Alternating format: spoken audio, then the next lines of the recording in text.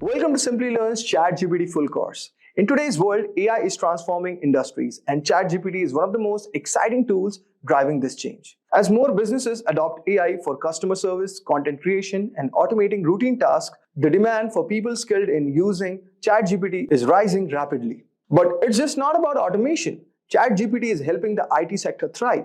From improving the customer support systems with smart chatbots to streamlining internal workflows and developing smarter applications, ChatGPT is playing a crucial role in helping IT companies become more efficient and innovative. Developers are using ChatGPT to automate the coding tasks, enhance software development processes, and create intuitive user interfaces powered by conversational AI. This has led to a boom in AI-driven solutions across IT industry, creating a surge in demand for professionals who can understand how to leverage tools like ChatGPT. So in this course, you will learn how ChatGPT works, how to apply it in real-world scenarios, and why it's such a powerful tool for innovation. We will cover everything from how computer process language to advanced methods for building and using AI models. Craving a career upgrade? Subscribe, like, and comment below. Dive into the link in the description to fast-track your ambitions. Whether you're making a switch or aiming higher, Simplilearn has your back. But before we commence, guys, if you want to enhance your career in AI, here are some quick info for you. You can check out Simplilearn's postgraduate program in AI and ML in collaboration with Purdue University and IBM. This program is perfect for aspiring AI enthusiasts and professionals who are looking to switch their career. You will gain expertise in AI, prompt engineering, ChatGPT, explainable AI, machine learning algorithms, and many more. A year of experience is preferred. So guys, hurry up now and join the course. The course link is mentioned in the description box. So let's get started. Meet John, a talented programmer who is looking to start a company that used his personally developed mobile application to connect restaurants and customers for booking and reservations. Even though the app was ready, John was getting together a team for his startup, needing separate people for sales, marketing, programming, content creation, and customer support. Hiring reliable manpower while being strict with his budget was getting difficult. He reached out to his friend Ryan, who said John could start his company without hiring any new people, thanks to just a single AI-based tool. John couldn't believe it, which led Ryan to introduce ChatGPT, the revolutionary AI chatbot being developed by OpenAI. It is a state-of-the-art natural language processing, or NLP model, that uses a neural network architecture to provide responses. This means that the ChatGPT bot can answer questions without being explicitly told what the answer is using its own intellect, unlike previous AI chatbots. So, how does ChatGPT help John in filling out his team? Regarding sales, ChatGPT can provide full-fledged sales pitches based on the correct prompts. It can provide tips on how to pitch your product to businesses, removing the need for sales training. Completely customized to your requirements and your prompts. If you don't like some things about the response, you can ask for certain changes, and the chatbot will make sure they are done. When it comes to marketing, ChatGPT can provide efficient marketing strategies, which can help new entrepreneurs learn how to market their products to prospective clients. It can provide trending keywords that marketers can use for SEO purposes, while providing ad copies for your website and blog. Speaking of websites, since John can do a lot of the heavy lifting and programming, ChatGPT can help proofread the code and help out when looking for bugs to fix. Apart from basic bug fixing, it can also provide sample code structures for different programming languages, allowing John to focus more on improving core functionality and workflow, rather than fixing basic code errors. Websites and blogs content is very helpful when gathering potential customer leads. The revolutionary bot can provide full-length blog posts with near-perfect fast accuracy in seconds, allowing further customization, like choosing the length of the subject matter to the complexity of language. For John's customer support, the bot can draft complete customer service emails based on the situation, saving time and resources. The tone of the message can be changed to reflect the nature of the message, creating an efficient alternative for call center professionals. John was left speechless seeing this level of versatility from ChatGPT and wanted to implement it right away. However, Ryan made sure John knew about some drawbacks of the chatbot before getting started. Since the bot is trained mostly on data up to 2021, many of the newer events may still need to be discovered by ChatGPT. Even basic stuff like asking about the current date and time is beyond its scope, much like the limited understanding of context despite providing near lifelike solutions to certain problems. Even the accuracy of many responses can be questioned since the AI model is still learning and being developed. There is a section of the public that believes the revolutionary tool can one day replace Google search. But that day seems far-fetched so far because of the variety of issues people keep running into when using ChatGPT. However, ChatGPT poses a lot of promise for the future of AI. From full-scaled automated divisions and organizations to serving as the perfect digital assistant, OpenAI is creating a bot for the future aimed at solving the problems of today with the tools of tomorrow. The ability to carry out a myriad of tasks with minimum manpower will boost productivity at organizations in every sector, thanks to the revolutionary ChatGPT. So, how do you think ChatGPT will benefit your daily life? Are you looking forward to using the bot regularly for work or personal life? Let us know your thoughts in the comments below. Meet John, a software developer. John develops a program, and now John starts exploring a solution. He surfs through the internet, checks programmer communities. Doubting every step of the way, John feels his problem is not solved. Desperate to find the solution, John meets his friend Adam. Adam comes up with an idea of an artificially intelligent and practical solution called the ChatGPT. Adam says ChatGPT has the caliber to systematically resolve all the bugs with an elaborate explanation for every step it makes. ChatGPT is an AI-trained model that works in a conversational way, developed by OpenAI. Fascinated by hearing this, John asks Adam to explain him in detail. After Adam explains that, GPT, aka Generative Pre-training Transformer, has come a long way. Before the introduction of GPT, natural language processing used to deal with a specific task with large amounts of data. GPT was first released in 2018, which contained 117 million parameters. GPT, GPT-2, and GPT-3. Each one is stronger than the one before it. The main reason why GPT received little attention was that it was more of an idea or test than a finished product.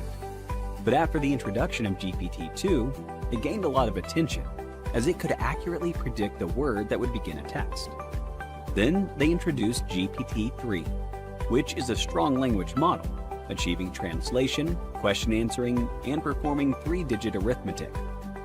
But ChatGPT stands tall compared to all other achievements of OpenAI. So, how does it work? ChatGPT uses deep learning techniques to generate human-like text. It is based on the machine learning model derived from the class called the Large Language Model. ChatGPT is a byproduct of InstructGPT.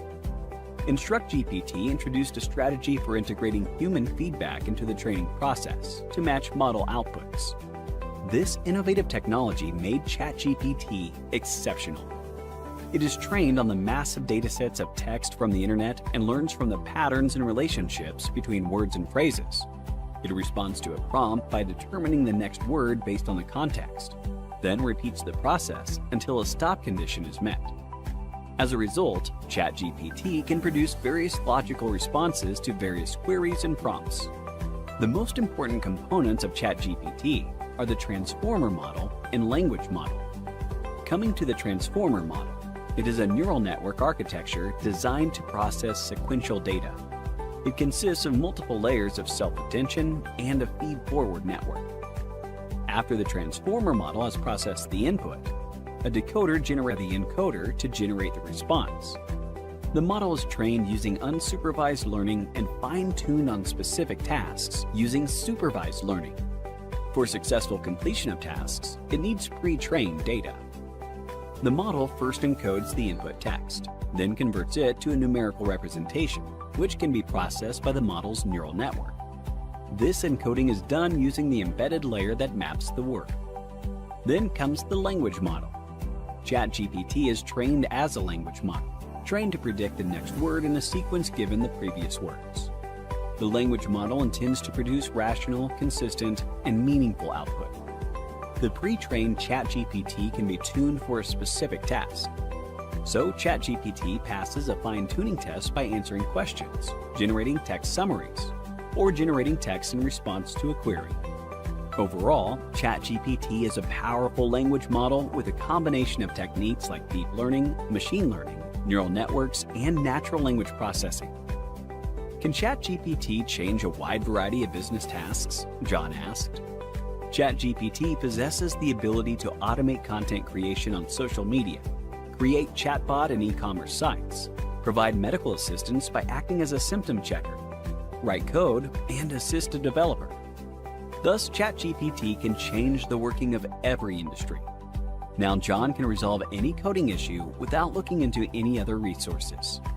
But like any other technology, ChatGPT comes with a few limitations that can be its Achilles heel. ChatGPT is capable of developing content up to 2021. It finds difficulty in providing logical reasoning in certain situations. And also, ChatGPT lags in translation, summarization, and sometimes question answering. But above all, ChatGPT has shown remarkable ability by providing accurate answers flawlessly in a creative way in very short periods of time. Today we will dive into the latest AI advancements, comparing ChatGPT 4 and the newly launched ChatGPT 4o. ChatGPT 4o offers a 30% improvement in factual accuracy and excels in creative tasks. We will reveal the top upgrades and how they can transform your AI experience. Get ready for an in-depth look at these powerful tools and find out which one is the game changer you have been waiting for. So let's explore the future of AI together. So first we'll start with the official documentation, and those who want to jump straight to the comparison of ChatGPT 4o and 4 can directly jump to it with the timestamp mentioned in the description box. So let's start with documentation. So guys, here we have searched about the ChatGPT 4o documentation, and this is the official page of OpenAI. And here you can find out that they have put on advancements and the model capabilities that ChatGPT 4 possesses. You could see here they have posted the videos that two GPT-4os are interacting and singing. You can play and watch these videos. So how they have advanced this ChatGPT 4o compared to ChatGPT 4. And you could see the vision capabilities of ChatGPT 4 as they are asking for the interview preparation with their vision capabilities. So similarly, you can check out all the other videos that they have posted, and moving downwards, we can see that they have posted explorations of capabilities. You could select the sample that could be visual narratives or poster creation for the movie or character design. So you could check out how ChatGPT 4 and 4o are different. And as we move down, here they have mentioned the model evaluations between ChatGPT 4o and ChatGPT 4 Turbo. Here we have the text evaluation, audio ASR performance, audio translation performance, and bar graphs and the charts with all the other AI tools compared. And then we have the language tokenization and what improvements they have made in that. That is, they have used Gujarati language, Telugu, Tamil, Marathi, Hindi, and they have achieved the fewer tokens in these models. Now we move downwards, we can see that the model safety and limitations, they have added some more safety features, and the model availability, that is ChatGPT 4o is available for both the free version and the paid version. So this was all about the official documentation of ChatGPT 4o.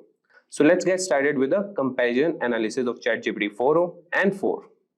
So guys, I have opened ChatGPT 4 here, and in the other window we'll open ChatGPT 4o, and we'll provide the same prompts to both ChatGPT 4 and 4o, and we'll see what responses they provide to us and in what time frame. We'll compare the time frame also and how they conceptualize or provide the fractional prompts to responses. So starting with number one, so the number one category we will be choosing is factual inquiries. So we will ask both of them, and we'll ask them that tell me something interesting about Marie Curie.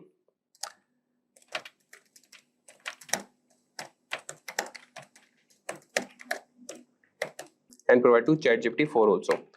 So let's press enter and see which one of those will provide us a good response. So you could see that ChatGPT 4 has provided us the response in a paragraph, and if we read this, so the tone is okay, like it is telling to a third person.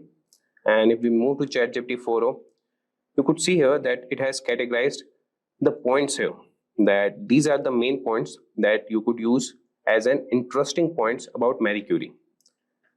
So I would say ChatGPT 4o has an edge here,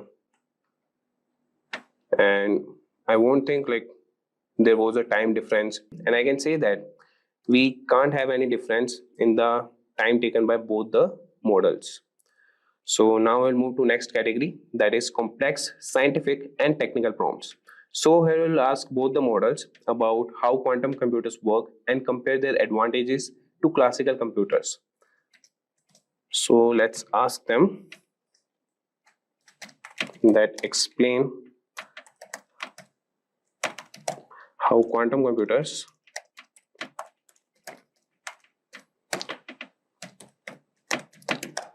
and compare their advantages to classical computers.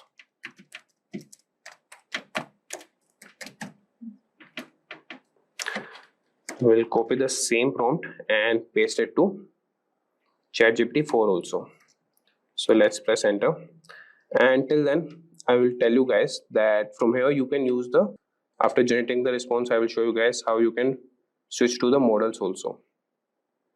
Here you can copy it and here you can read it loud. And in the settings also, you can check out what voices you need as an assistant here. So moving back, we can see that ChatGPT 4 is still responding and generating the response while ChatGPT 4o has already done it. We can surely say that ChatGPT 4o has an edge with the time frame thing, as it generated the response much faster than ChatGPT 4.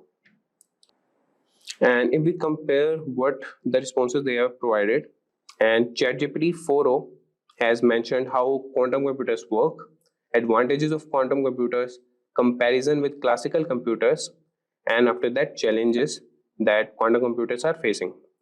And if we see what ChatGPT 4 has provided, you could see that how quantum computers work, and after that the advantages of quantum computers and the comparison with classical computers. So you could see that with the less time frame, ChatGPT 4 has provided more subtopics and the more points that he has covered, whereas ChatGPT 4 has provided the least information, but he has provided the okay information that we are sufficiently acquired with the prompt. But definitely I will give an edge to ChatGPT 4o here. So here I was telling you about the change model thing.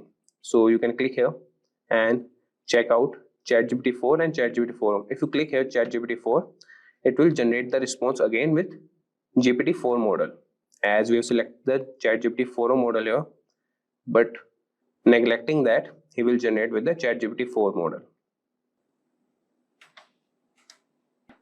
So here after generating the response, if you click on 1/2, so these arrows, you can find out this response has been generated by GPT 4o model, and this response has been generated by GPT 4 model. And you can have this comparison in the same window also, but I am using different windows, so we'll compare it in one another only. So now moving to the next section, that is creative writing. So now we'll ask both these models to write a short poem about a moonlit night in a forest. So let's ask them that write a short poem about a moonlit night in a forest. So let's copy the same prompt and paste it in GPT 4 and let's wait for the response. As you guys can see that GPT 4o has already generated the response, and here GPT 4 has also generated. And before comparing both these responses, I want you guys to notice something, that this new version of OpenAI, that is GPT, they have moved the profile section from bottom left to top right. And there are many more advancements. If you see here, this is the history section and the memory feature. And you could find many other features that could be managed memory in the profile sections only. So if you go into personalized category, here we have the memory section. So moving back to the prompt response. So here we have the GPT-4 model. And if we read this poem, in the forest deep where shadows play, the moon casts light in a silver array, whispers of leaves in a gentle breeze, dance with the night in serene, silent ease. And if we compare this, so GPT-4 has provided really a short poem, whereas GPT-4o has provided us the 4 paras. And if I tell you about the tone, so GPT-4o has an edge here, as it has provided a really crafted good poem than GPT-4. So now we'll compare these models on the basis of text analysis skills, or before that we'll compare them on complex mathematical and logical queries. So we'll ask them to solve a quadratic equation and we'll provide them the equation. Solve the equation. That would be 3x square minus 12x plus 9 equal to 0, and explain each step.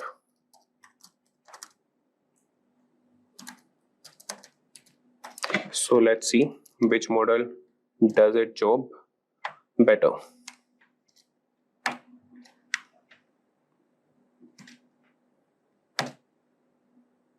So you could see the writing speed also, like how this cursor is moving. I would definitely say that ChatGPT 4o has a good speed here, and it has generated the response, and GPT-4 has also generated the response. So I would say that GPT-4o has taken 6 steps to solve this and provided a detailed information how you can solve the quadratic equation, and whereas GPT-4 has shown us the 3 steps and he has integrated other steps in step 1 only, that is factorize the quadratic equation. So if you are a beginner, you could definitely switch to ChatGPT 4o to understand these quadratic equations or mathematical equations. So giving another point to ChatGPT 4o here. Now we'll move to another category, that is data analysis questions. So now we'll provide a data set to both of them. So this will be the data, samples, sales data.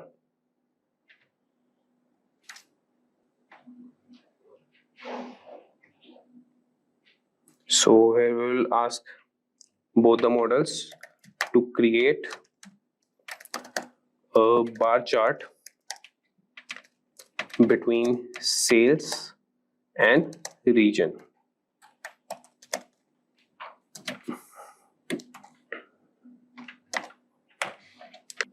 You would see that both the models are analyzing, and here we are.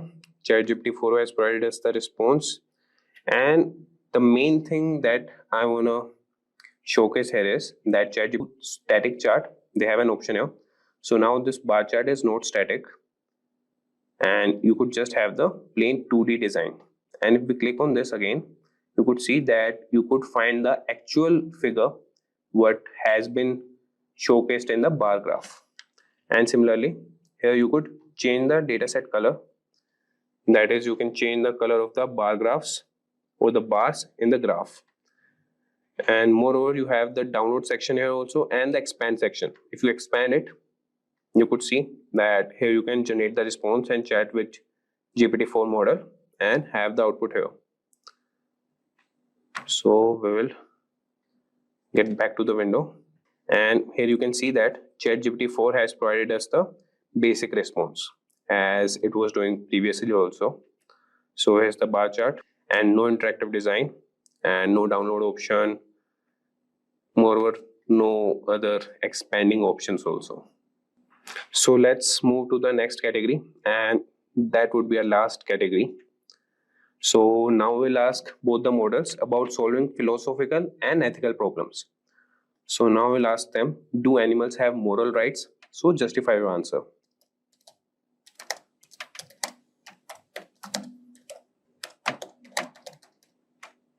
We'll copy paste the same prompt to GPT-4 model and ask both of them to generate the response.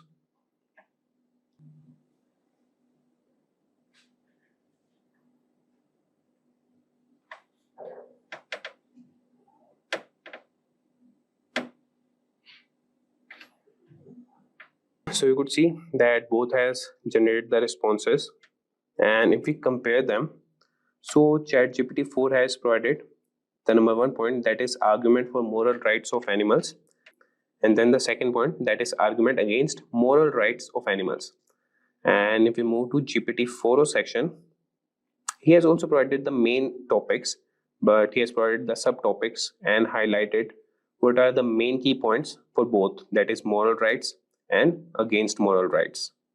So I would definitely say that ChatGPT 4o has improved factual accuracy and response discipline. Like, he has a framework to provide the response, whereas ChatGPT 4 just provide the response in a basic manner. And one more category we'll see here, that is, we'll ask him to create an image of two robots fighting or facing each other, or in a face off. So let's copy the same prompt to GPT-4o model also.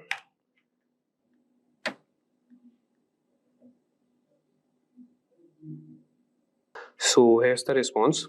You can see that ChatGPT 4o has generated an image with two robots in a dramatic face-off in a futuristic arena, and whereas that GPT-4 has also generated two futuristic robots in a dramatic face-off. And I would definitely say that GPT-4 has done a good job here.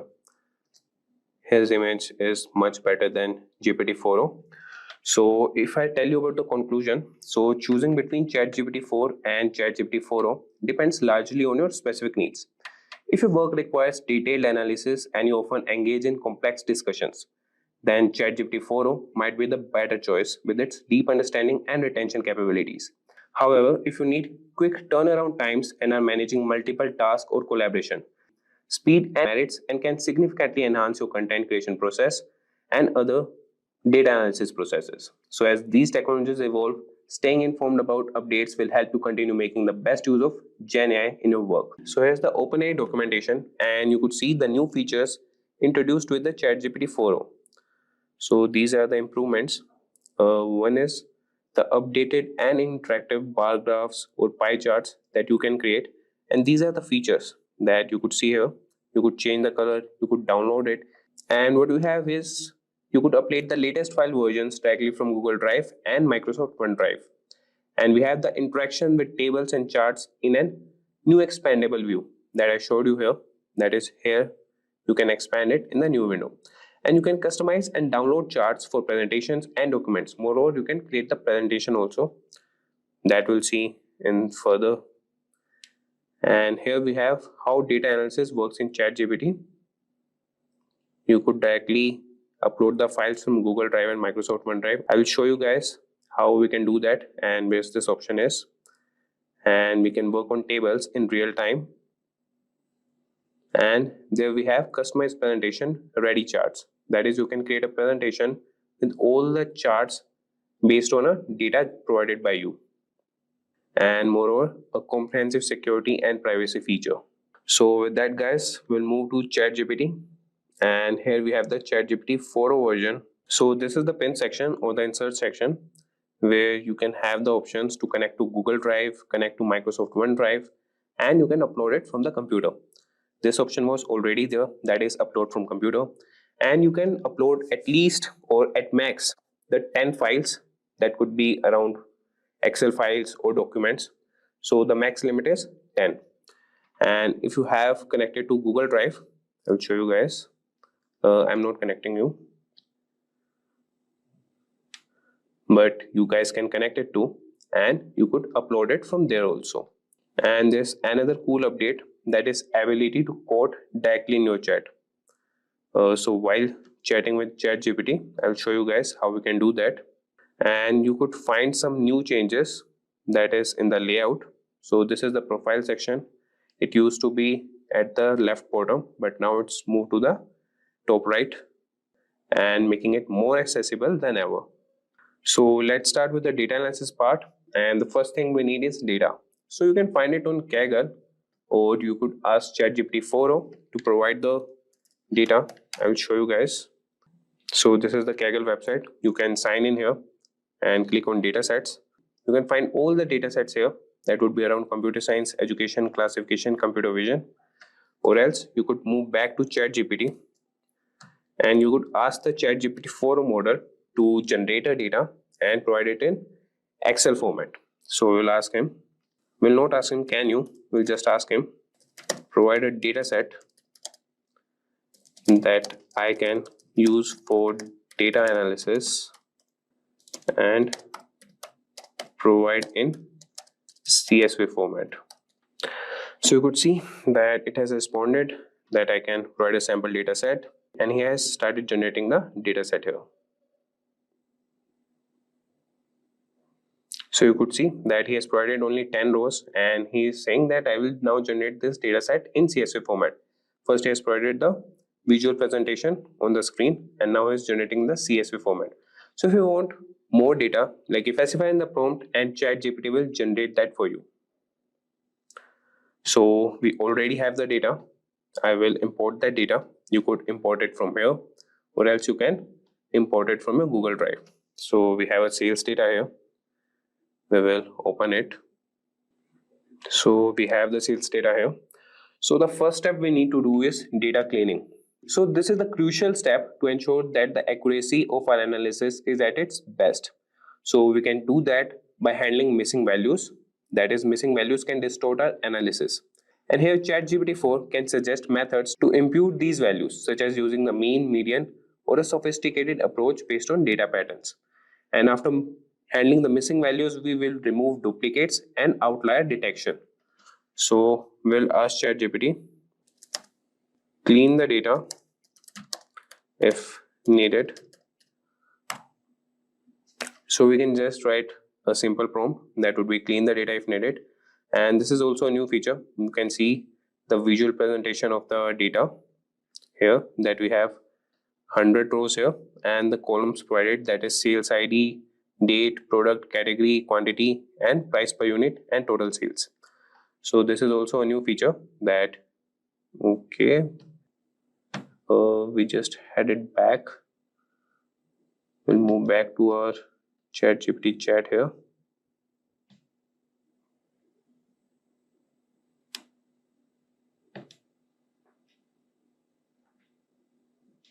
Okay, so here we are. So you could see that ChatGPT has cleaned the data and he has provided that it has checked for missing values, checked for duplicates, and ensured consistent formatting. And he's saying, okay, so now we will ask him that execute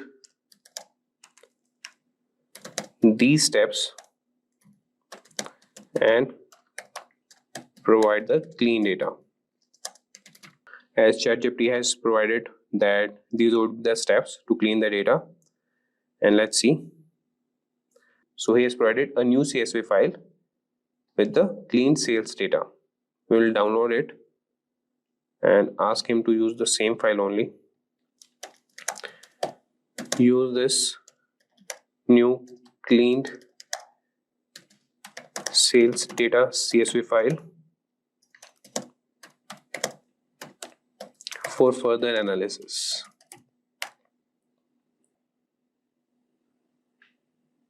So you could see that he is providing what analysis we can do further. But once our data is clean, the next step is visualization. So visualizations help us understand the data better by providing a graphical representation. So the first thing we will do is we will create a prompt for generating the histograms, and we'll do that for the age distribution part. So we'll write a prompt that generate a histogram generate a histogram to visualize the distribution of customer ages. To visualize the distribution of customer ages. And what I was telling you guys is this code button. If you just select the text and you would find this reply section, just click on that and you could see that it has selected the text or what you want to get or the prompts started with ChatGPT. So we'll make it cross and you could see that it has provided the histogram here. And these are the new features here. Type are not yet supported. That is, histogram don't have the color change option. I will show you the color change option in the bar chart section. So these features are also new. You can download the chart from here only. And this is the expand chart. If we click on that, you could see that you could expand the chart here and continue your chat with ChatGPT here. So this is the interactive section. So you could see that he has provided the histogram that is showing the distribution of customer ages, and the age range are from 18 to 70 years with the distribution visualized in 15 bins, that he has created 15 bins here. And now moving to another visualization that we'll do by sales by region. So before that, I will open the CSV file that is provided by the ChatGPT. So you guys can also see what data he has provided. So this is the clean sales data, and you could see that we have columns: sales ID, date, product, category, quantity, price per item, total sales, region, and salesperson. So now moving back to ChatGPT. So now we will create a bar chart showing total sales by region. So we'll enter this prompt that create a bar chart showing total sales by region. So what we are doing here is we are creating bar charts or histogram charts, but we can do that for only 2 columns. If we want to create these data visualization charts, we need 2 columns to do so. So you could see that he has provided the response and created the bar chart here. And this is the interactive section. You could see that here's an option to switch to static chart. If we click on that, we can't, we are not getting any information if we scroll on that. And if I enable this option, you could see that I can visually see how many numbers this bar is indicating. And after that, we have the change color section. You can change the color of the data set provided. So we can change it to any color that is provided here, or you could just write the color code here. And similarly, we have other 2 options, that is download and another is the expand chart section. And if you need what code it has done to figure out this bar graph, so this is the code. You could use any ID to do so. If you don't want the presentations or the visualizations of the bar charts here, you could use your ID and use the Python language, and he will provide the code for you. Just take your data set and read it through pandas and generate the bar charts. So moving to next section, that is category wise sales section. So here we will generate a pie chart showing the proportion of sales for each product category. So for that, we will write a prompt, generate a pie chart showing the proportion of sales for each product category.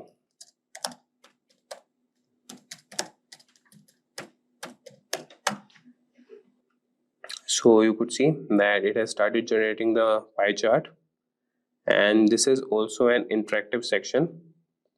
If you click on that, you would be seeing a static pie chart, and if you want to change the color, you can change for any section. That could be clothing, electronics, furniture, or kitchen. And similarly, we have the download section and the expand chart section. So this is how this new ChatGPT 4 model is better than ChatGPT 4. Pie charts, you could change the colors for that, and you can just hover over these bar charts and found all the information according to them. So after this data visualization, now we'll move to statistical analysis. So this will help us uncover patterns and relationships in the data. So the first thing we'll do is correlation analysis. And for that, we'll write the prompt, analyze the correlation between age and purchase amount. So this correlation analysis help us understand the relationship between two variables. So this can indicate if older customers tend to spend more or less. So we'll find out that by analyzing the data, and we'll provide a prompt to ChatGPT that analyze the correlation between age and purchase amount.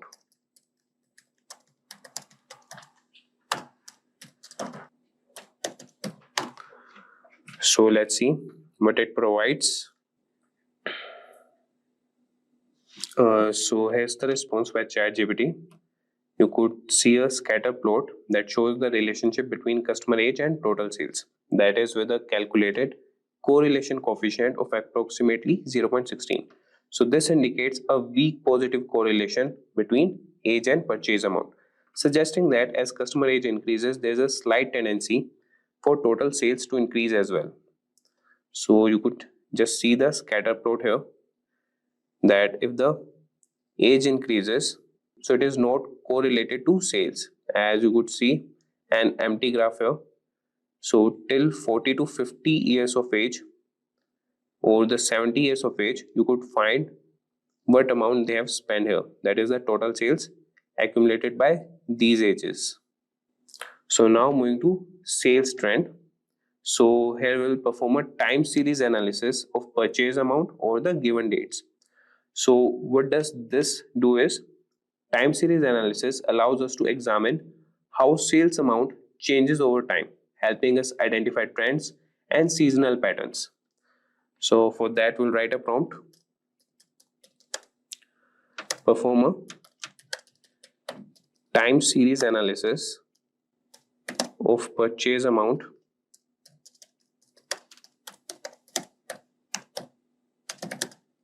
over given dates.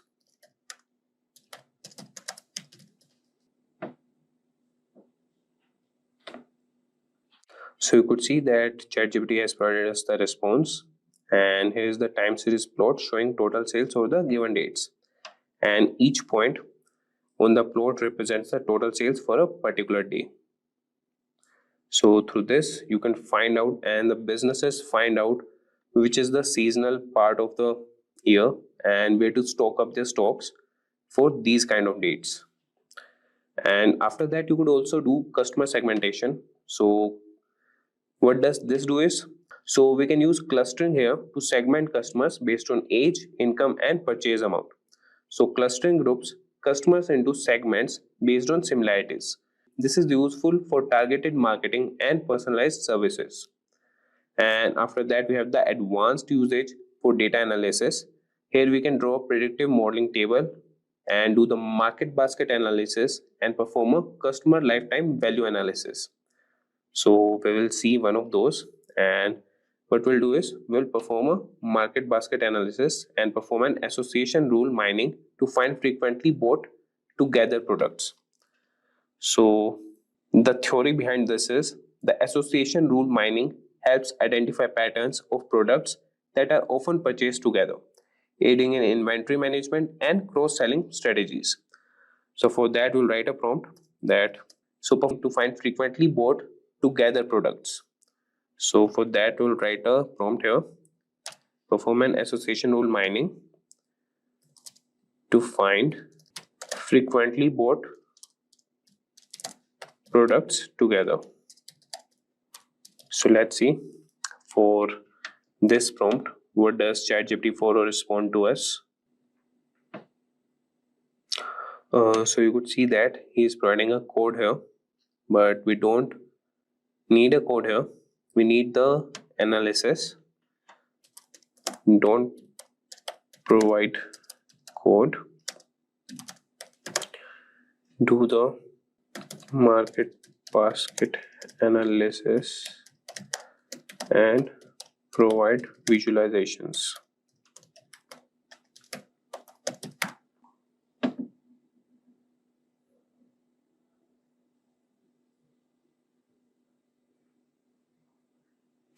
So you could see that ChatGPT has provided the response that given the limitations in this environment, so he is not able to do the market basket analysis here. So but he can help us how we can perform this in an IDE. So he's providing, you can install the required libraries, then prepare the data, and here he is providing the example code. So you could see there are some limitations to ChatGPT 4 also, that he can't do advanced data analysis. So you could use the code in your IDE and do the market basket analysis there. So there are some limitations to ChatGPT 4 also. And now we will ask ChatGPT, can you create a presentation based on the dataset? And we'll provide a dataset to it also. So we'll provide sample sales data. And we'll ask him, can you create a presentation or PowerPoint presentation based on this dataset and only provide data visualization graphs. So you can see that ChatGPT 4 has started analyzing the data, and he is stating that, and he will start by creating a data visualization from the provided dataset and compile them into a PowerPoint presentation.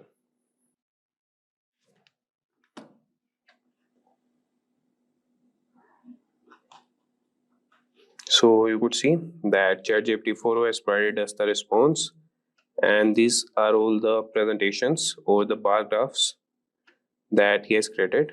And now we have downloaded the presentation here. We will open that, and here's the presentation that is created by ChatGPT 4. So now let's see steps to get an AI engineer job. So to thrive in this field, developing a comprehensive skill set is crucial, while encompasses many specialized areas. So here are some certain core skills that are essential across most roles. So here is you can build these skills. First one is technical skills. So AI roles heavily rely on technical expertise, particularly in programming, data handling, or working with AI specific tools, or you can say the cloud specific tools. So here are some key areas to focus on. The first one is the programming languages. So proficiency in general purpose programming language like Python and R is the fundamental. Python in particular is widely used in AI for simplicity and robust libraries such as TensorFlow and PyTorch and deep learning tasks. The second one is database management. So understanding how to manage and manipulate large datasets is essential in AI. Familiarity with database management systems like Apache Cassandra, Couchbase, and DynamoDB will allow you to store, retrieve, and process data efficiently. The third one, data analysis and statistics. Strong skills in data analysis are must. Tools like MATLAB, Excel, and Pandas are invaluable for statistical analysis, data manipulation, and visualization of trends in data, which are critical for developing AI models. The fourth one, cloud AI platform. Knowing of cloud-based AI platforms such as Microsoft Azure AI, Google Cloud AI, and IBM Watson is increasingly important. So these platforms provide pre-built models, tools, and infrastructure that can accelerate AI development and deployment. The second one is industry knowledge. While technical skills form the backbone of your AI expertise, understanding the industry context is equally important. For example, knowing how AI integrates with digital marketing goals and strategies can be a significant advantage if you are working in or targeting industries like e-commerce or advertising. So industry-specific knowledge allows you to apply AI solutions more effectively and communicate their value to stakeholders. The third one, workplace or soft skills. In addition to technical, industry-specific skills, developing workplace skills, or you can say soft skills, is essential for success in AI roles or any roles. So these soft skills often honed through experience include, the first one is communication. Clearly articulating complex AI concept to non-technical stakeholders is crucial. Whether you are explaining how machine learning model works or presenting data-driven insight, effective communication ensure that your work is understood and valued. Second one is collaboration. AI projects often require teamwork across diverse fields, including data science, software development, and other things. The third one is analytical thinking. AI is fundamentally about problem solving. You will need strong analytical thinking skills to approach challenges logically, break them down into manageable parts, and develop innovative solutions. The fourth one, problem solving. AI projects frequently involve unexpected challenges, whether it's a technical bug or an unforeseen data issue.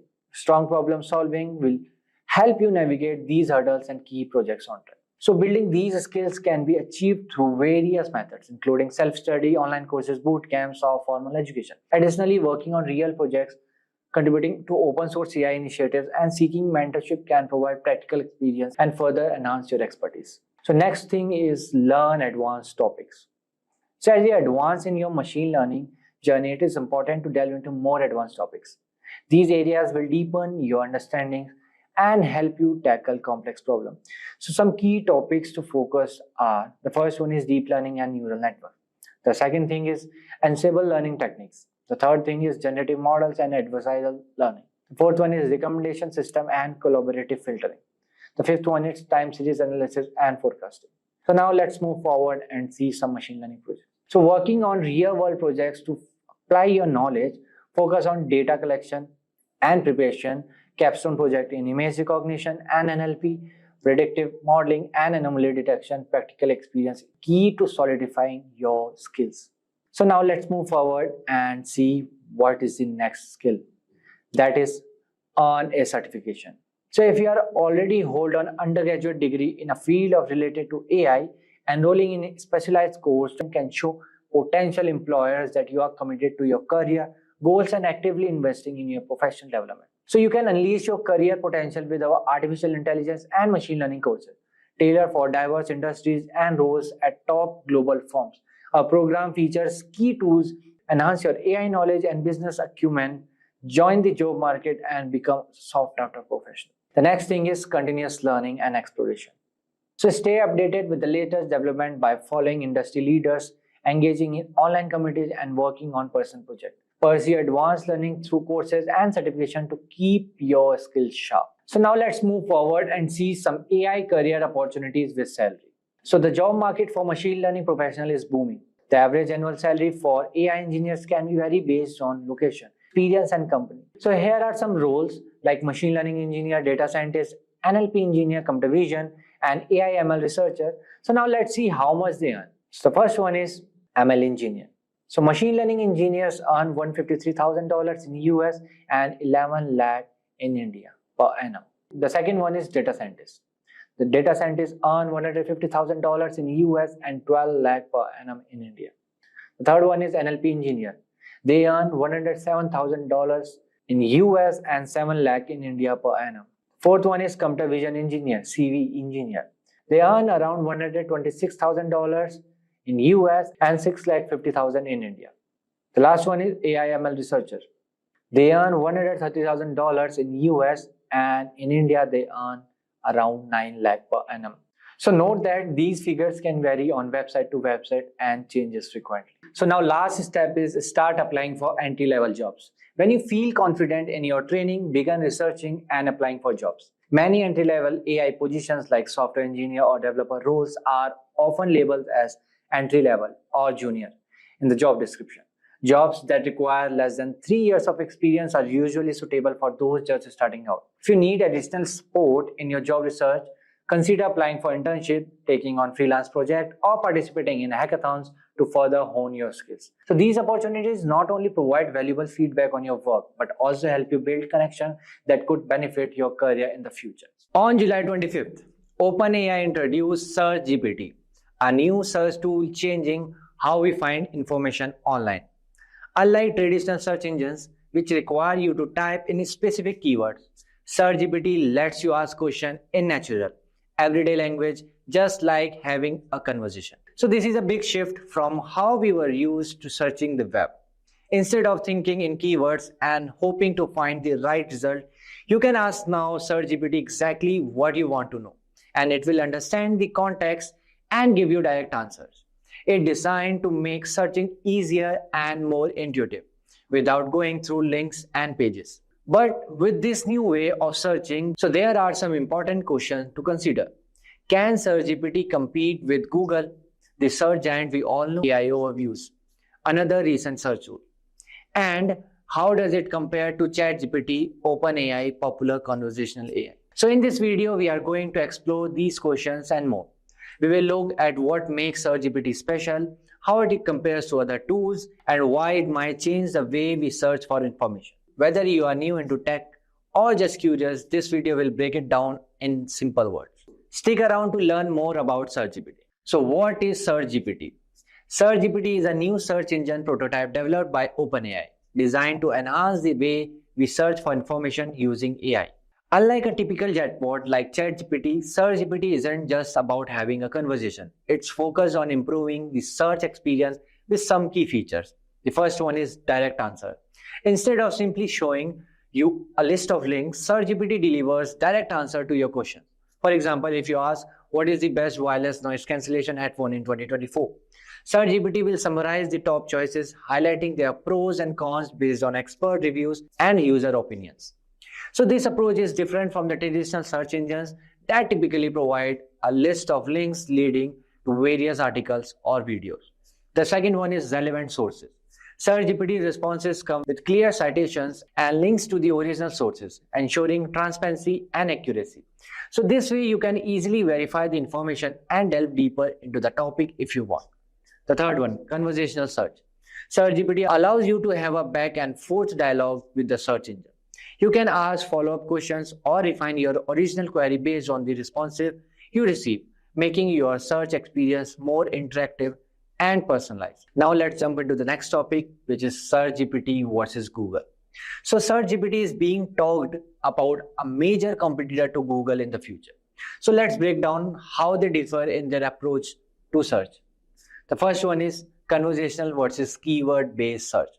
SearchGPT uses a conversational interface, allowing users to ask questions in natural language and refine their queries through follow-up questions. So this creates a more interactive search experience. On the other hand, Google relies on keyword-based search, where users enter specific terms to find relevant web pages. The second thing is direct answer versus list of links. So one of the SearchGPT's standout features is its ability to provide direct answers to the question. It summarizes information from the various sources and clearly cites them, so you don't have to click through multiple links. Google typically presents a list of links, leaving users to sift through the results to find the information they need. The third one, AI-powered understanding versus keyword matching. SearchGPT uses AI to understand the intent behind your question, offering more relevant results even if your query isn't perfectly worded. Google's primary method is keyword matching, which can sometimes lead to less accurate results, especially for complex queries. The fourth one, dynamic context versus isolated searches. So SearchGPT maintains content across multiple interactions, allowing for more personalized responses, whereas Google treats each search as a separate query without remembering previous interaction. And the last one, real-time information versus indexed web pages. SearchGPT's aim to provide the latest information using real-time data from the web, whereas Google Vast Index is comprehensive but GPT versus AI overviews. So SearchGPT and AI overviews both use AI, but they approach search and information delivery differently. It's also worth noting that both tools are still being developed, so their features and capabilities may evolve and even overlap as they grow. So here are the differences. The first one is source attribution. SearchGPT provides clear and direct citation linked to the original sources, making it easy for users to verify the information. Whereas AI overviews include links. The citation may not always be clear or directly associated with specific claims. The second one is transparency control. SearchGPT promises greater transparency by offering publishers control over how their content is used, including the option to opt out of AI training. AI overviews offer less transparency regarding the selection of content and the summarization process used. The next one is scope and depth. SearchGPT strives to deliver detailed and comprehensive answers pulling from a broad range of sources, including potential multimedia content. And in AI overviews offers a concise summary of key points, often with links for further exploration, but with a more limited scope. Now let's jump into the next part. SearchGPT versus ChatGPT. SearchGPT and ChatGPT, both developed by OpenAI, share some core features but serve different purposes. So here are some differences. The first one is primary purpose. SearchGPT designed for search, providing direct answer and sources from the web, whereas ChatGPT focused on conversational AI generating text responses. The second one is information sources. SearchGPT relies on real-time information from the web, whereas ChatGPT knowledge based on this training data which might not be current. The third one is response format. SearchGPT prioritizes concise answers with citation and source links. So whereas ChatGPT is more flexible, generating longer text, summarizes creative content, code, and etc. The next feature is use cases. SearchGPT idle for fact-finding, research, and tasks requiring up-to-date information, whereas ChatGPT is suitable for creative writing, brainstorming, drafting emails, and other open-ended tasks. So now question arises, when will SearchGPT be released? SearchGPT is currently in a limited prototype phase, meaning it's not yet widely available. OpenAI is testing with a select group to gather feedback and improve the tool. So if you are interested in trying SearchGPT, so you can join the waitlist on its webpage, but you will need a ChatGPT account. A full public release by the end of 2024 is unlikely, as OpenAI hasn't set a timeline. It's more probable that SearchGPT features will gradually added to the ChatGPT in 2024 or in later based on testing and the feedback. Welcome to our comprehensive tutorial on creating a fully functional e-commerce application using React, Tailwind CSS, and Redux with the help of ChatGPT.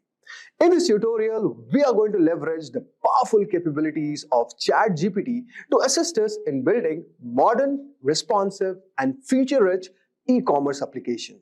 You will learn how to set up your development environment. We will start by setting up the essential tools and libraries required for our project, including React, Tailwind CSS, Redux, and React Router. We are also going to design the application layout using Tailwind CSS. We will create a visually appealing, user-friendly layout that includes the header, navigation bar, product listings, shopping cart, and checkout pages. We are also going to implement the state management with Redux. We will use Redux for managing global state, ensuring our application is scalable and maintainable. You will learn how to set up slices for handling user authentication, product data, and the shopping cart. We will also create reusable components.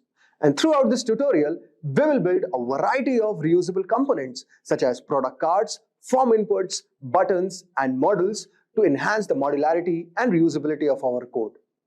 For fetching and managing data, we are going to use React Query so that we are going to fetch data from a backend API and manage the server state efficiently. We will also learn to handle loading states, caching, and synchronization with React Query. With that said, guys, watch this video till the end if you want to learn how to make an e-commerce application using ChatGPT. So guys, this is a website which we are going to create with the help of ChatGPT.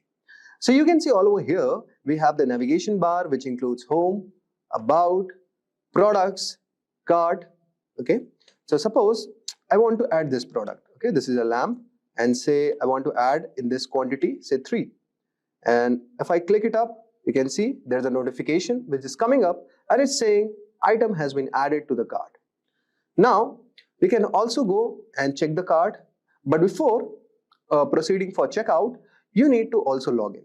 So suppose I have not created any account. So let us create an account. So say this is a mail ID and say let us take some demo mail ID and here is some password and you can say email is already taken. So let us give some random mail. Suppose name @123 and say the password is 1234. Okay. Now let's log in.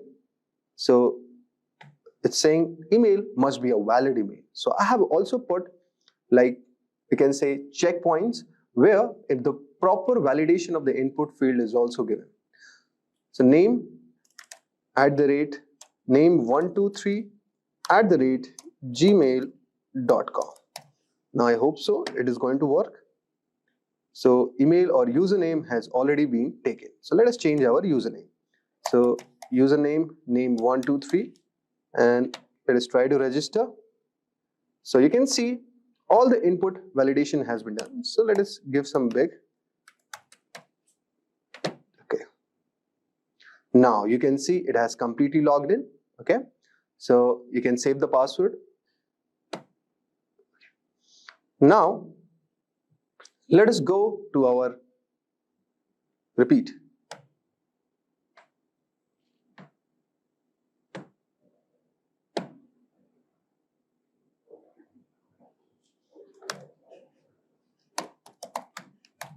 So you can say I'm trying to log in all over here and it's been logged in. Okay. So now you can see, if you click on our products, you are going to see the products part.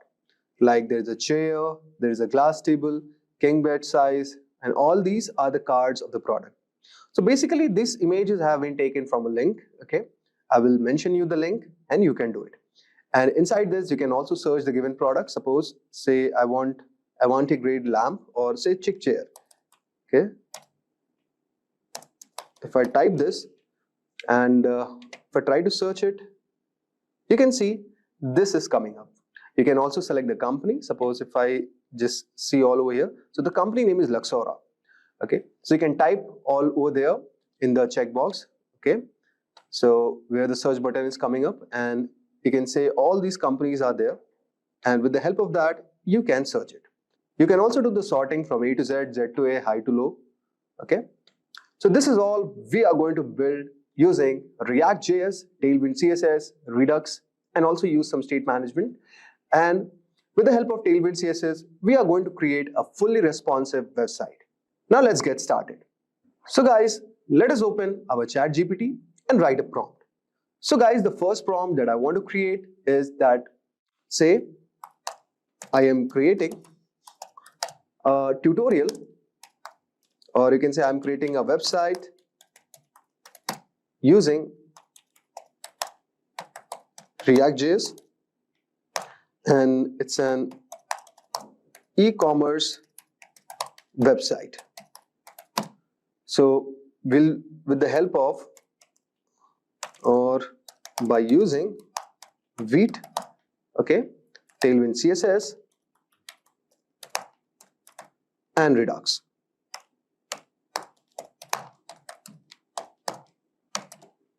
Now, the next thing what I have to tell the GPT, that can you help me outline the agenda of this project, like including the main features and functionality. Okay.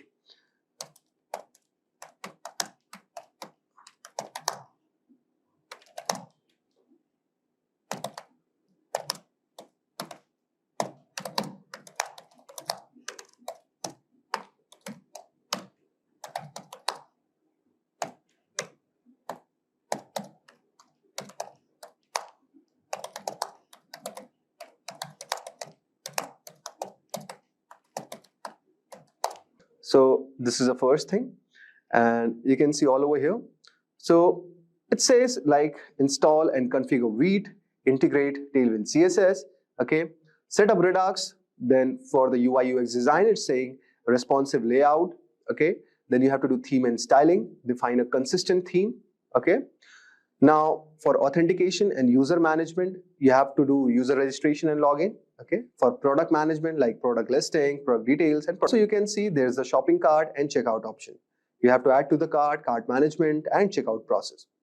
For the order management, you can also track the history, and we are not going to target these two things. Okay, these are some of the additional features, but till here we are going to complete it. Okay, so not to complicate too much, just to give you a brief outline how you can make a website using ChatGPT and Tailwind CSS and other tools and dependencies. So like we have got the brief idea regarding the main features and functionalities. So we have responsive design, user authentication, product catalog, shopping cart, checkout process, order management, admin panel, wish list, reviews and rating, notification, and performance optimization. Now let us write the next part. So here I'm going to type my next prompt, that will be, can you help me explain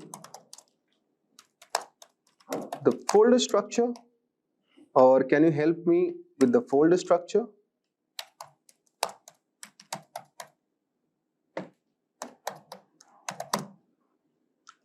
of this React e-commerce app, and also let me know the purpose of each folder. So let us type this prompt, and we are getting some brief idea like how our things would be there.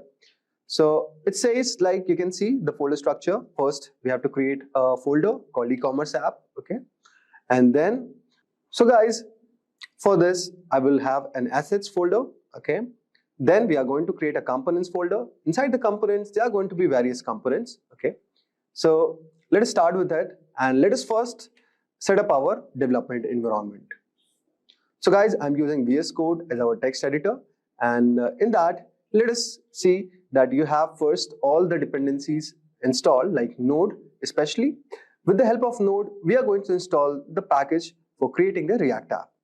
So guys, you can also type all over here that how to set up my development environment. And if you type this command, you can see, so there are certain prerequisites it's going to tell, like Node and NPM, code editor, visual code. So like you have to create a certain thing like this, NPM create Veed, latest, my e-commerce app, then template, and then you can go in this app. So since I've already created an e-commerce app, so what I'm going to do, inside this, I'm going to create this, and let us copy this all over here. So you can see assets I have already created, and let us go to the terminal, click on view, and here's a terminal, and here let's type this, click on yes. So all the necessary dependencies is going to install. So you can see all over here like what I have to choose. It says pre-React, LIT, Celebrity, Solids, or other. So you can just select all over here that I want to use a React version. Okay, just click on this, and let us keep the JavaScript part all over here, and you can see this has already been created. Now the second would be go to our e-commerce app. So this is your folder, navigate to this, and next type npm install, and finally click on okay. It's installing the node modules. We are going to wait for some time. So guys, as I have asked GPT all over here, give me the folder structure for our components.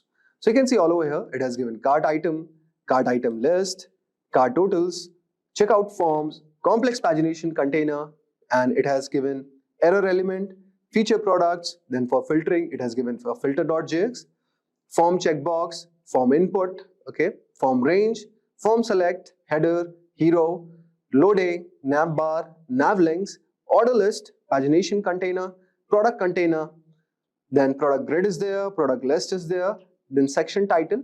And you can also learn about the process, or what do you say, the purpose for each component, okay, all over here. Now, like product grid, what it does, so you can ask GPT the same question with a prompt like, what is the purpose of this given component? So you can see it is going to tell you all over here. So guys, use it excessively wherever you feel doubt, and it has also given the code all over here. Okay. Now, before that, since I've told you, we'll be using Tailwind CSS. So now let us type the command to set up our Tailwind CSS. So type, I want to set up the Tailwind CSS in my project. Help, give me the, you can type, okay. So if you type this, so it is going to see that first you have to install the Tailwind CSS and its dependencies.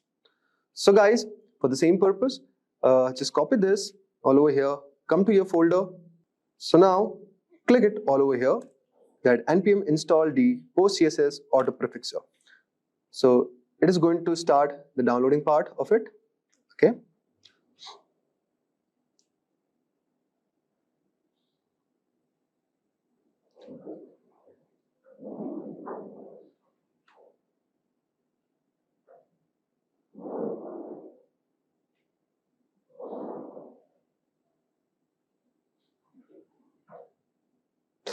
The next process is, in the step 2, you have to initialize the Tailwind CSS.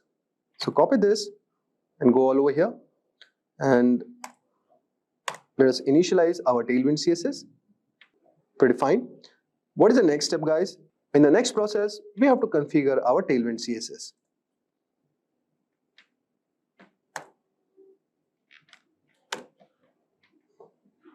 So you can see all over here, there is going to be a file called tailwindconfig.js and you can configure it all over here. So let us go in our file and you can see tailwindconfig.js would be there. So, okay. So now we have done this. Now let us see what is the third thing. In the step 4, it is saying add the Tailwind directive to your CSS file. Okay, so there's going to be a file. Okay, first you have to create a CSS file for your Tailwind styles. Okay, and in that you have to add these directives. Okay, so guys, this is our index.css file, and we can also add the directives all over here. Just click on everything and delete it, and just add the required directives. Okay, so I have added this part. Now let us move to the next part. So in your app.css, you have to import it. So whenever you are going to open our app.js file, so here we have app.jsx. So you can see we are importing this, okay, all over here. And in our main.jsx file, you can see our index.css is imported. So basically this file is already been imported all over here, okay, which is basically going to apply the Tailwind CSS directives that we are going to use while building our components.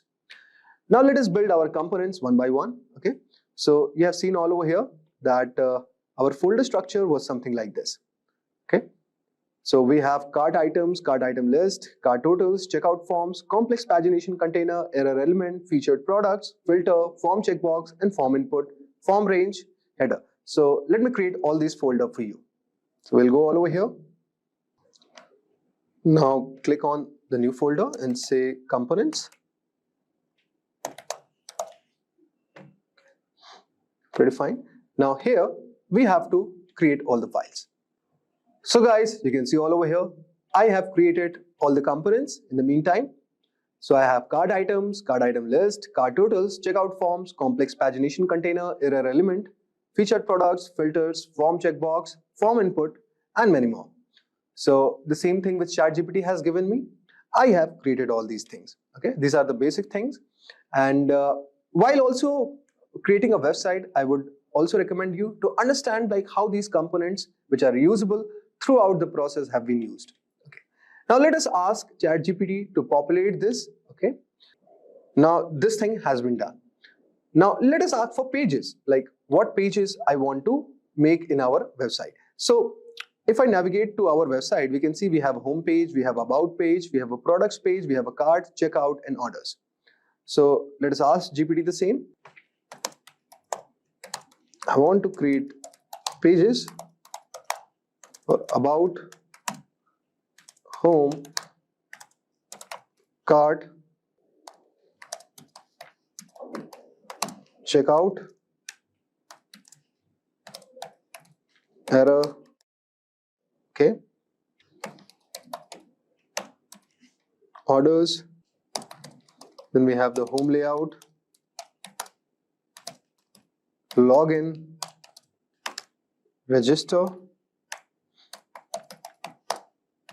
single product page. Okay, so like these things you have to identify, or the best thing you can do it, you can take the screenshot of this. Okay, so take like everything, you can just take a picture, okay, snap it up and send it to ChatGPT.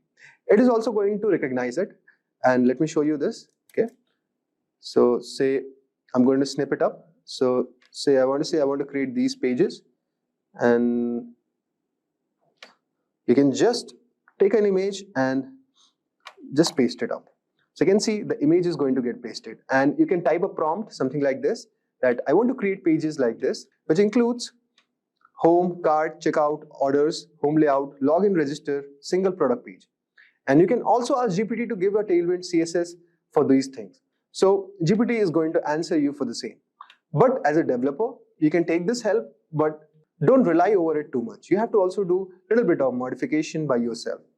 So this thing I have written, and let us click it. So first it is telling you to install the React Router DOM. Okay. So now you have to install this. So copy this. Okay. So you can see in your package.json file.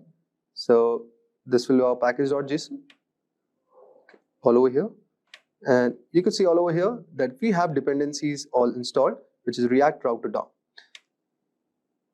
So you can see all over here, its version is 6.24.1. Now, the most important part, like while using this project, so what dependencies I have used all over here. So I'm going to give a brief idea regarding this. So guys, for building this project, you are going to require these dependencies. Like you need to have Redux Toolkit, you need to have Tank, you need to have React Query Dev Tools, okay? You need to have an Axios, you need to have a Day.js, React DOM, React Icons we'll be using. You need to use React Redux for state management, React Router DOM, React Toastify. Then there are certain deep dependencies. As you can see, Tailwind's typography we have to use because what kind of text we are going to put it up on our web page. So this is going to handle it. Then we are going to use types React DOM, then Vite plugin, okay, this we have it. Daisy UI, okay, ESLint, then we have ESLint plugin React hooks. Then we are going to use Post CSS, Tailwind CSS, and Vite. So what you can do next? You can copy all these things, okay? So since I've already copied, now let us go to our GPT and say, give me the command to install these dependencies.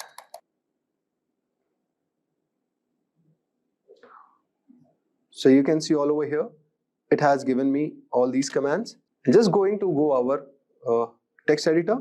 So here's our terminal, and just type this, and you can see all over here, it is going to start the process of installing all these packages. Similarly, you have to install all the dev dependencies. Now, the best thing is that what are the dependencies required? I will share you in the given video, and you can install it. And also for the dev dependencies, similarly you have to do it. Just copy it and go all over here and paste it. And you can see all the dev dependencies are going to be added in your package.json file. Okay, since we have used it, now these were the given components and these were some of the pages. Okay, now let us create the pages that we have discussed before.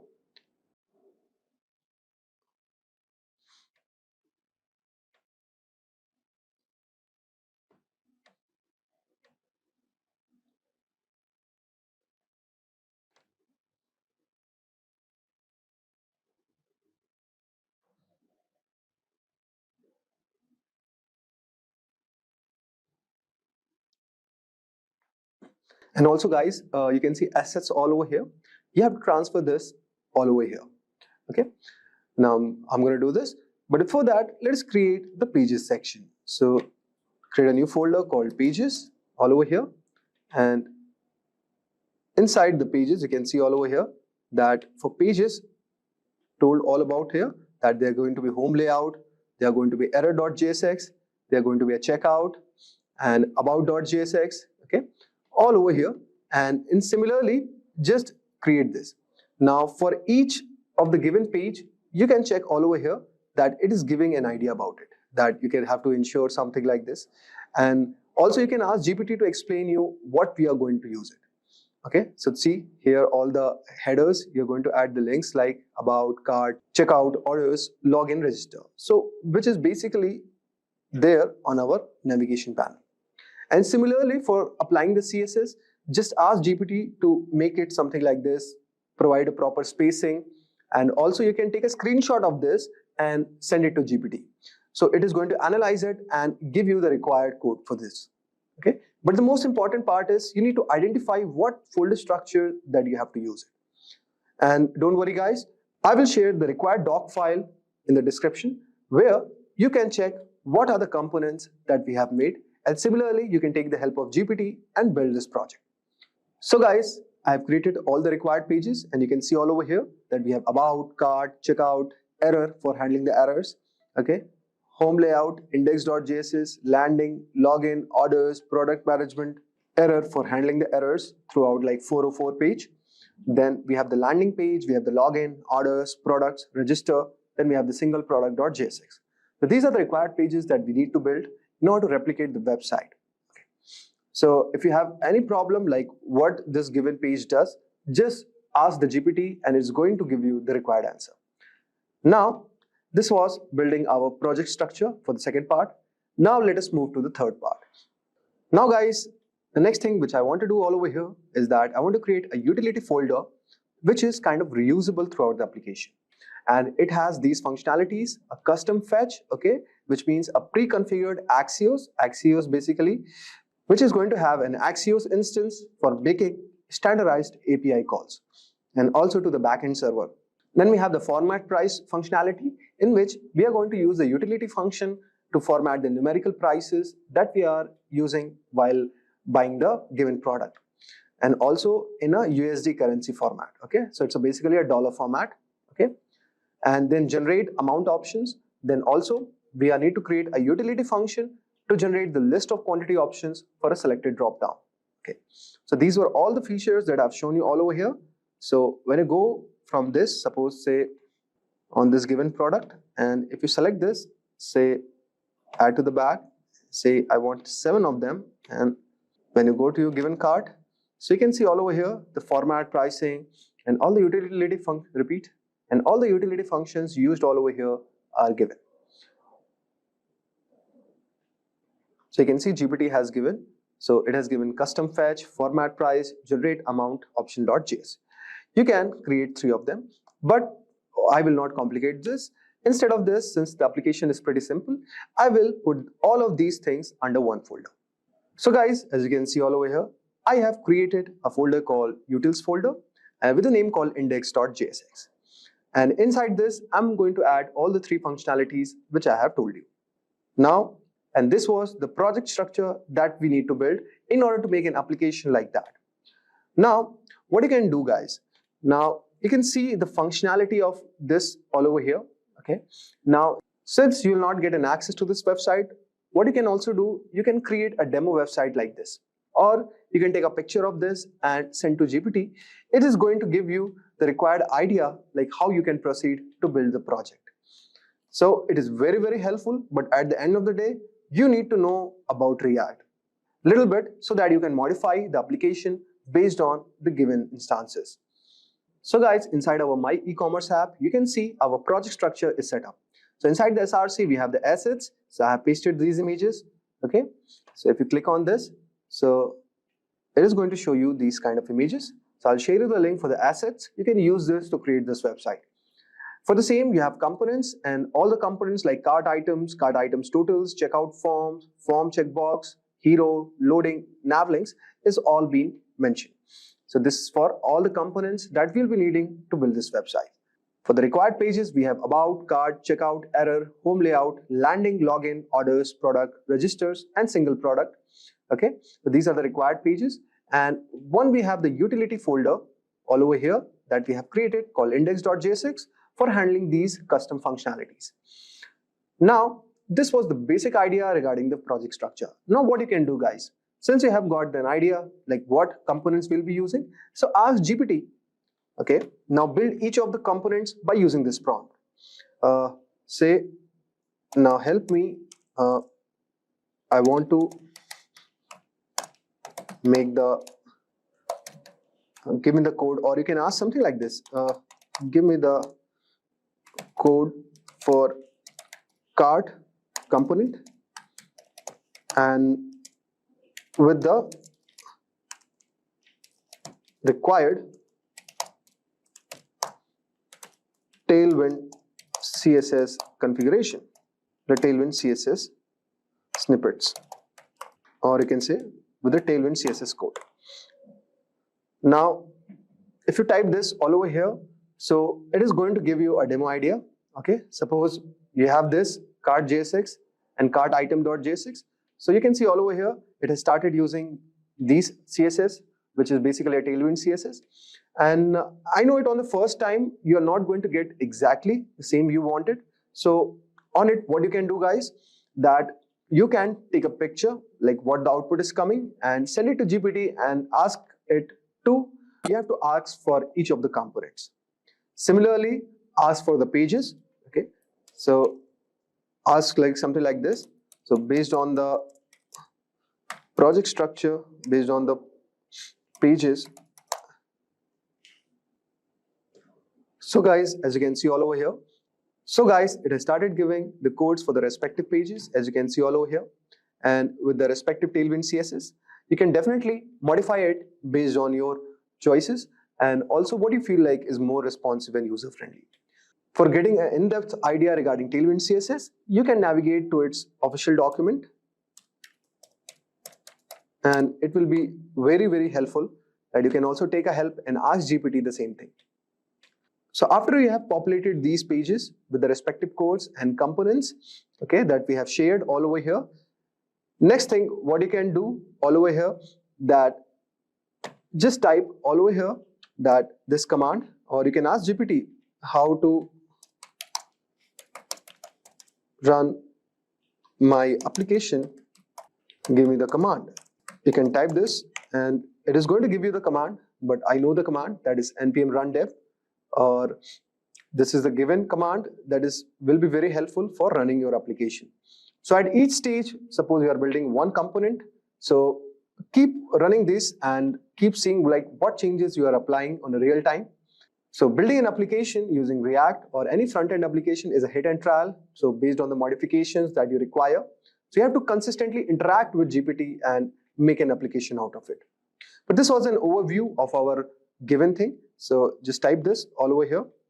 So just type this and your application is going to start on a given port. So this is your port 5174. So if you navigate all over here, so your application will be open. So let me show you, like suppose the port which I'm using all over here. So it is 5173. Okay. So this will be your application, and in this way, you can make an application with the help of ChatGPT. So I've given you the basic idea, and I will also share the given documents for the components, pages, so that you could have a brief idea, and you can ask the GPT to give the required Tailwind CSS for the same. I will also share the assets. You can use it, or you can download the assets from various other websites where they have like free pick, where you can make the images for the given products, like you can say lamp, coffee table, ComfyWet, which are easily available, and you can start designing all these things. So guys, the best thing about GPT-4o that you can also share the image. So with the help of this, you can definitely build an application.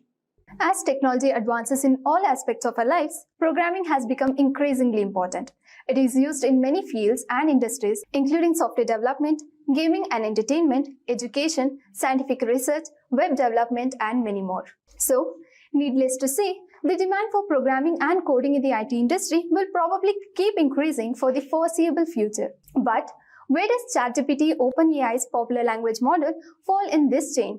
That's exactly what we are focusing on in today's video. As I said earlier, programming is utilized in many domains like web development, robotics, mobile development, machine learning, and so on. So, how can a program achieve maximum code efficiency? Nowadays, we have AI-based tools like ChatGPT to make our programming experience more efficient. Although there are several coding resources platforms such as Stack Overflow and GitHub, where programmers can find solutions to their technical programming questions, ChatGPT stands out from the competition because of its quick response time, usability, and support for numerous languages, among many other benefits. Now, let's first discuss how ChatGPT works. ChatGPT generates responses to the text input using a method called transformer architecture. A large volume of text is fed into the ChatGPT from various sources, including books, websites, and other social media platforms. The model then uses this information to forecast the following word in a phrase based on the words that came before it. The ChatGPT systems allows users to enter text or queries, and then the system uses its training data and algorithms to produce the right answer. The answer is created after the input text has been examined, and the pattern most likely to match the input have been identified using the training data. In short, ChatGPT is designed to respond to queries logically and command more quickly and accurately. But why do programmers use ChatGPT on a regular basis? ChatGPT assists programmers by offering programming-related answers and solutions and helping them improve their skills. Besides that, ChatGPT is utilized for code generation, code completion, code review, and a natural language interface. Let us understand each in detail. ChatGPT is trained to generate the code or even the entire program described in the natural language specified by what they want a program to do. And then ChatGPT could generate the relevant code. Look at the example of how ChatGPT generates the code. So now open the ChatGPT and you can type any program that you want ChatGPT to generate. So I will write a palindrome program in Java. So here you can type write a palindrome program in Java. So using Java programming language, it should generate the whole program.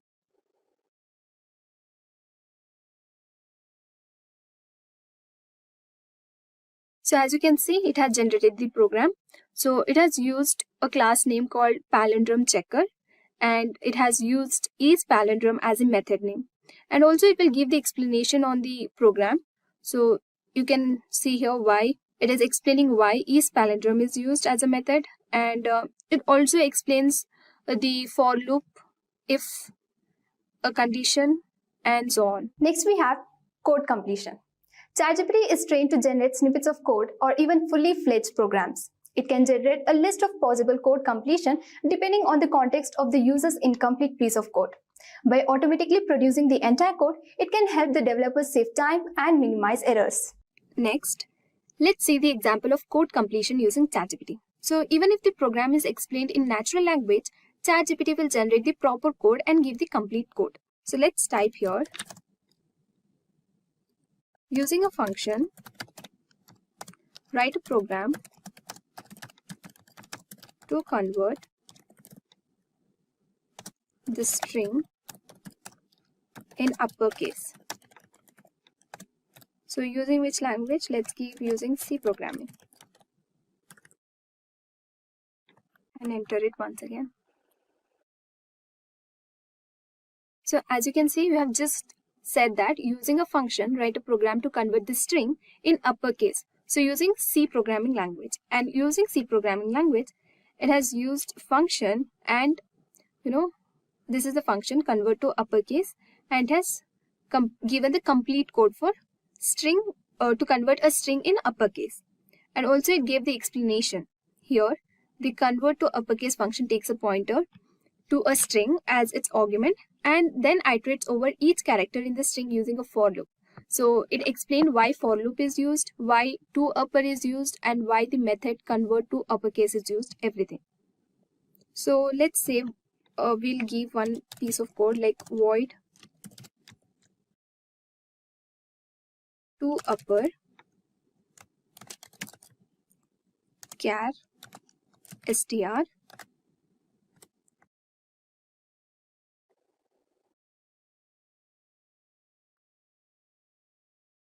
So as you can see, we just gave the method to upper and it's generating the complete code.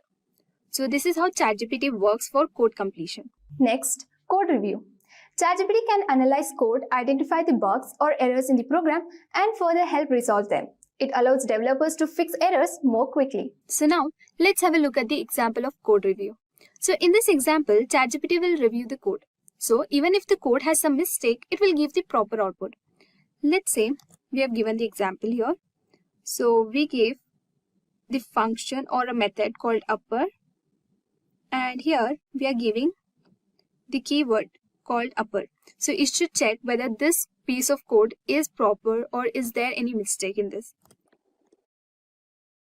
So as I said, it's saying that the given code appears to have logical error as the function upper is being called recursively on itself inside the loop.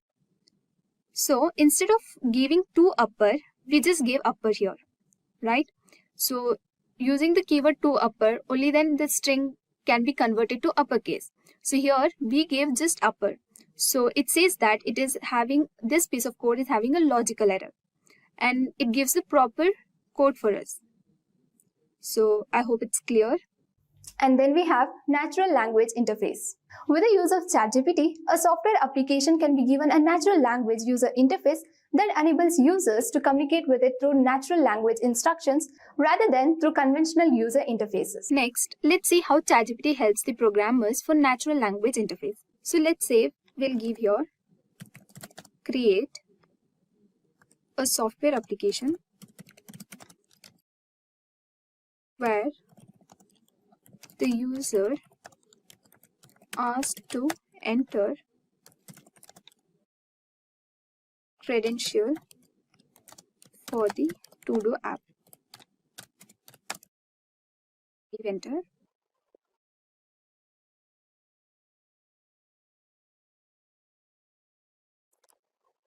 So as you can see, the ChatGPT will give the steps. So it can provide you with an outlet for creating a software applications that requires the user to enter credential for a to-do app. So here it is, few steps that we need to follow to do a to-do app.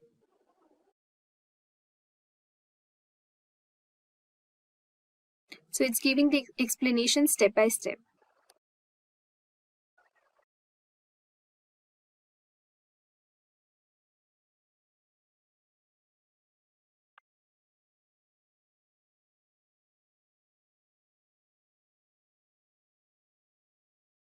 So it says that determine the programming language and framework, then set up the database to store the user information, and then create the registration page, and then finally create the login page as well.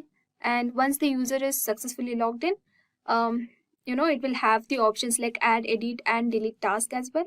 And then finally implement the security measures to protect your passwords, and then test the application to ensure that it works as intended and the user data is being stored and retrieved correctly. So it gives the steps of how it has to be developed. I'm sure you all are aware of ChatGPT at this point. The revolutionary new AI-based chatbot developed by OpenAI has taken the world by storm. Thanks to its near lifelike responses and a very intricate pattern of answers. We have never seen this level of expertise from a chatbot before, which really made us think, to what extent can we push it? There are many questions on lead code that even the most experienced programmers have difficulty answering. So, we wanted to see how far ChatGPT can take us. Have we finally reached the stage where AI is going to replace us? Let's find out. So basically, here we will be listing 10 really difficult questions that we found on lead code, popularly asked while hiring and other superior examinations, and see if ChatGPT can actually answer or solve those difficult questions or not. But before you like to watch more such interesting videos, then do subscribe to our YouTube channel and hit the bell icon to never miss an update from Simplilearn. So let's get started. So here is the lead code. Let's see in our list, which is the first question that we are going to implement in our ChatGPT, and see if it's able to solve it or not. Mainly we'll focus on hard category questions only. So according to my research, there's a question of median of two sorted arrays. So as you can see, the success rate is 35.7%. So let's see if the ChatGPT is able to do this question. So first, let us go through the question.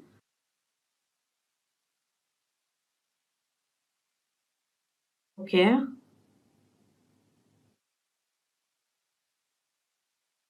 Press enter. Let's see what it first returns.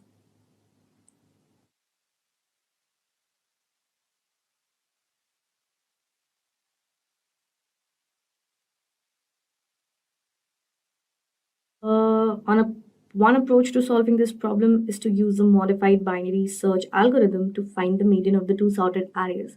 So right now it's particularly giving the logic which we can actually apply to solve this question. And this is a good thing about the ChatGPT is that before giving the code, it's actually explaining how they are putting the logic in together in the code. So probably you can use this logic to create your own program. But let's see how sensible this code is. Quite a lengthy program. in Python. So if you are looking for your solutions on ChatGPT, you can always opt out or mention the specific program you want the code in. So okay, it's also gives that that the time complexity will be O log min m or n. So let's see if it's the case or not. So we have copied it and we'll quickly paste it over here. As you can see, as we know that Python is very sensitive towards its uh, syntax, and you can see the indentation over here is perfect, but here it's not. So I feel that something like this is something with lead code. So let me just quickly rectify this. You can see I have cleared out the indentation issue, and let's just quickly run this program so that we can get an idea if this is the correct program.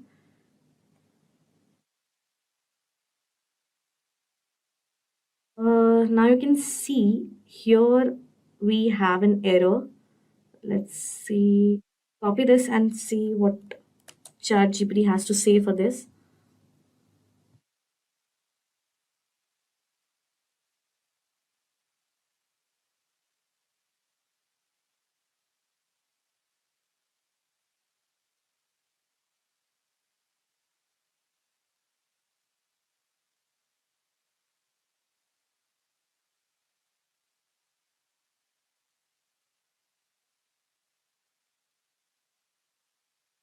So if you remember, when we actually saw this question, there were 3 arguments passed through this function, which was self, nums1 and nums2. Ask GPT if it can write the code with self argument and see if it's correct.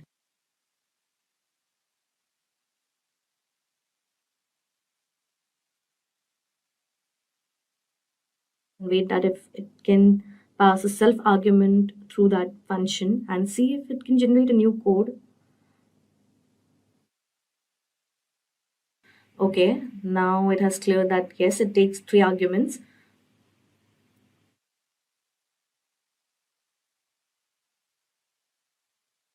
Let's copy this code. It over here. Again, I think we will have to go through the indentation process. Oh no, this time it's fine. Okay, so now quickly run this program. Let's see if this time it passes all the test cases or not. Okay.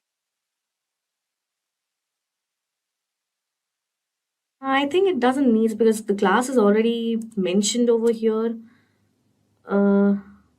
Yeah.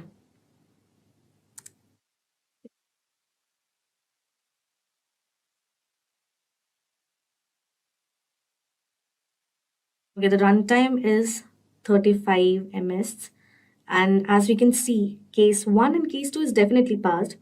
So let us see if this code can pass all the test cases internally mentioned in this question.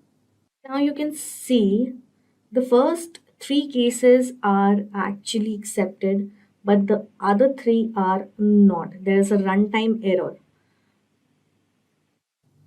So as the first question in our list, ChatGPT was unable to solve. So let's move on to our next question.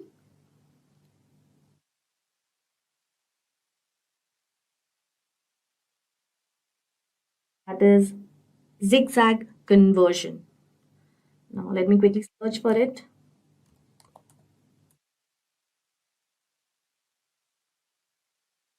This is the question. Here also you can see the success rate is definitely below 50 and the difficulty level is medium.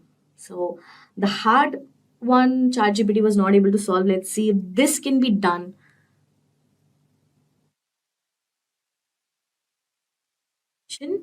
So it will give a string that will be written in a zigzag pattern on a given number of rows. and then you have to read the line in a certain, as you can see over here. So we have to write the code that will take a string and make this conversion given in a number of rows.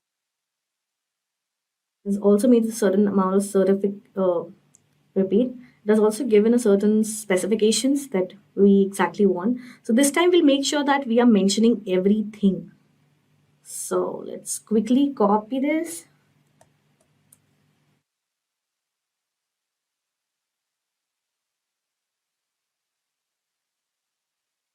Okay.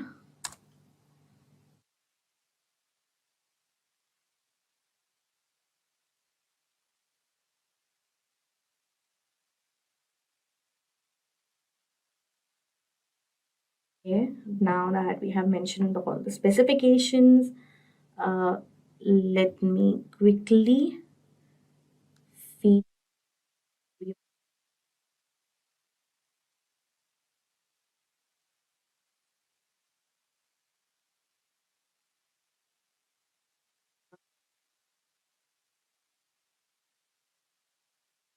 feed and paste it. Now let's see what code it has to generate. It's implementing the code in C++. So meanwhile it's generating the code, let's quickly select the code. Oh, it's already C++, okay.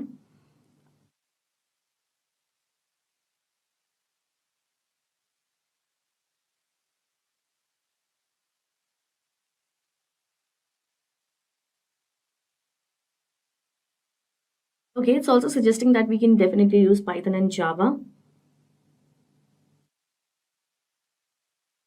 And it's generating an alternative code as well for us. That's sharp. Just quickly copy this code. The one, I think it's okay. So it's generating in Java. It's generating. We'll definitely have a look at its alternative codes as well. Let's quickly have a look at what it has to. The C++1, the first code generated by it, is correct or not. Okay, so I've copied the code.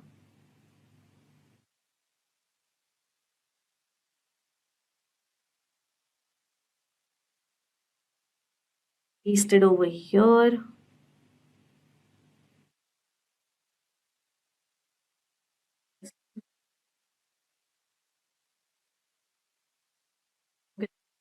Compilation error. Okay, okay.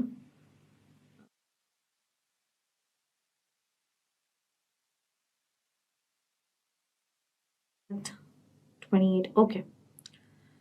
So let's with this error. The one thing, definitely this time we have mentioned all the constraints, criteria, specifications that we wanted in our code. But again, ChatGPT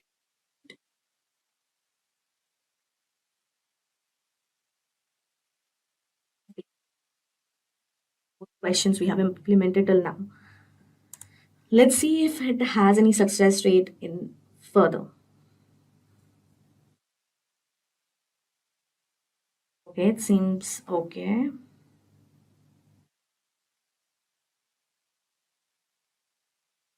Okay, now it is okay. So this time it is generating the solution considering the error in Java.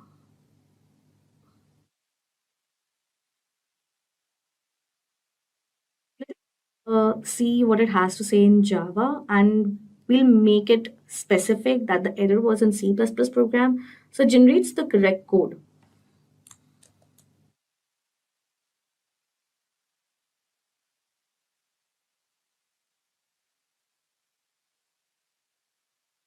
Plus plus program.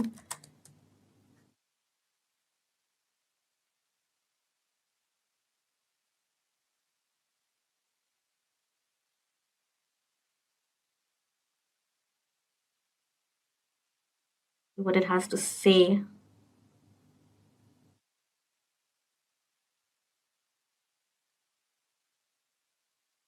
Is there any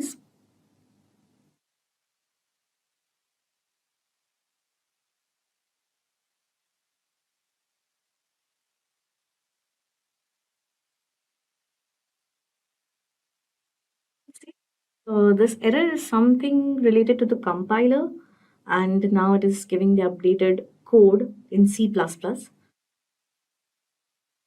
Is the correct one or not?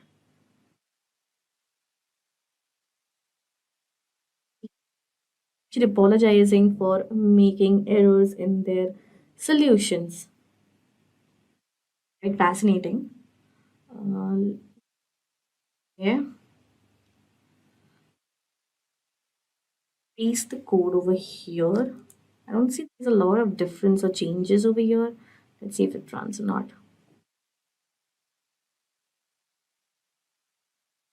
Let me see if all the braces are covered over here or not.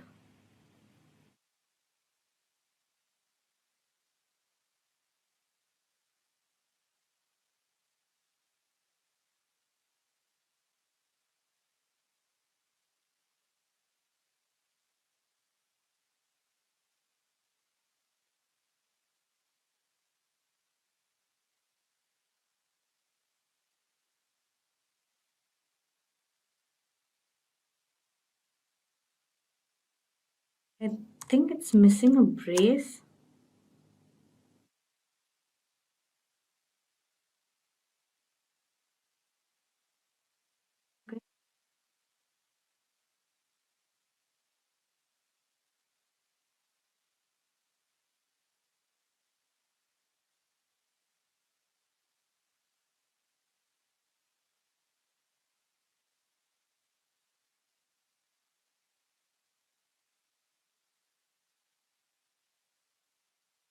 Okay, so there was a syntax error. One brace was missing. I don't know what that. Definitely it's something with the code, but okay, we can give that to ChatGPT. It was partially lead code's issue because we were copying the code. Still, it was not giving the error that there is a brace missing.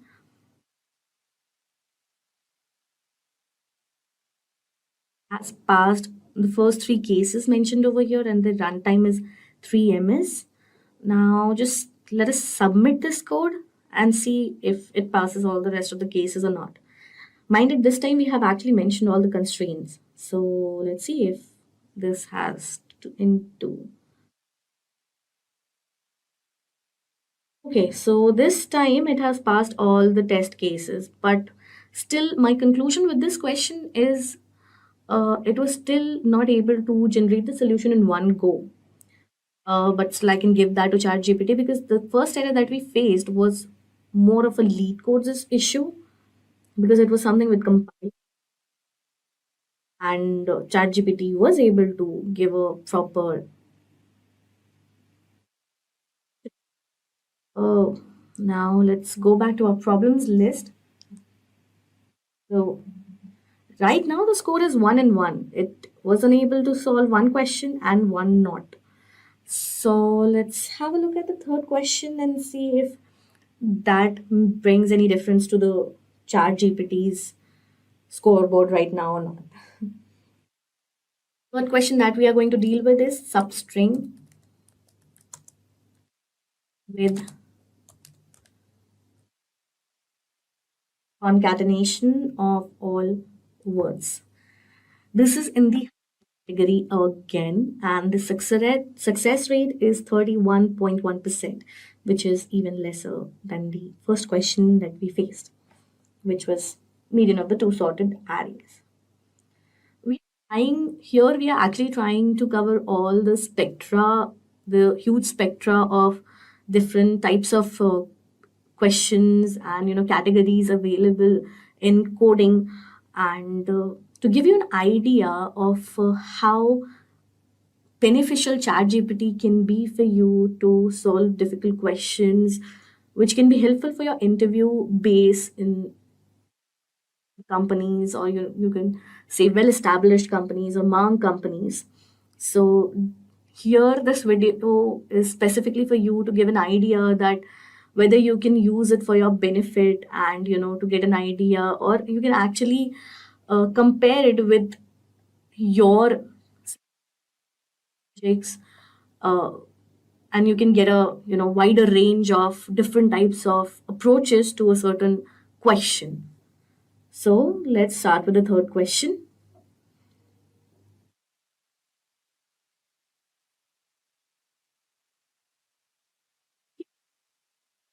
Is that you're given a string and an array of strings, probably words, and all the strings of words are of the same length. Now, a concatenated substring in S is a substring that contains all the strings of any permutation of words concatenated. Here you can see it's given an example that if words has A, B, C, D, E, F, then A, B, C, D, E, F. Basically, it has done all the permutation and combinations that can be done using that specific array. Condition that A, C, D, B, E, F is not a concatenated substring because it is not the concatenation of any permutation of words. So we have to basically return the starting indices of all the concatenated substring in the S string. Also, you can choose any order for it. Here it has also given two examples for you to understand the question in a better perspective. Now, really copy this question and see if what programming language ChatGPT chooses to answer this time.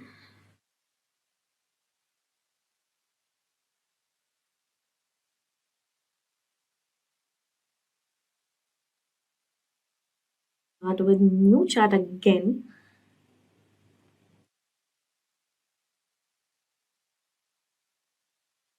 Copy these constraints.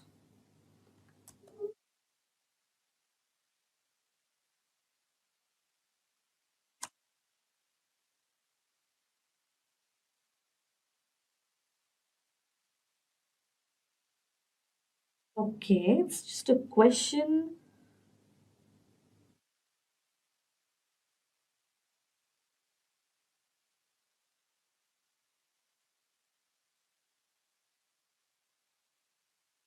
Okay, this is the solution that we're getting right now. You requested a model that is not compatible with this engine. Please contact us through our help center at help.openai.com for further questions. Let me just quickly refresh it if it has something to do with the demand. Also, sometimes it happens that the console is very busy and you're unable to implement your task in it. So again, let's quickly paste it over here. We want a code, write the code, so return. Now,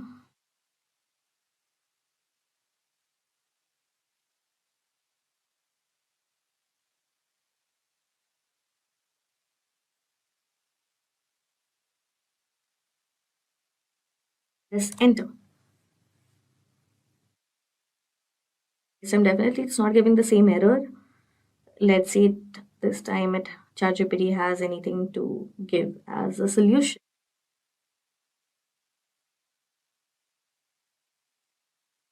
Okay, so it's generating the code in Python.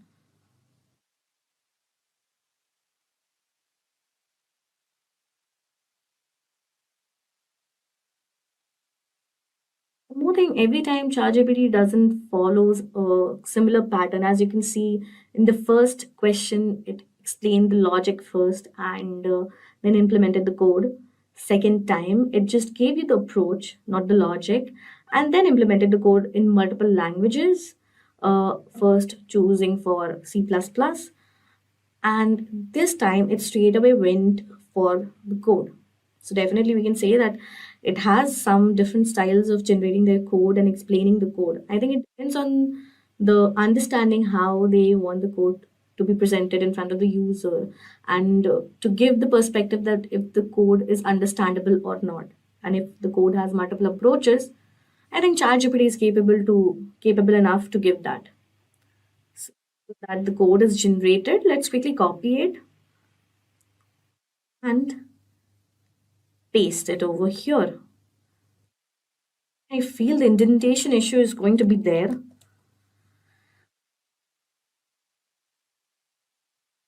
It was not there. Okay.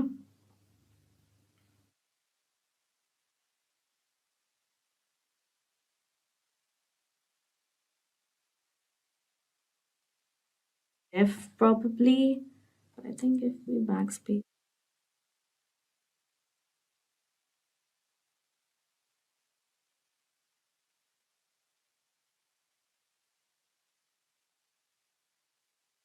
Issue.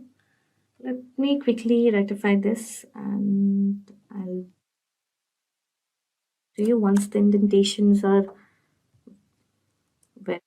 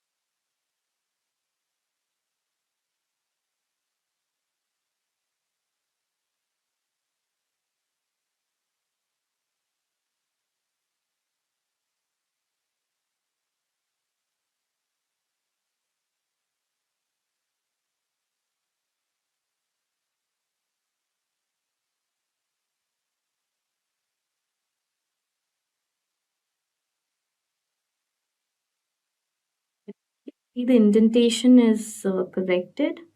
Now let's have a look at the code if it's correct or not. Let's quickly run it. Definitely, it has given our first syntax error again. I can see that even specific video question, it definitely goes to at least one error, which is mainly the syntax one. Sure if that is something with the lead code or with the ChatGPT code generation.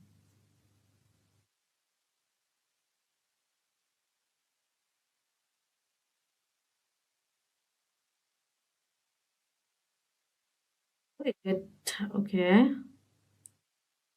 Now that we have given the error, okay, it seems that the error is caused by the use of type hints. The function type hints were introduced, and the version we are using is lower than that. Okay, so basically it's generating now in the Python version. Probably this code is well suited for different version of Python. Let's change it then and see if that helps.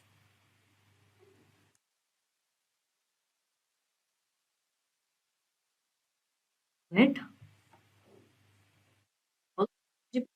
it is actually generating the code.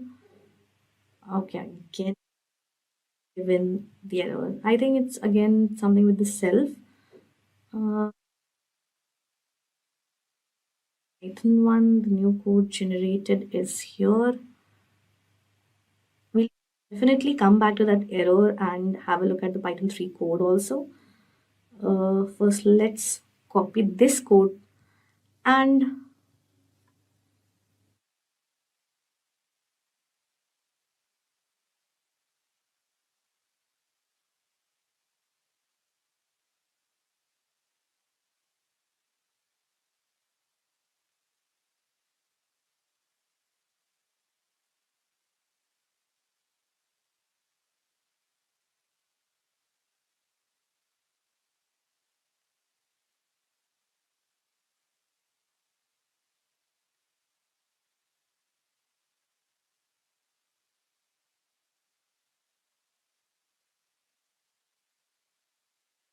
in giving the same error.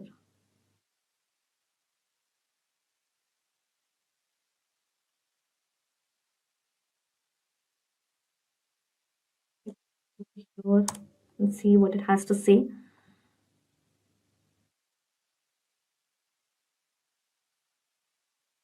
Every time the ChatGPT generates the Python code, we cannot ever takes self as an argument, but the lead does. As you can see, when we start the code, it's already mentioned what arguments we need to pass from that particular function. So I think that is something with the lead code. So that what all arguments it's passing, even though we have mentioned everything this time, we have mentioned all the constraints, we have mentioned all the necessary specifications that we want in the code, even then the code is not correct in the one go. So probably I'll give this point to GPT. It's something with the lead code because it's passing that parameter, and every time we have to mention that parameter. Pretty much when we do, the chat GPT is able to solve the question. So let's see. Let me actually mention that pass self argument from that parameters. Make it one of the parameters.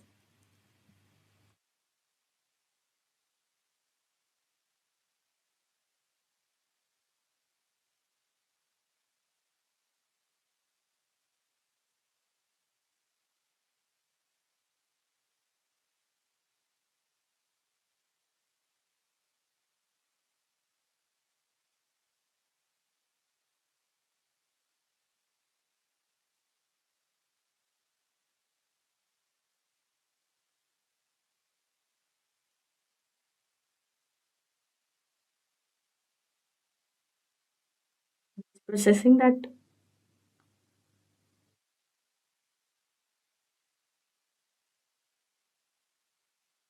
Yes, self can be passed as the first argument to the given function. Now let's see if that it's able to give the correct solution or not. Again, we can see it's generating the code in you know Python 3, but we can give that to ChatGPT that either it uses Python or Python 3. The error is with the self argument. So once we mention that error and when we mention that specification that if ChatGPT can pass self argument through that particular function in that code, the solution is pretty much right. So here it's also implementing and giving the answer.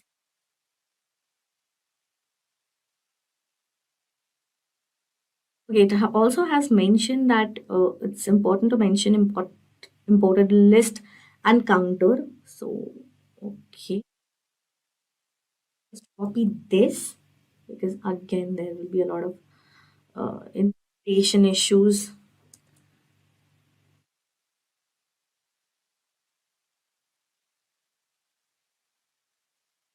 Okay, now that we have it, let's copy the code.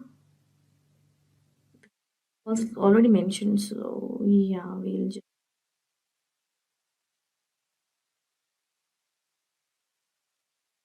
copy it from the function,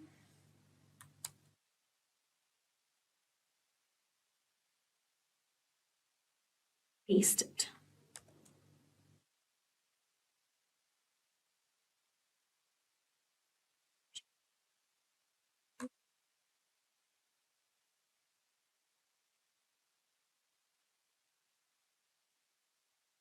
Run this code and see if it has the solution in it or not. Yeah, there's an indentation issue. Let me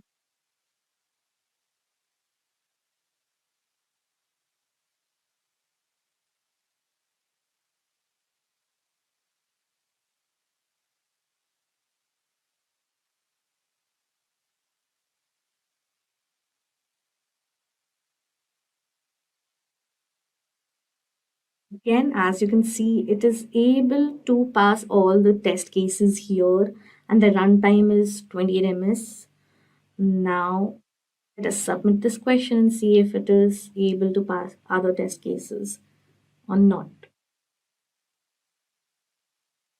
Accepted. So it is able to pass all the test cases, and I think this is something with lead code again. Whenever we are generating the Python code, we are actually passing self argument in lead code, but ChatGPT is not assuming it. So their solution is definitely correct. Even though we are specifying everything, we will have to be more specific that we have to run one more argument from the function so that it generates the solution in one go. So let us try that in our next question. But we can definitely see ChatGPT was able to solve this. So now the scoreboard is 2-1. Among the 3 questions, it is definitely able to solve 2 questions. Even the first question, it was able to generate a correct solution, but it was not that accurate to pass all the test cases.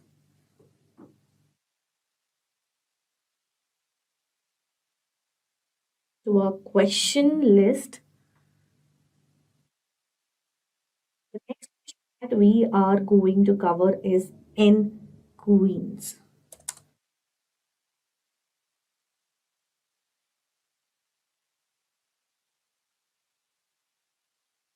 Category, but still the success rate is 63% over here.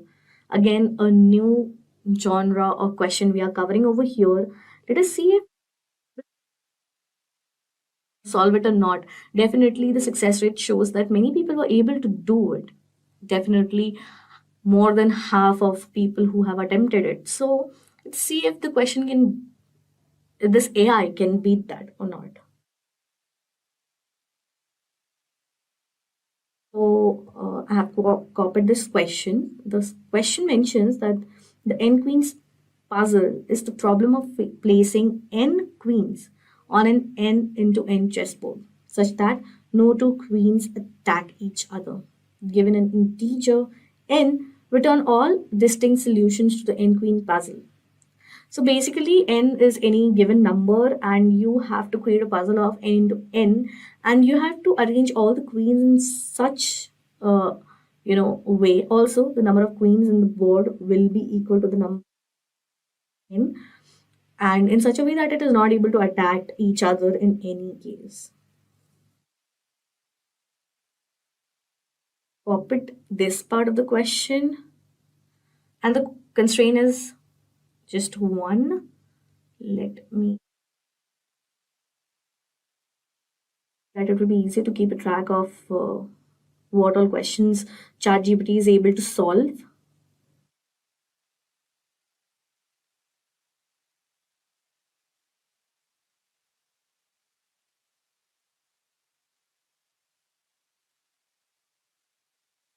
So these questions are very popular in interviews. Whenever you actually go to technical rounds and for prestigious companies. These questions are very popular.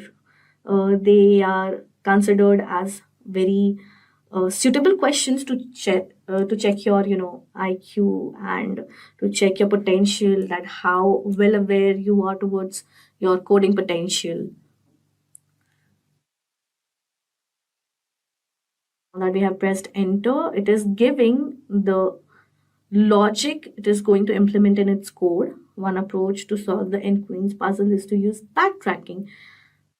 Idea is to start by placing a queen in the first column of the first row. So let's see if the code is again capable to solve it or not. Again, it's giving the Python code.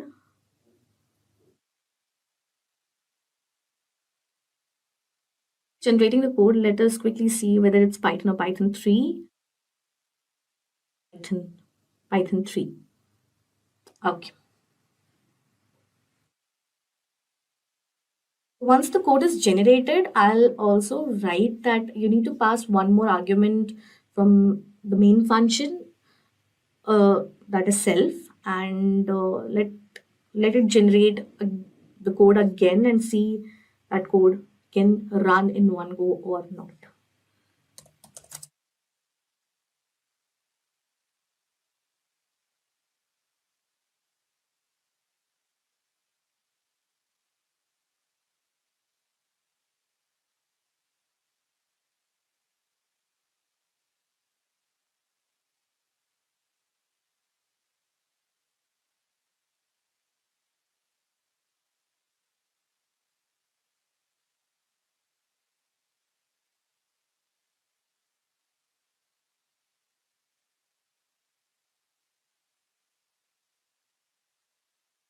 What I want and let us see. Sure, here's an example of how you can pass an additional parameter self.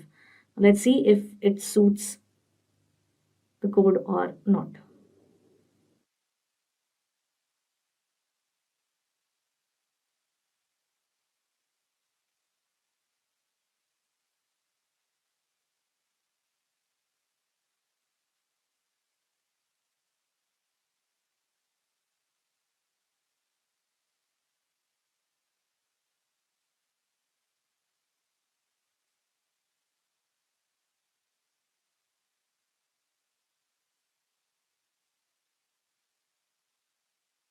The solve nQueen function is a method of the nQueens class and it takes self as its first parameter followed by the integer n. So yes, this solution does take self as a parameter. So let's see if this can run in one go or not, because this time we have already covered the most frequently generated error, which is syntax error of not mentioning parameter self. So let me see the indentation if it's correct or not.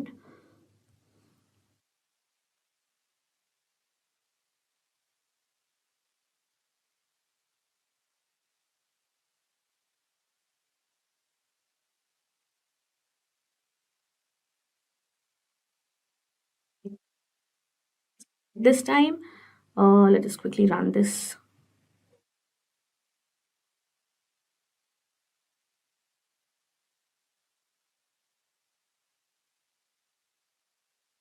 Class.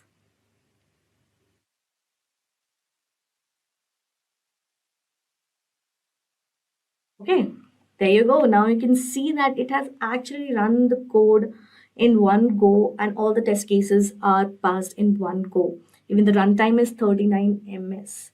So definitely ChatGPT is able to provide the solutions, the logics in a proper manner. It's just that we have to be more specific with what we want exactly from ChatGPT. Right now we can see that it has been able to successfully generate 4 out of 5 questions that we have actually implemented till now, out of which 4 are from hard category. Let us submit this code and see if it also covers all the test cases internally fed in for this question. Just a second, I think I will have to submit it again. Here you go. It has accepted all the test cases, and this question is done by ChatGPT. It has actually implemented. Next question that we are going to cover, till now, I can say ChatGPT has taken the lead. It is pretty much able to implement all the questions. I think there are still some range of questions that it is not able to implement. As we saw, the first one was not a huge success, but uh, I can still give that to ChatGPT as it is in AI and still in a developing mode. But still, if it can give you 90% of the output correct, it is a pretty decent and amazing thing to do.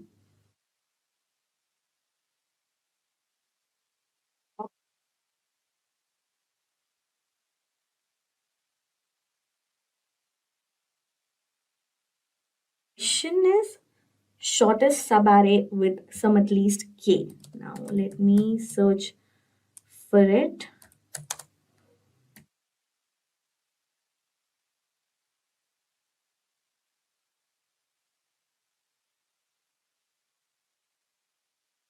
Again, this question is from hard category and its success rate is even low, which is 26.1. Let's see if this question can be solved by ChatGPT. Let's have a look at the question. Given an integer array nums and an integer k, return the length of the shortest non-empty subarray of nums with a sum of at least k. So if there is no such subarray, return -1.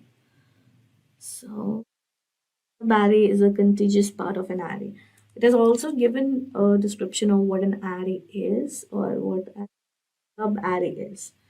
So now that we have created a new chat, and let me screens.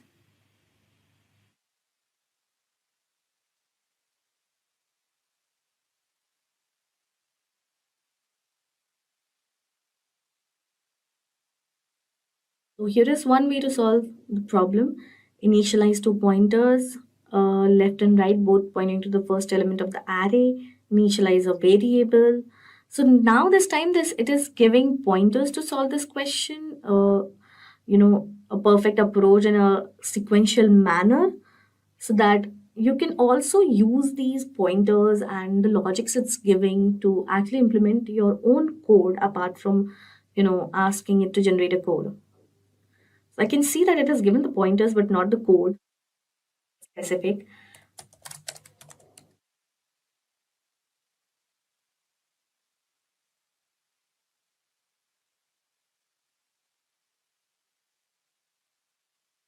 So yes, it's giving an implementation of the algorithm in Python.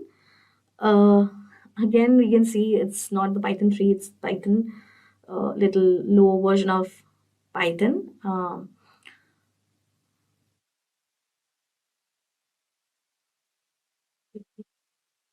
Switch to Python. Then we have to pass self.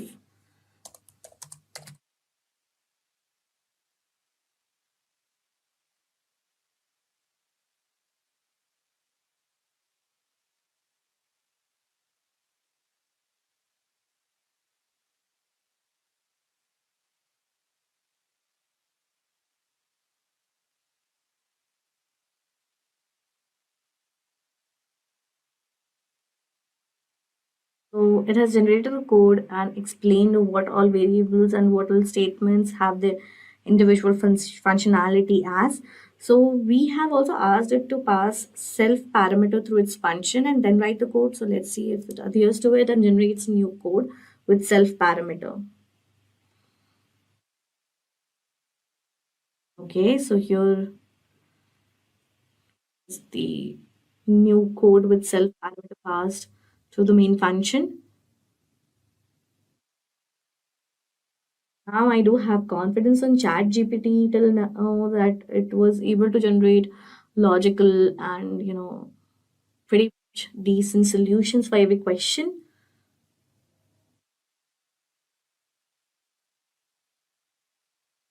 is passed to the class as an argument when an object is created and is stored as an instance variable. The shortest subarray takes k as an argument, which is the target sum. So basically, it's trying to explain the code that what exactly it's doing and what individual statements have as an influence on the code, and whatever parameters they are passing, what influence or what position they hold in the code.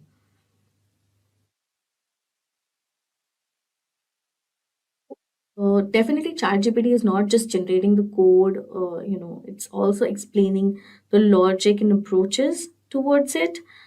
And when it's generating the code, as you can see here, they have legit explained the whole code, how it's actually functioning. That's a good way to put emphasis on, put a confidence on the solution.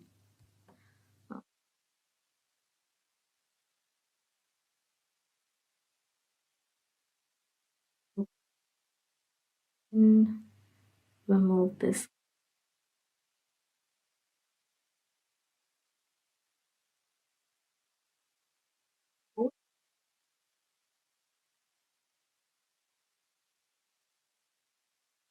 Yeah, type error. Okay, let me.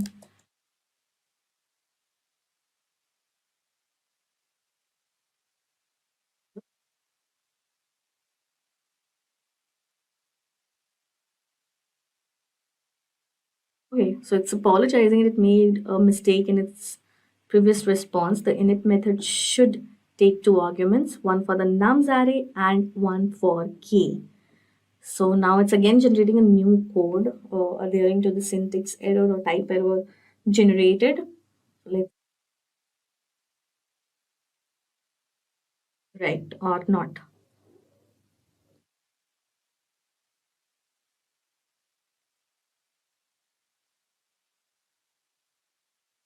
As mentioned that here the init method takes two arguments, one for the nums array and one for the k, which was the error exactly. And it's again explaining the whole code so that one person who watches code or the logic could understand the functionality of it.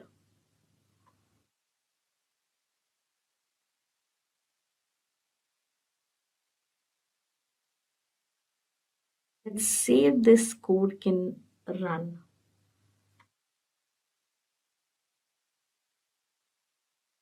Code, checking for indentation, removing class, and run.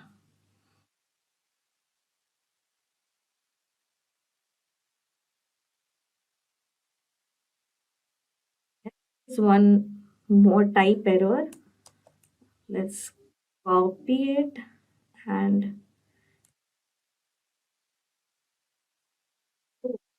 we mentioned that we want self argument to be passed. It is still not able to generate, you know, the correct solution twice. So let's see if this time it can work out.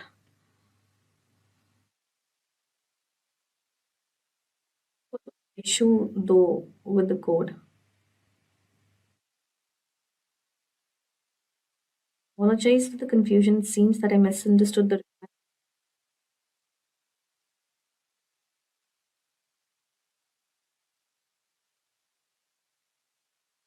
that you are trying to call the function directly without creating an instance of the class. In that case, function outside of the class and simply call it by passing the parameters like this. Okay, the code is definitely generated by itself. So definitely I am not calling any function. The code I copied was actually generated by ChatGPT itself. So it's it contradicting its own pointers? Maybe. But we have copied the the code. Let's paste it. Again, look for indentation.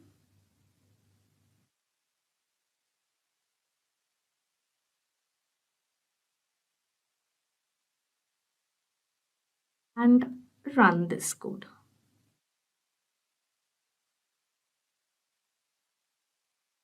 Okay, once again, it is not able to, you know,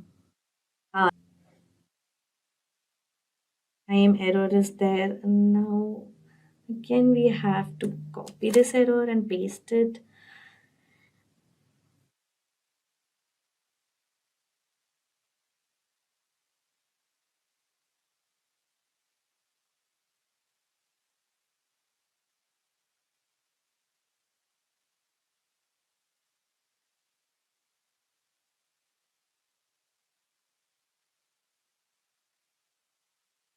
Again, according to ChatGPT, it was confused with the context of the question.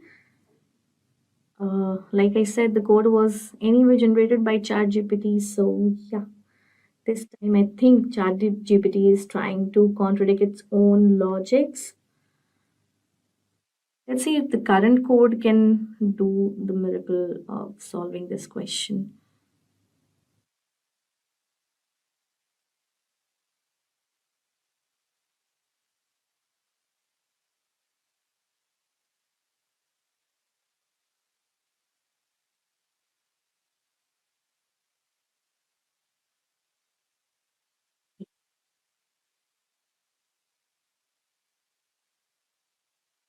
Class and run.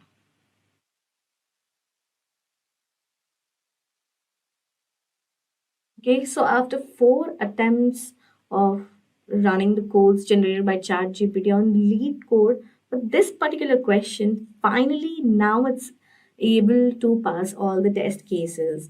So I have a very contradicting point right now. Not exactly contradicting, more of a skepticism that okay, ChatGPT does generates proper code or logic, but it doesn't considers all the criterias, or it also has a tendency of taking the question in a wrong context. So I feel that when we as a human try to solve these questions, we definitely try to implement all the logics, and if we get it, we can actually get the code in one go. Logic or demand of the question, and be AI being the superior version, or trying to be the superior version of human brain and going to the extents of a human brain, still faces those issues, can be a drawback for chat gpt, because you can see for this specific question we have faced multiple types of error, and we have seen chat gpt contradicting its own prior code. So definitely this is something to consider, or something to think about. Submit this code.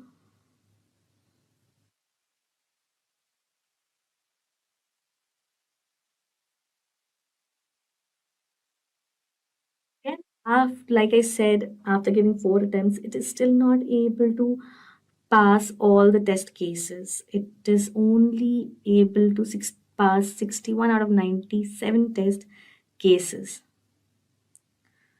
which is almost 70% of the test cases. 30% of the test cases are still not passed.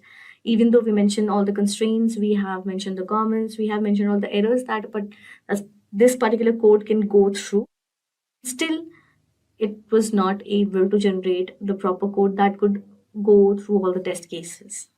So this was a fail for ChatGPT. It's definitely not able to solve every question.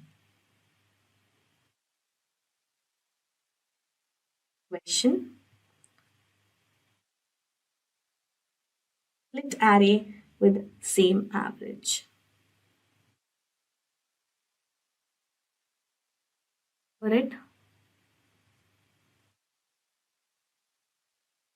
Split array with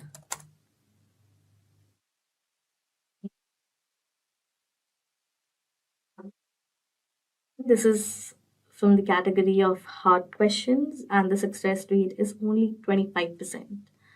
Let me refresh it and remove this code. Now let's have a look at the code, what it demands. So you are given an integer array nums. Now you should move each element of nums into one of the two arrays, A and B, such that A and B are non-empty. And the average of array A is equal to average of array B. Now return true if it is possible to achieve that. Condition is not justified.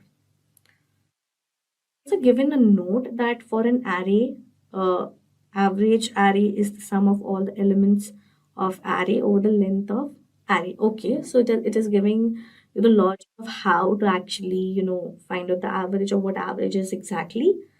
And also it has given a few examples to give you an idea of how the code needs to be projected or implemented.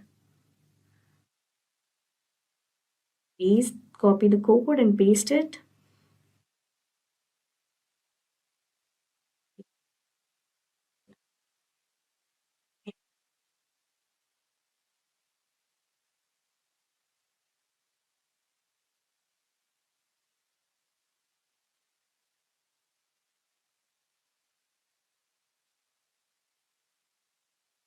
Okay, it is possible to achieve this by checking all the possible subsets of the nums array and comparing the averages of the subsets. So definitely it has given you the approach, the way you can actually think of solving this question. However, this approach would have a time complexity. So it's also giving that this approach can have a time complexity of O to the power n. So again, it's suggesting a different approach, a more efficient approach that will be using dynamic programming. Now, that can be used to find the subsets with a specific average and create a 2D array with the length of I and j, that will be the length of the two arrays we have actually given as input, and represents whether or not it is possible to get a sum of j using the first elements of the nums array. So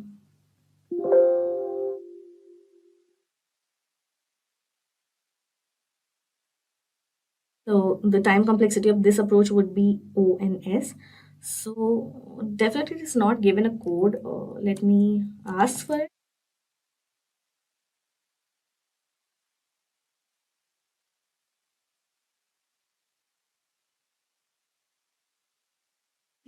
But not for every question ChatGPT is generating a code. It is also mentioning just and the approaches that we can actually use. Definitely, again, we will have to mention that what we want from them.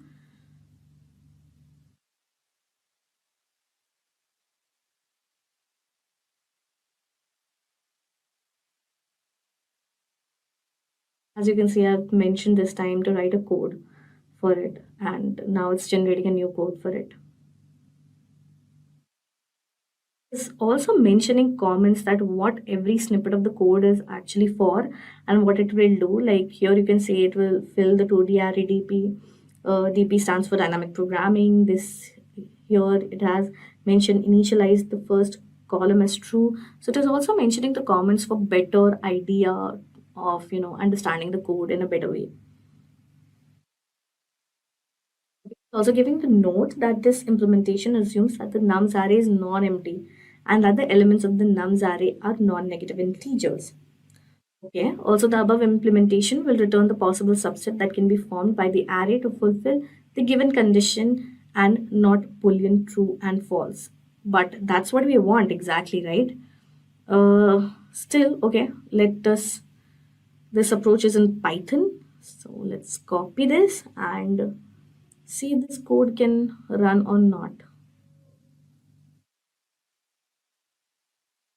I can clearly see that again it needs to pass self uh, parameter.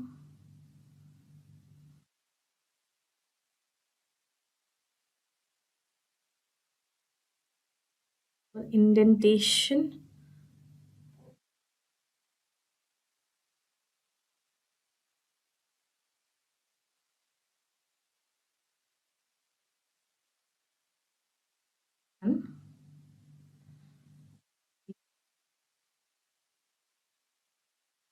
Give it a heads up.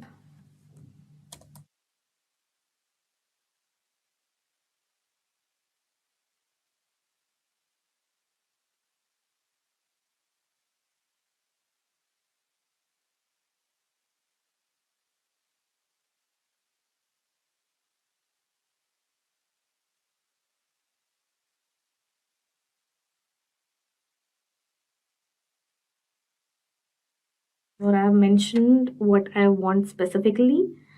Uh, sure, here is an example of how you can pass the self parameter. So now the current solution will pass self. Okay, great. There was an error. Okay.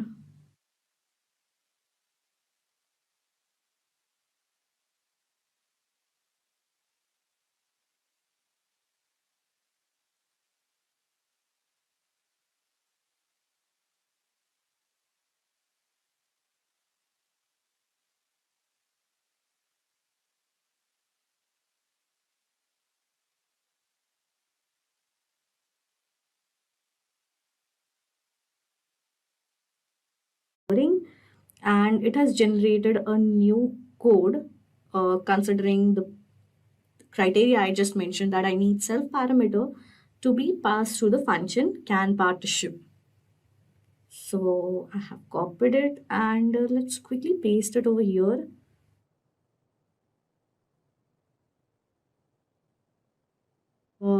Pass all the cases or not. Wait, we need to remove this. Okay, it's done. Now quickly just run this program. Okay, so here is error, attribute error, solution object has no attribute. Okay, so let me copy it and paste it over here and see what ChatGPT has to say about this error. Okay, the error message solution object has no attribute. Split array same average suggests that there is no method named with this in the solution class. So it is likely that the test case is trying to call this method, but it does not exist in your implementation. Anyway, that I have not mentioned this method, this was given by ChatGPT itself. So again, we can see the condition that it is contradicting its own. So again, it has generated a new response, and it says that it should resolve the issue and the test case should be able to call this particular method correctly. So that is something for us to decide. Now let us copy this code and see that now is it able to run or not and pass all these test cases or not.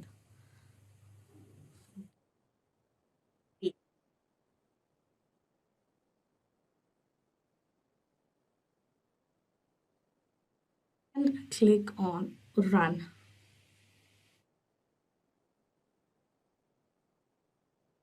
Okay. Now the new generated response does works for this particular question, and the runtime is 12 ms, and it does passes the first two cases mentioned. So let us quickly submit this code and see if the code is perfectly, fine to deal with all the test cases actually fed by lead code.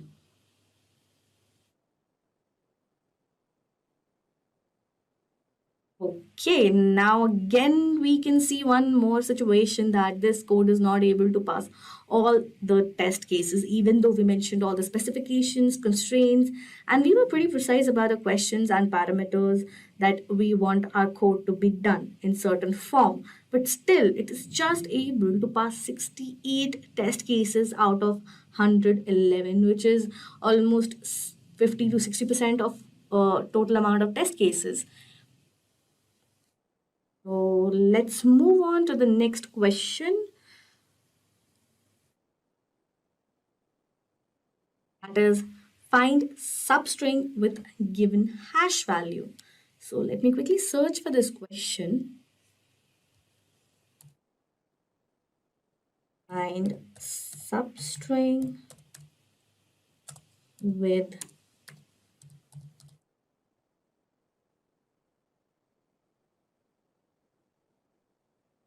hash value. Again, it's a question from hard category, and the success rate is 22.2%. So let's have a look at the question, what it demands. So here, the hash of a zero-indexed string of length k given integers p and m is computed using the following functions. Now, hash with parameters spm, this is the logic given how we want our output to be demonstrated in a certain value, or how the hash can be generated the particular formula, how you can get the hash value of your, string. So the question is, you are given a string and the integers, and you have to return the first substring of that string of length given to you. Here it's k. The test cases will be generated such that an answer always exists. We are going to copy this course and mention all the specifications mentioned here in their ChatGPT console so that it gets all the specifications.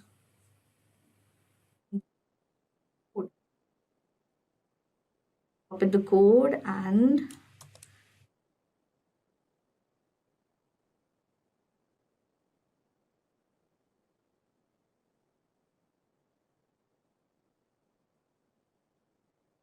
so I have copied the code and paste it over here. Now let's check for indentation. It's fine. Let's remove class my class and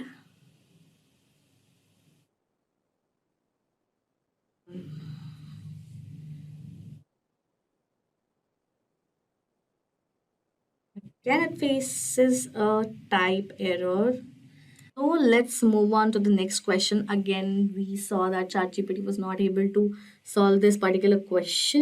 Coming back to our list, the next question in the list that we are going to cover is partition array into two arrays to minimize some difference. Let's quickly search for that question. Partition array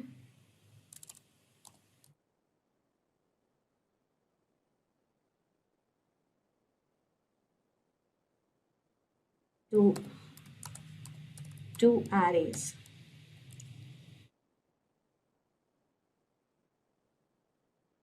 Again, this question is from hard category and the success rate is even more low. So let's have a look at the question first. It's partition array into two arrays to minimize some difference. That is generated as the output.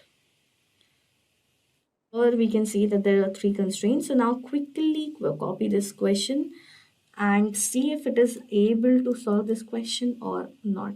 First, we have to create a new chat.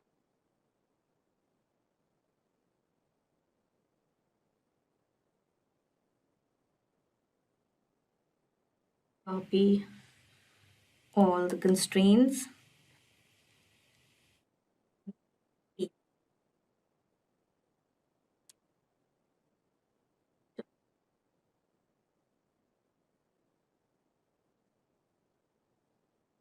Let's see what ChatGPT has to say for this particular question. Let's ask it to generate a code. This time it has only generated a logic, not exactly logic, the approach they are going to follow or anyone can follow to solve this question. Let me ask if it can generate a code.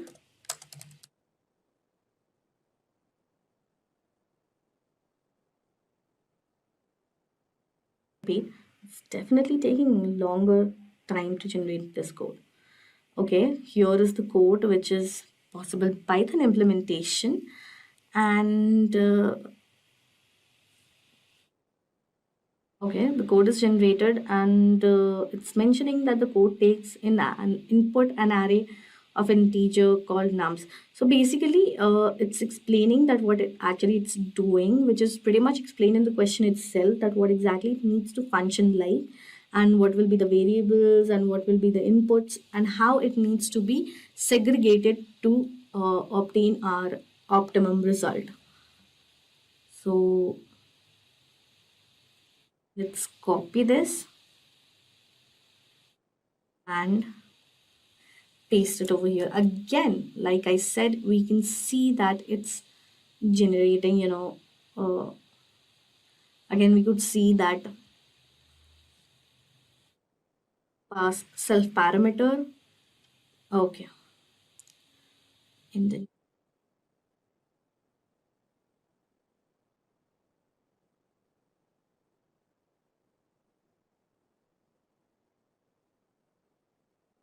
attribute error. Let's quickly copy it. Paste it over here. See what ChatGPT has to say about it. Okay.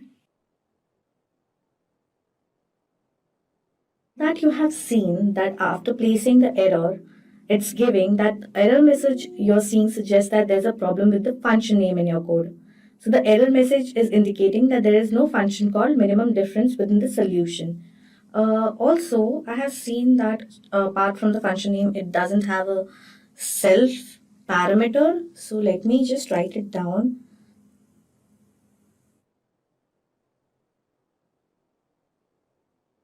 Self argument in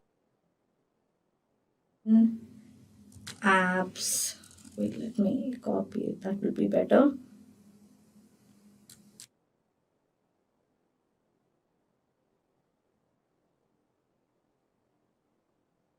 And write a new code with it. Let me see if it can generate a new code this time.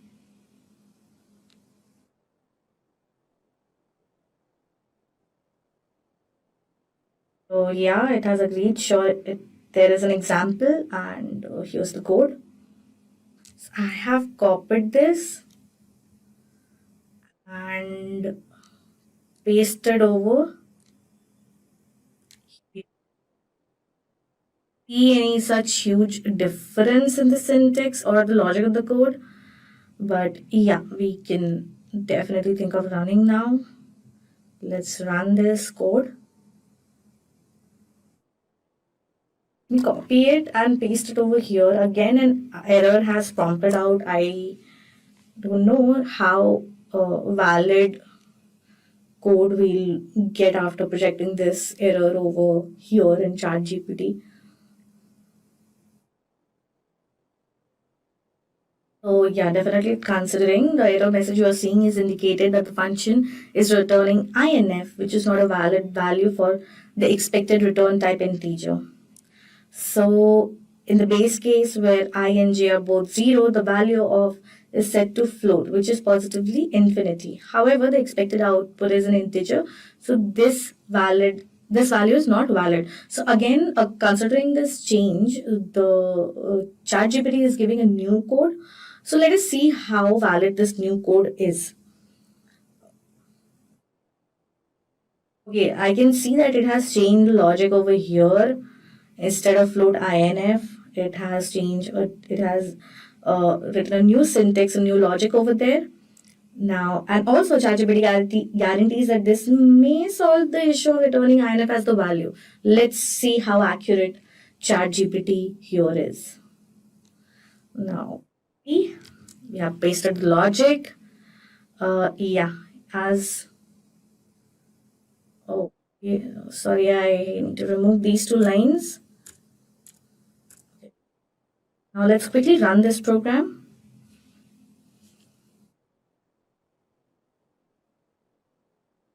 Okay, so now as you can see, it could only pass one test case, but not the first two.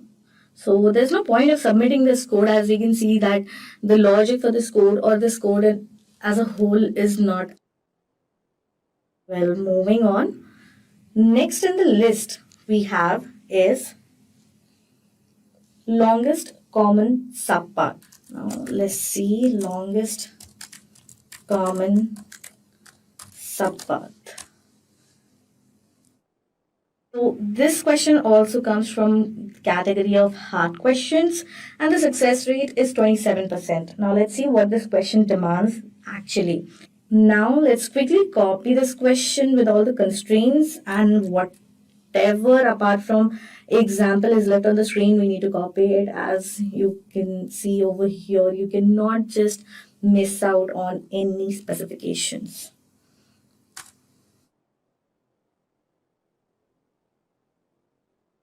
Talking about the constraints, copy and paste. Now enter.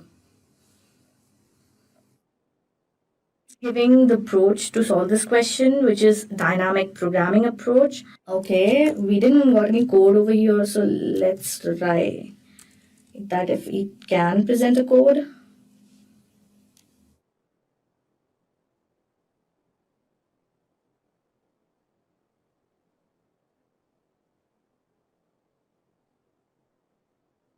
okay, so I have asked to write a code for this, and yes, ChatGPT has definitely agreed to provide me a code for it.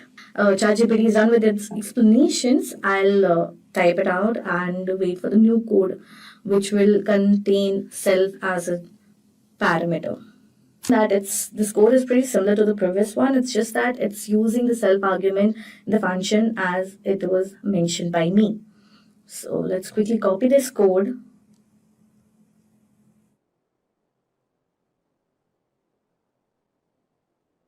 Paste it over here. Check for the indentation.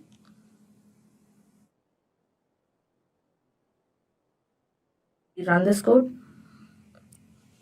I should be any. Okay, I spoke too fast. Here we have another error. Let's see what ChatGPT has to say about this.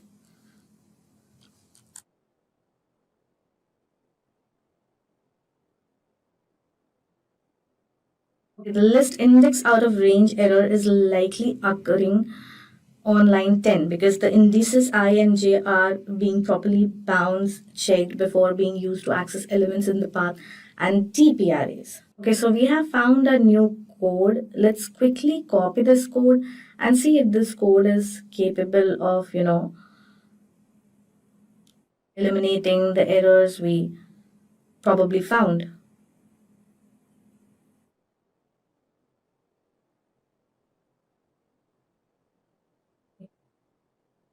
Click copy and paste. Let me check for the indentation. Done and run.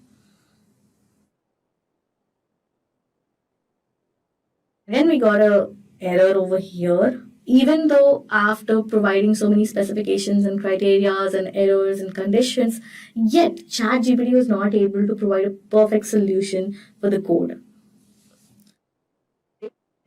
Moving on to the last question of our list, that is going to be sum of total strength of wizards. Hopefully, this question does some magic for ChatGPT and prove itself lucky for ChatGPT graph for this video, because for now we can see it's a 50-50 scene.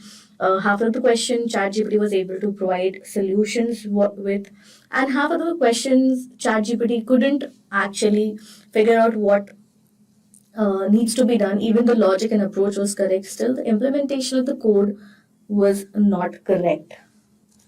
So let me search for this question, sum of total strength of wizards. Again, a hard category question. So let's have a look at the question first. Let's quickly copy this question, create a new chat, paste it over here, and look for constraints. Now that we have copied it, paste it and enter.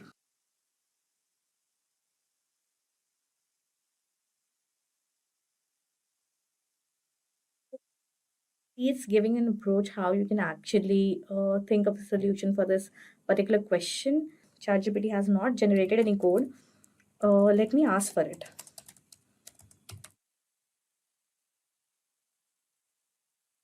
Okay. So here's an example. Again, they have implemented the code in Python. Now, it is also giving a note that the approach is valid only if we are allowed to modify the original array. And also, we are not working on down over here.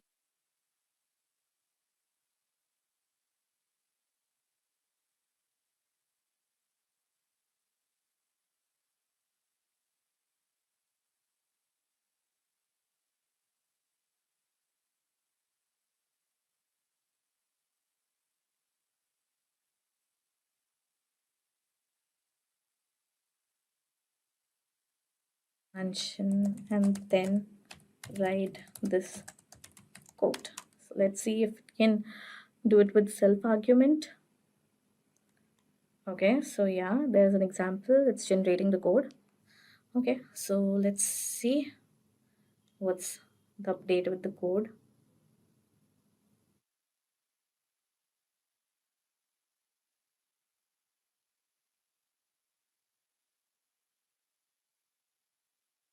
Okay.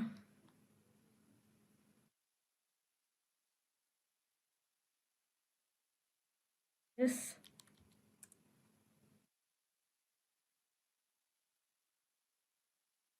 Wizard army. Let's add solution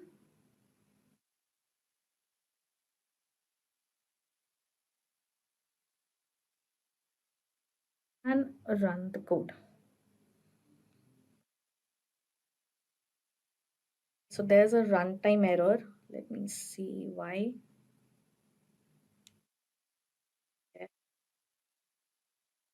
This error and paste it over here. See what ChatGPT have to say. The error message solution object has no attribute mod suggests that there is a class named solution and the code is trying to access an attribute named mod on an instance of that class, but the attribute doesn't exist. We probably need to make more specifications, and if it still doesn't works, then it clearly classifies that ChatGPT doesn't takes every point or a classification in consideration, which ultimately uh, reflects on the solution. The new code is here. Let me quickly paste it. Okay, let's try running this code. Let's see if this works. Try running it again. Again, it has a runtime error. Was unable to solve one more question. Now that we have tried and tested a huge spectrum of questions from LeetCode on ChatGPT, we can conclude that though ChatGPT is an amazing tool with a bright future, it still has its own limitations, and maybe it is not ready to replace humans or compete with human brains. These questions were picked from a list of frequently asked questions for interviews and examinations. ChatGPT does have a potential to generate logics and approaches for the code in an effective manner, but still its ability to analyze the question is weak as compared to humans. As we know, these questions are there. The success rate thus shows that a proper solution do exist for these questions, but still, even after multiple attempts, ChatGPT was not able to find the correct answer. But we can also give ChatGPT the benefit of doubt that it's still in its initial phase, and still there are a lot of aspects that need to be worked on. So probably in future, ChatGPT can take an upper hand over this. But for now, ChatGPT needs to do a lot of work for these situations. We'll start with the ChatGPT to automate our Excel. And we have some Excel files. I will upload them in the link with the GitHub. So you can freely download them, and you can also try this project with those files. And here we are with the ChatGPT.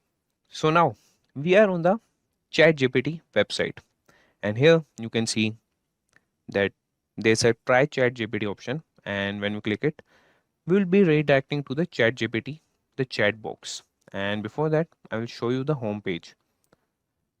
It's showing us the samples, what we can do with the ChatGPT,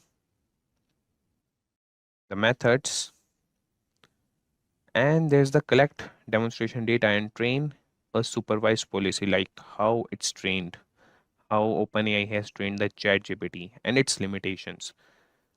They have mentioned all the things here, iterative deployment, and moving on. Now we'll log in to our ChatGPT. I will log in with my Google account.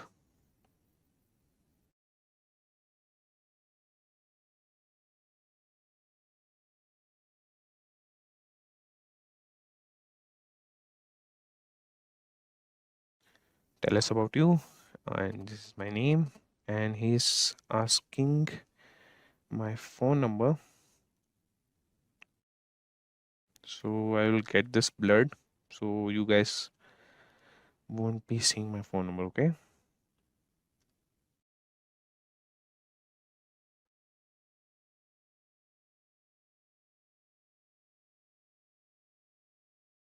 It's asking for the code.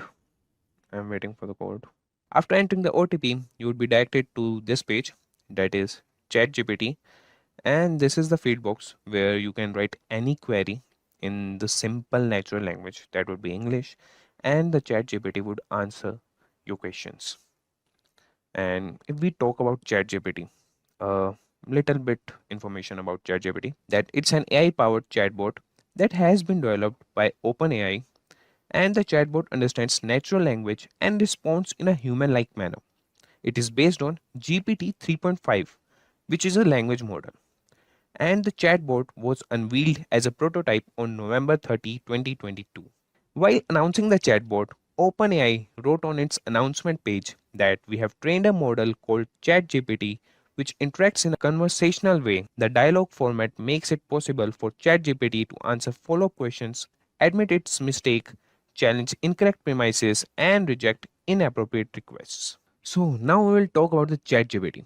So ChatGPT is an AI-powered chatbot that has been developed by the artificial intelligence, and it's been researched by the company OpenAI.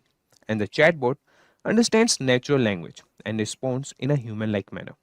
It is based on GPT 3.5, which is a language model.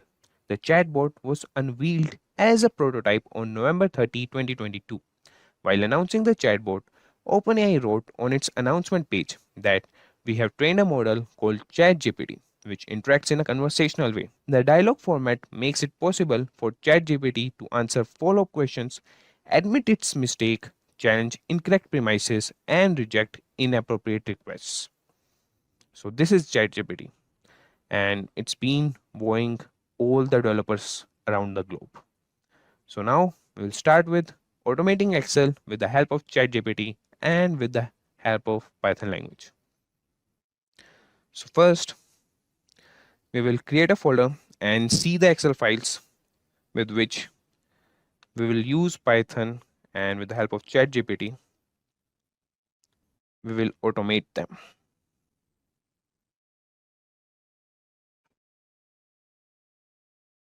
So first we'll create a folder for our project, and we'll create in Python projects and name it as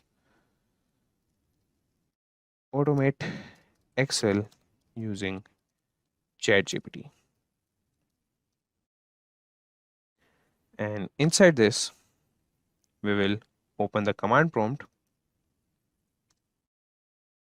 and now we'll open any ideally, so that we'll write a request to ChatGPT and he'll answer us with the suitable code, and that code will copy paste into our IDLE and run it. If it gives any error, we will copy paste the error same to the ChatGPT, and as I know, he answers them. So here we will open our IDLE, and for that we are writing a command that is code space period, and that will open our IDLE, that is Visual Studio Code.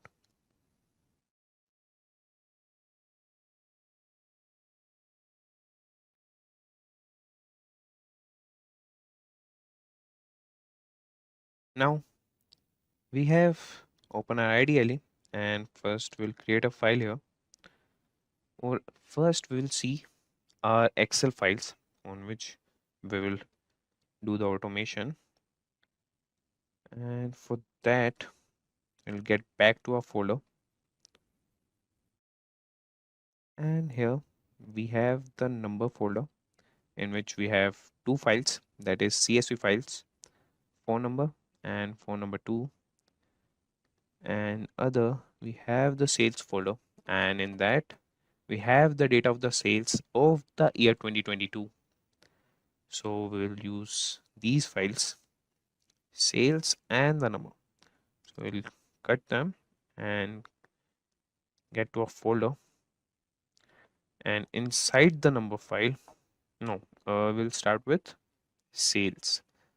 First we'll do the automation with the sales files. So we'll open the sales folder, and inside that we'll create a file that would be the py file, and the first automation we would be doing is concatenating all the files in a single Excel file. We have the files from January to December, that is the sales files. So we will concatenate them and ask the ChatGPT to write the code to concatenate all these. So for that, we'll name the file as concatenate only. Nate underscore data dot py.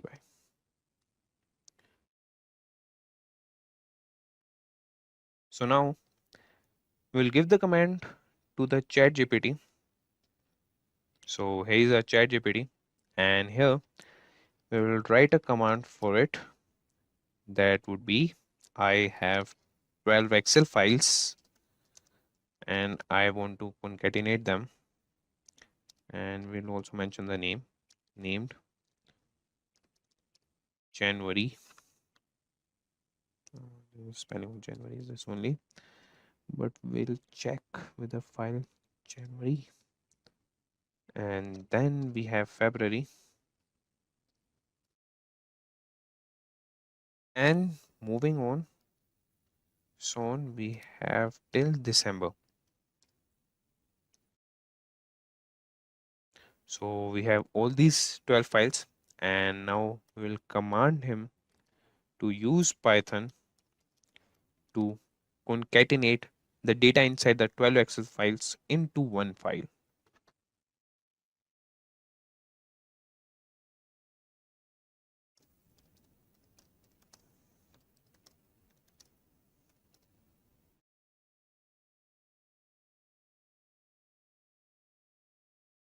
So this is a command, and it's in the simplest natural language, that is the English language. So we'll just press enter. Okay, it shows us that an error occurred if the issue persists. So for this thing, we'll just copy the OpenAI link and paste it here and open it. As the ChatGPT is seeing a huge traffic, sometimes it shows these errors. So he's verifying us whether we are a robot or not. So we will agree with the ChatGPT and answer its questions here.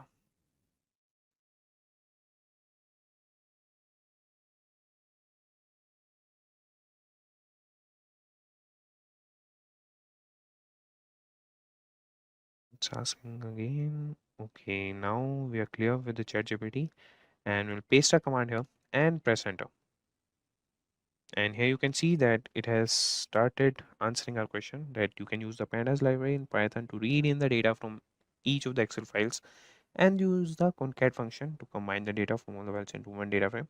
Here's an example of how you would do this. Okay, he's going in a very right manner, and he has imported pandas and then created a data frame, and using the for loop, he is going through all the months, reading the Excel file and appending. Okay, done. And result, he has concatenated, but he has not created the Excel file where we can see all the data, and he has also not printed it. So what we want, so first we'll see what does this code do. As I have seen, so it will concatenate, but it has not created the Excel file in which we can see all the data. So we have copied the code, we'll paste it here, save it and run it.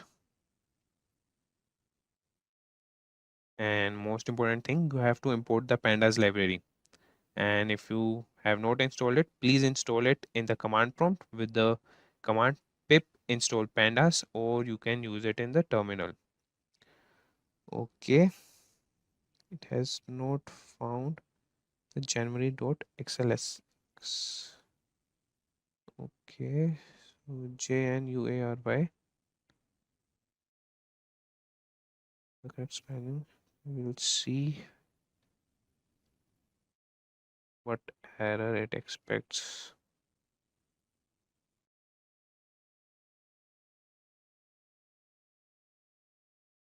We'll save this and run once again.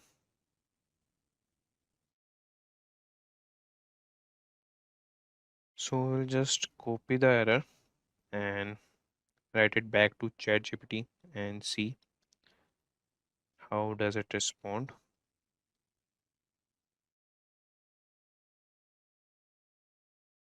Okay, is seeing is indicating that the pandas library is unable to find the Excel file you are trying to read in. Based on the error message, look like the files are not located in the same directory as the Python script. Okay, we'll see that, but we have the Python script and the library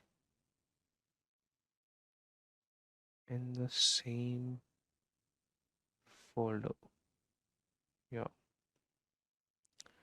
concatenate.py, and we'll check once again here. It's data.py. Yeah, they are in the same folder. And why we have this error? Okay, so the error is we have opened our ideally in the automated Excel using ChatGPT folder, and currently we are in sales folder, so it is not recognizing the directory. So what we'll do, we'll copy all these files,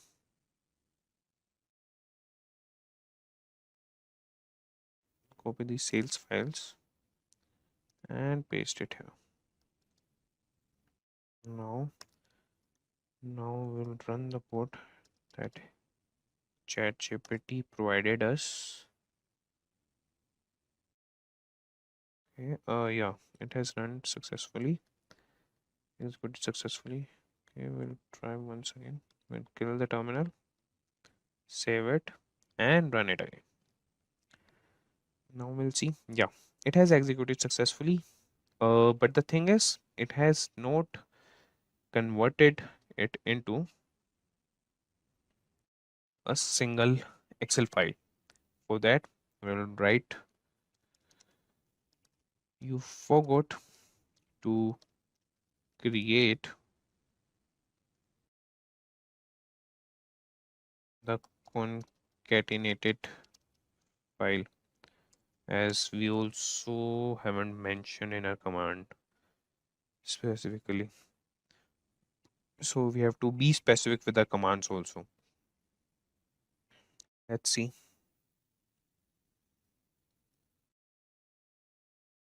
Yeah, after concatenating the data frame to export to a Excel file, we can just write this command.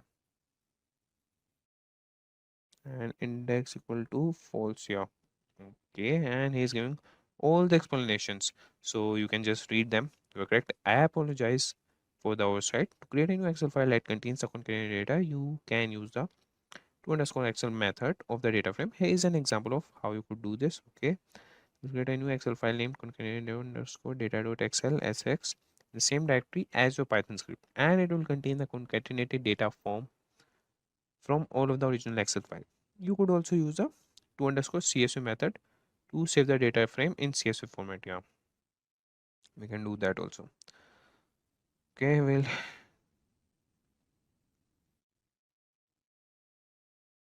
make the XLSX file, and just beneath it,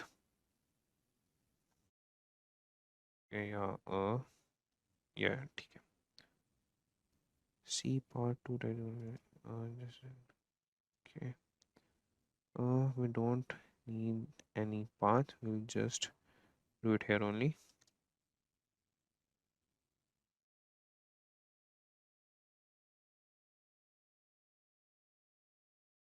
Here result dot to Excel data dot XLSX. So we'll save this and run it.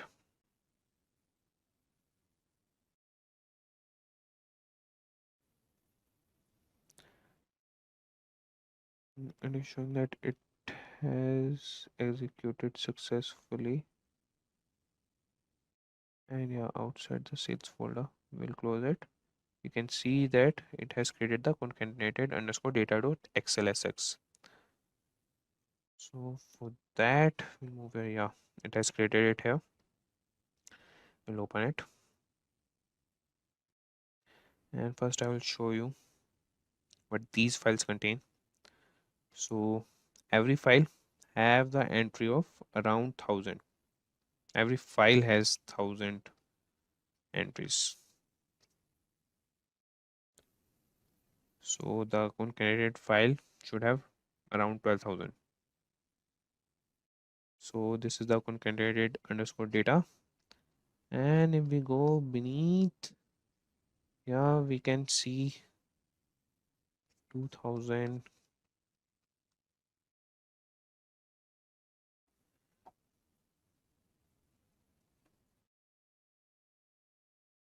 And it's yeah, it says it has concatenated all the data. So yeah, ChatGPT responded, and we have to precise with the commands what we are writing in English, as it has not mentioned to convert it into Excel file. Now when we have written it again, it has done that. Now moving on, we will do the second automation, and for that we'll move back to our ideally, and the next automation we would be doing would be that we will be using the sum and the average function to all the files, that is from January to December files, and we'll use sum and average function. I will show you where we'll use. So it's concatenated data. So we'll open the August file, and here you can see the quantity in the H column. So we'll average down the quantity. So what is the average per customer? And in the J column we have the total cost. So we'll add all the cost in all the files. This is the August file. From January to December, we will do in column H the average for the quantities, and column J will do the sum of the total amount per customer, and we'll get it printed at the last column. That would be, we have the 1000 entries. It's going till H1001, so we would get it printed on H1002, and the sum we would get it printed on J1002. Okay, so moving on, we'll close these files.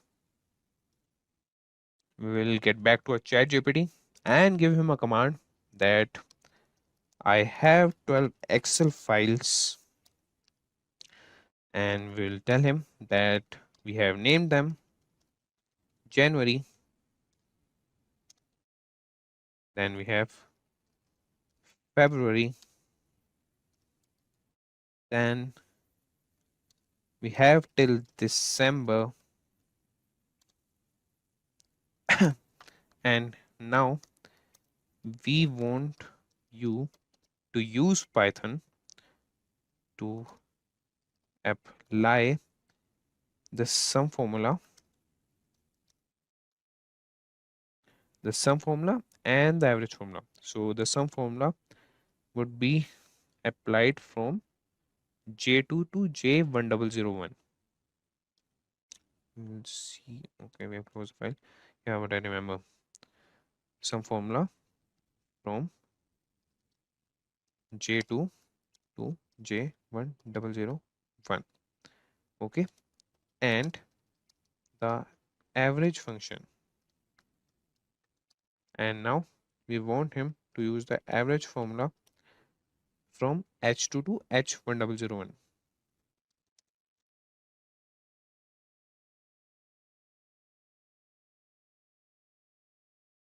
Okay, and that would be in all the Excel files. And we want him to write the results in the cells, and that would be J1002 and H1002 respectively. So we have to be precise with the commands, and we have an error here that is done, and yeah, It's all done. I'll just give this command to ChatGPT and see how it answers. Use the pandas library in Python to read, okay, and perform the sum and average calculations. Good. And then write the results back to the same file. Here is an example of how you could do this. Yeah, we are writing in the same file.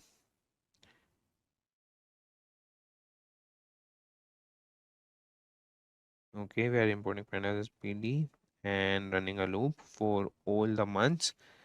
We have read all the Excel files one by one, and we are taking the cell 111 and allocation, okay, and doing the sum and doing the mean of the H column. Yeah, it's good. Excel. Yeah, I think it would do our job. So we'll copy this and create a new file and name it as sum.py. And inside this, we will paste the code that our GPT has provided us, and we'll run this, and it has executed successfully. Okay, no, we got an error. That is at 5.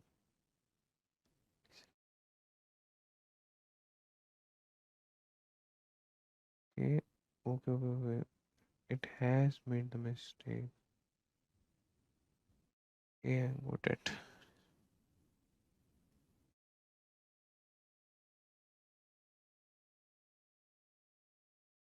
Okay, we'll just see what query we wrote. I have 12 Excel files named January, February to December, and use Python to apply the sum formula from J2 to J1001 and the average formula from H2 to H1001 in all the files, and write the results. Okay, done. We would be a little specific in the cells J1002 and okay. Yeah, we'll once again submit it if we didn't get. Okay, yeah, now he has used the open Excel library. That's good. Yeah, that would be working for us. Let's see what he will provide to us. Yeah. Sheet and clear and okay. Okay. Yeah. Think it can serve the purpose, but first we'll run it. So he's giving us the explanation for what he has written this code. That is, this code will apply the sum formula to the range J2 to J1001 and the average formula to the range H2 to H1001 in all the Excel files. The results will be written in J1002 and H1002 respectively. It is important to note that this code will overwrite the original file so that it's recommended to make a backup. Okay, we don't need that. And we have backup in the sales folder also. So you can also use the read underscore excel and to underscore excel function from panel to read and okay. So we'll try this code.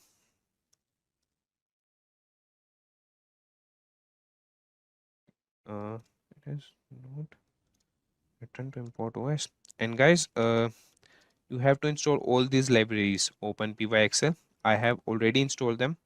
You can search on the browser that OpenPyXL installation Python, and it would be directed to pypi.com.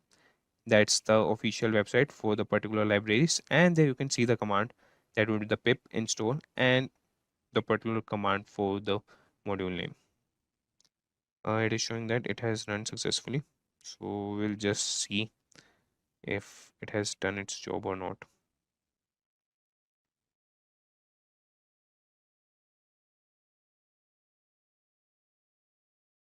And in the April file, we have in the H column, that is the average of the H column, that was the items, and in the J column we have the total sum of the amount of the customers.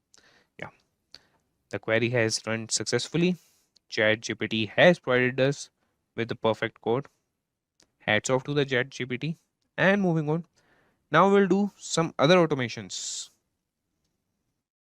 And now what we can do, uh, we have other files, that is phone number and phone number 2, and what it contains,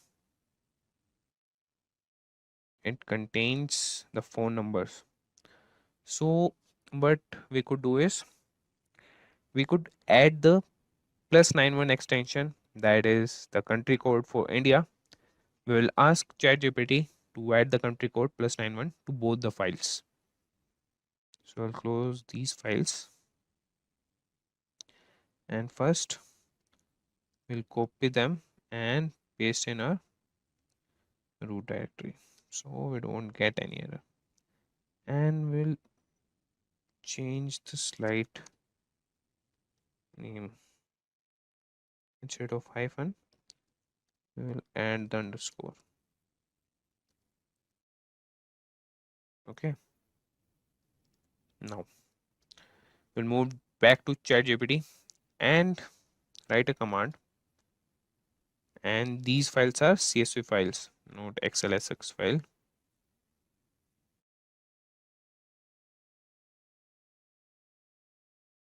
Yeah, these are CSV files. Both the files are CSV files. Other files are XLSX files. Okay, so for that, we'll write the command to ChatGPT that I have two files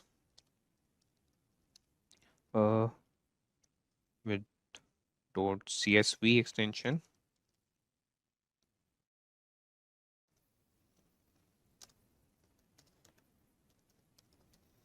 and they are named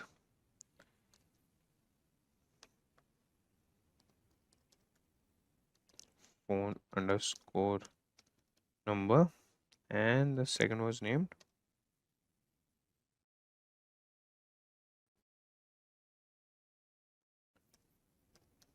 phone underscore number underscore 2. Okay, so we have told the ChatGPT that we have two files, and now we'll tell him to use Python to add the country code, add the country code +91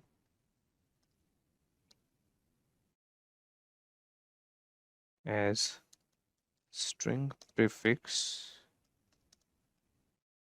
and that would be adding as a string prefix, else it would only show 91, it won't show plus. So we'll see if ChatGPT understand that or not. As string prefix in both the CSV files with column name that was phone.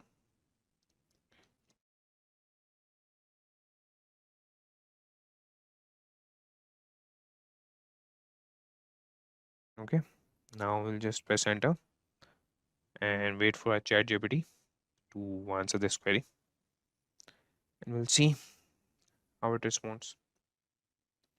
You can use the pandas library to read as well. Okay, and the prefix to the phone numbers and the modified data package is all okay. Hey, then I could do this. Okay. Phone number and okay, both the files. Now we are reading files and the phone directory. It's heading as type string. Okay, it has understood that. And to CSV, and this code will hit in both the files. Yeah, I think this will work. We have copied the code. This code will read in both CSV files and the +91 string to the phone numbers and write the modified data back to the CSV files. It's important to note that this will overwrite the original file, so it's recommended to make a backup of the original files. Okay. You could also use the apply function to add the prefix to the phone number in the column. Okay. So, okay, yeah. We can do this also with the lambda function. And that's good. This will also do a job. First, we'll see this, and we will create a file for this automation and name it as countrycode.py. Okay, and we'll paste the code here and run it for you guys. It's showing that it has executed successfully. Yeah, it has executed successfully. So we'll just go back to our files and see whether they got +91 as a prefix or not. Okay, the numbers. Okay, the files got only 91 as the column. It's still in the number format. It hasn't converted into string format. We'll see the second code also. Like, yeah, it has converted x into string. Okay, lambda x. Okay, we'll see whether it's working or not. Like, it has worked. And the issue is we have changed the files permission denied. Okay, we have opened a file. We'll close it. Don't save. Save this and run it again. Now it shows it has executed successfully. We'll open the files, and now if we see, it is showing, yeah, now it has added 291s. Yeah. So no issues. The thing is, first we have to transform it into the string format, and then we can add +91 as a string to that string. So ChatGPT misses with the slightest implementation of the code. Now, moving on, we'll see this command later. If you want to see how we can add +91, I will tell you how to write that code. Okay. So now moving on, we will do another automation, and you would be glad to know that ChatGPT improves the existing code. Like in the first automation, it has concatenated, but it hasn't converted the concatenated file. Like, it hasn't created that file. It had created the file when we have written to it that you forgot to create that file. So ChatGPT, it modulates the existing code also. And moving on, now in any, okay, well, open the concatenated underscore data .xlsx, and inside this, okay, we have the product line. So what we'll do is we will change the name of the electronic accessories to electronic equipments, and home and lifestyle to lifestyle. Now we'll automate this process, and we can do this automation in all the files also from January to December. So we'll do that only. Okay, now here we will command is, okay, now we'll command the ChatGPT that using Python iterate through all the Excel files in the directory. So we are asking him to iterate through all the Excel files in the directory, and we'll ask him to replace what was electronic accessories.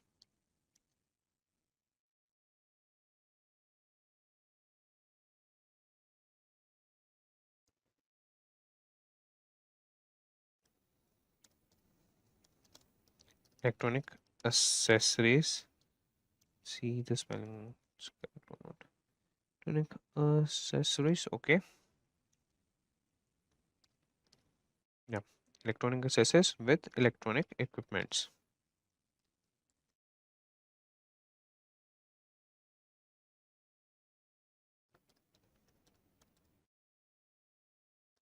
And we'll also ask him equipments. So, is there any mistake? Okay, we'll do equipment only. And home and lifestyle. We have chosen, yeah. And home and lifestyle. And we'll change it with only lifestyle. Okay, so using Python, we are iterating through all the Excel files and changing these. That would be in each Excel file. So we have to be specific with a written language. And now we'll save the modified workbook in we'll create another folder, and in that we'll save the files. Okay, save the modified file in the output folder,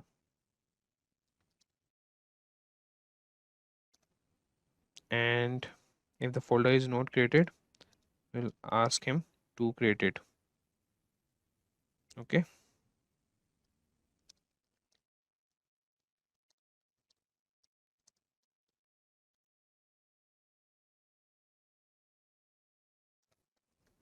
then create one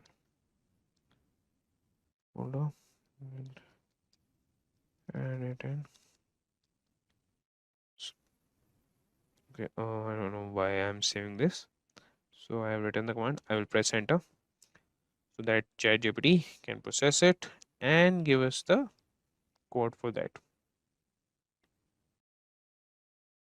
So it's showing us, sorry, that was showing us. You can use the OS library to iterate through all the Excel files and directory, the pandas library to read in the files and make the changes, and to save the modified files. Okay, here's an example of how you could do this. Now here we have imported OS pandas as PD, and it has written the code. We'll copy that. This code will iterate through all the Excel files in the current directory, replace electronic accessories with electronic equipment, and home and lifestyle with lifestyle in the data frame, and then save the modified files in the output folder. If the if the output folder doesn't exist, the script will create it. You would also use replace function to replace the values in the column. Okay.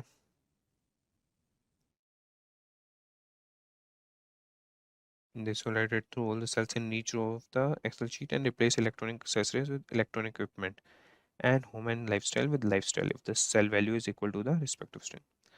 Okay, we have copied a code, and now we will create a file and name it as iterate.py. We'll paste the code here and run it for you guys. The code has been executed successfully. Now we'll see. We'll open all the files. Not all, but yeah, we'll open some. That was the previous one, electronic accessories. Okay, so it hasn't changed in this. Okay, we will open another file and see if we code the changes in that or not. That also states the electronic accessories, so it hasn't done its job. So we'll move back to GPT and use this code if it functions, else we'll write back to the ChatGPT. Showing good. Okay.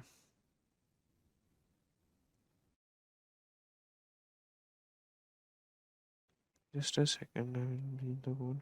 Okay, we are using the replace and find in exchange. Okay, so for here we have to import the OS done load underscore book, and for that we import this.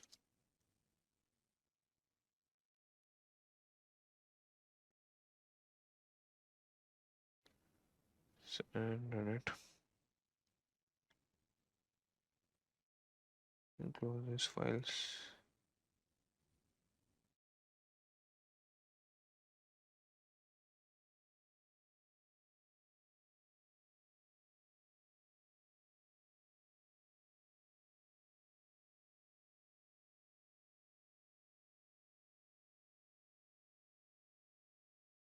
Okay, now we'll see if we quote our solution or not. No, it's showing electronic accessories and home and lifestyle. So ChatGPT doesn't got the code to change them. So we'll ask him another time and with a different language this time.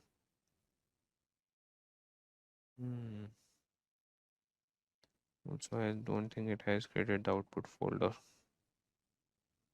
It has, oh, sorry. I'm really sorry. What I have done is my mistake.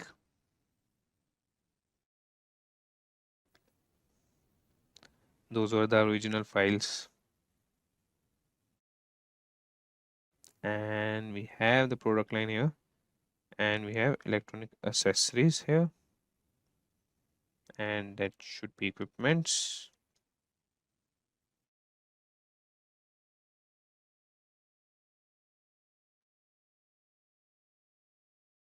Okay, we have electronic accessories and lifestyle. Let me see my command. Okay, I have asked him to change electronic accessories with electronic equipment and home and lifestyle with lifestyle. So it has changed only lifestyle. We'll see.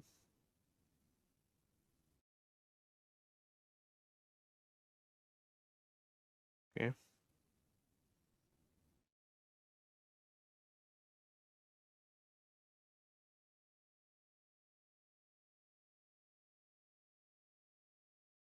Okay.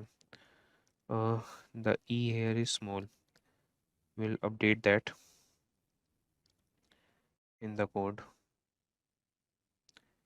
You can write this back to ChatGPT also.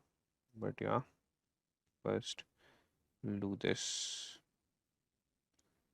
And what are I showing?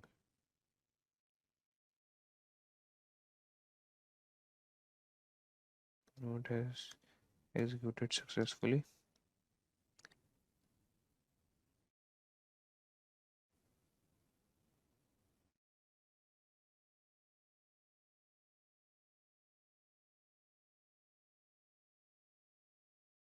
Okay.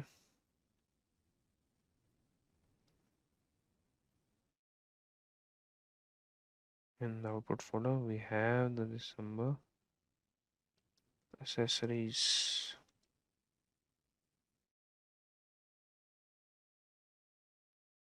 That's it, the capital E. Okay, okay, okay, okay. So this code is giving us error. We'll see the last code. We'll copy that and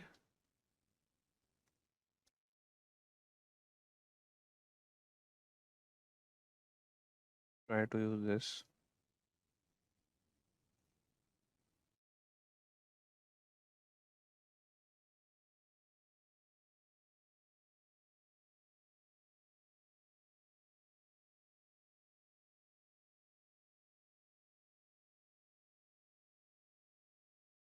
And close the terminal and run it again.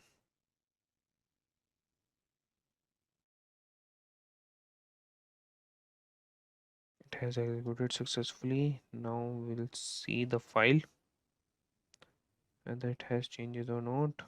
It has not. Now we'll ask the ChatGPT, what have you done, brother?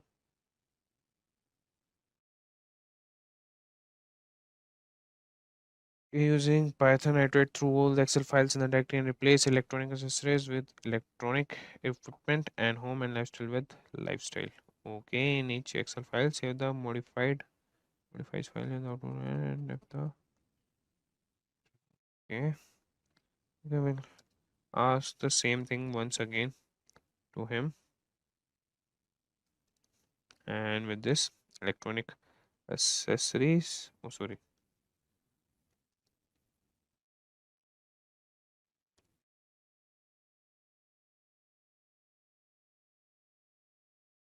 And save the modified file, the output folder, and get a folder it doesn't exist. Okay.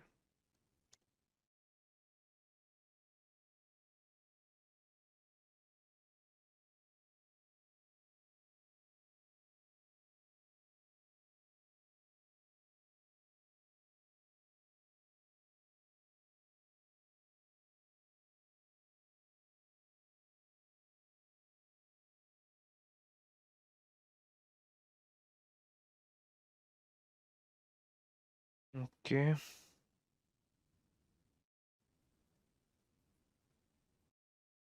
This is the same code as the above one.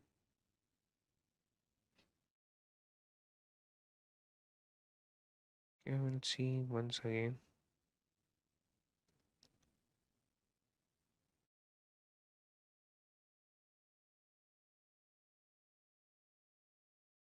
Still close these files.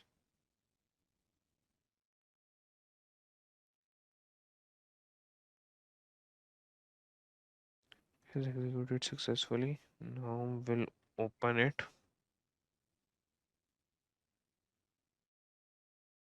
And now we can see that it has changed to electronic equipment. Electronic equipment. Yeah, now it has executed successfully. Maybe there would be an error with us while copying it, as we have also created the output folder, but we forgot to see in that folder. Maybe that could be the error from our side.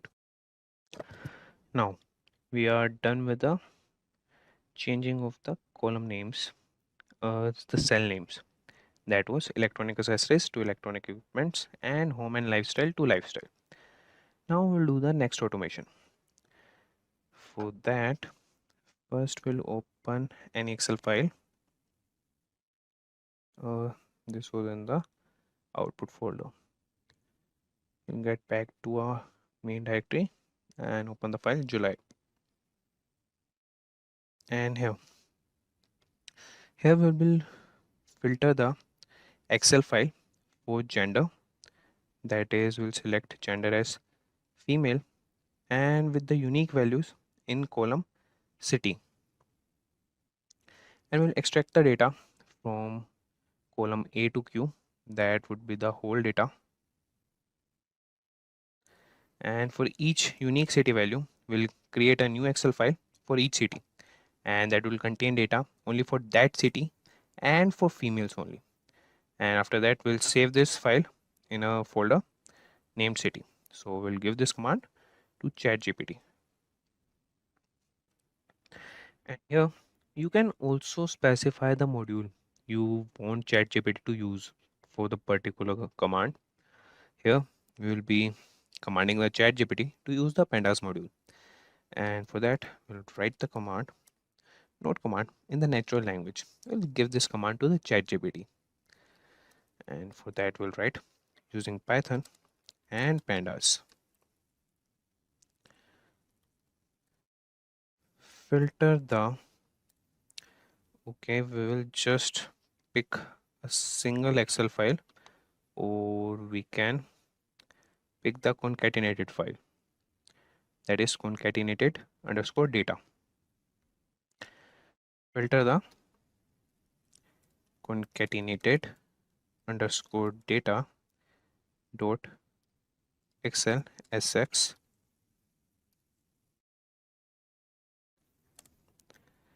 Excel file, and that would be for gender, female, and by the unique values in column city.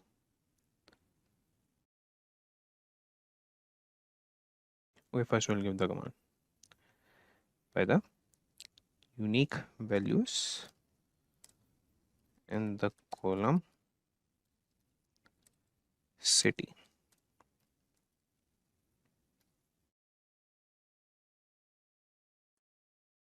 And after that, we want to extract the data from column A to Q, that is the whole sheet. Extract the data from the column A to Q, and for each unique city value.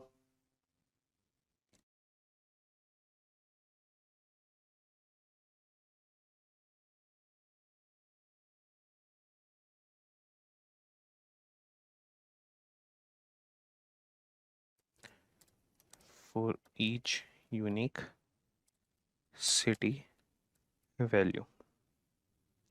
Now we will extract the data, and now we'll create a new Excel file.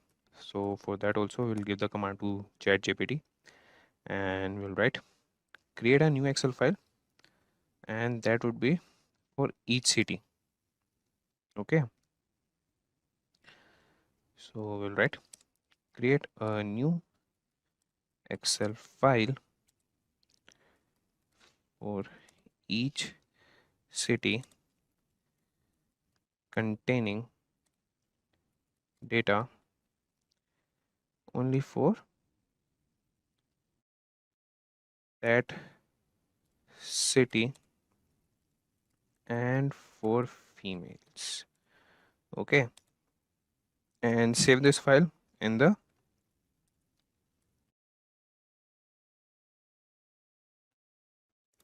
city folder,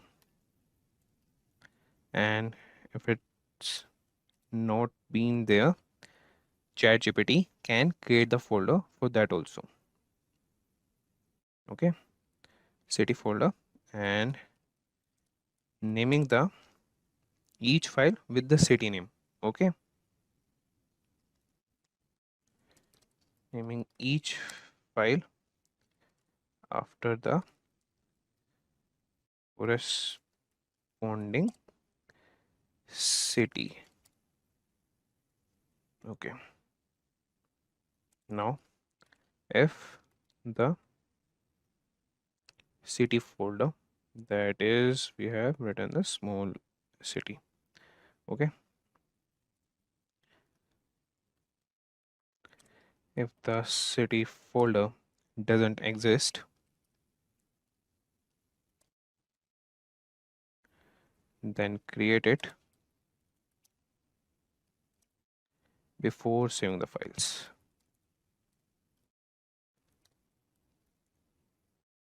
Okay, now we have given this command to the ChatGPT, and it has responded us with, you can use the pandas library as we have already mentioned to use that to read in the concatenated underscore data dot xlsx file and filter the data for gender female, group the data by the unique values in the city column, and extract the data from the specified columns for each group.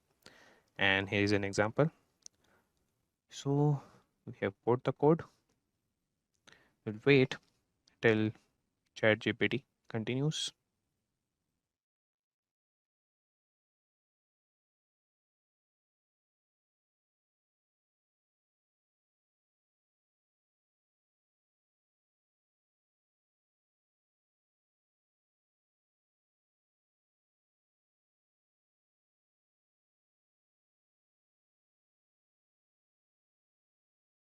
And we can see that the ChatGPT has completed, and we will copy this code for setting open female data. Just see related gender equal to female city. We'll make the directory for city, and for city group in female data dot group by. Okay, city And you could also use the assign method to filter the data frame for female gender. Okay, first we'll see this, and for that we will create filter.py and run the code. It has been executed successfully. So now we'll see that the city folder has been created or not. I'm not able to see the city folder.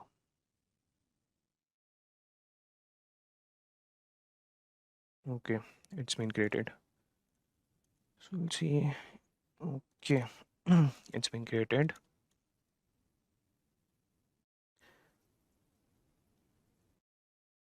Man, it's still empty. So we'll give time. Okay, and we got an error. Okay, okay, we'll pass this error to ChatGPT first, and after that we'll see what's wrong with this.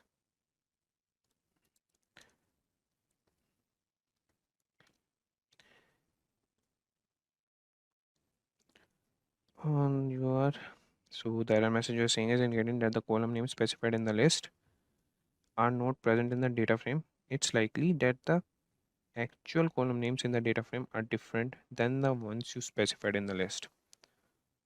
Okay, you just see the list, that is concatenated data. Go back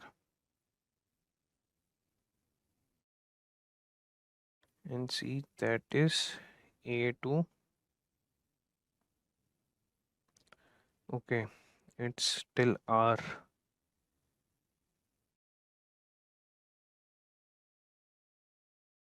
Okay, we made a little mistake here. So we'll just change our command. Yeah, this is it. And instead of Q, now we'll write R and save and submit. Now we'll see what it would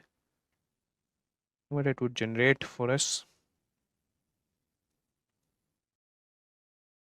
We'll close this.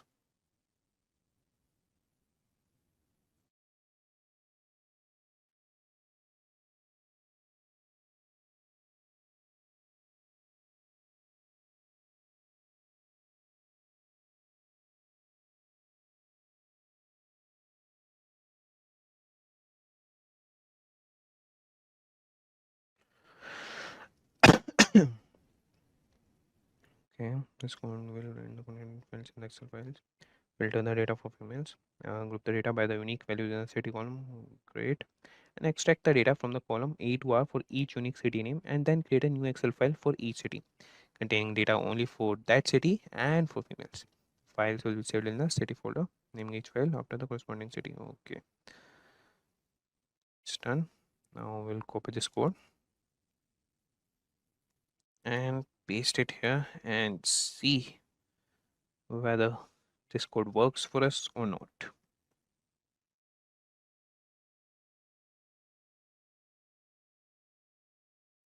So it's been executed successfully.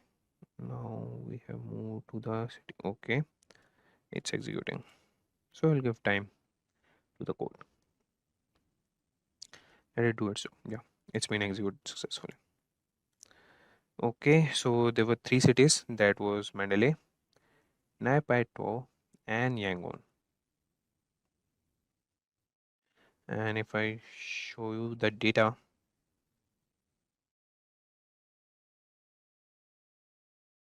you could see there's three cities, and it has created the Excel files with the name of the cities only, the unique cities, and it has extracted the data for the gender female. Now we'll see those files. Close this.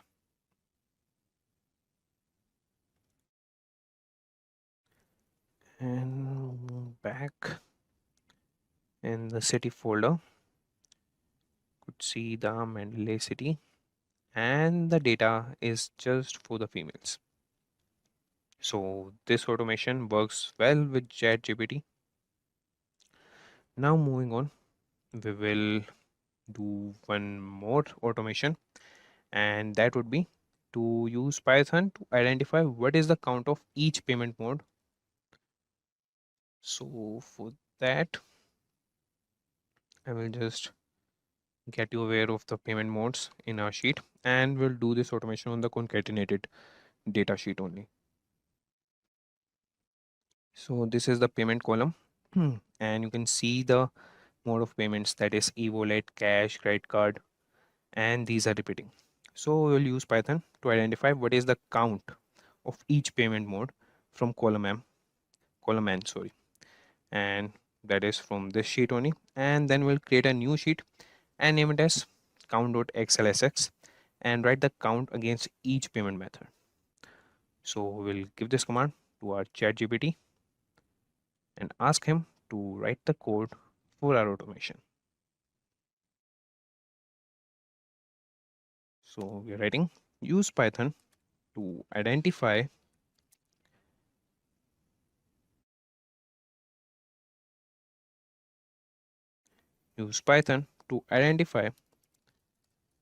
what is the count of each payment method from column, and the column was n, from column n, and that was an concatenated underscore data dot xlsx sheet, and create a new sheet named count.xlsx and write the count against each payment method. Okay. Now we have given this command to a ChatGPT, and we'll see what it offers to us. You can use the pandas library to read. Okay, that's the same value counts function to get the count of each payment method. Okay, and you can use the toXL method to the data frame to write the count to a new sheet. Okay, that's good. And he has imported the pandas library and created the df variable in which he has read the concatenated file and used counts function with the payment method and column equal to payment method. Okay, the column name is payment, not payment method. I think it would generate an error for us. So Python of each one method from column n, and we will specify column m n that is named payment, as it has used payment method here. You can see that it has used the column name as payment method. So we will specify this. We have to be very specific with our commands for these automations. For simple tasks, you can use simple language, like complex sentences, or you have to mention every detail. But for these automations, you have to use them.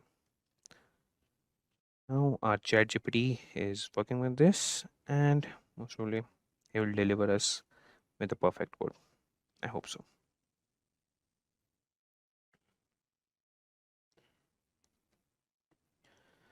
Okay, it has read and the value count, and it has exported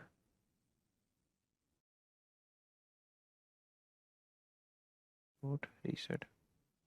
You would also use the group by function to group the data by the payment method and use the size function to get the count of each payment method. Okay, we'll see this.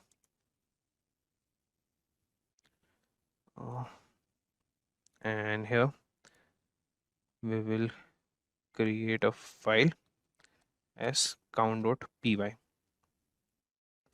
and in this file we'll paste the code delivered us by the ChatGPT.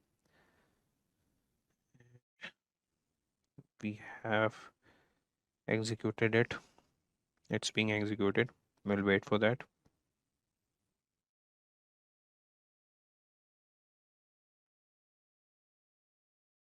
It's been executed successfully. So we have back to our folder, and we have to look for file count file. Yeah, count file. Okay.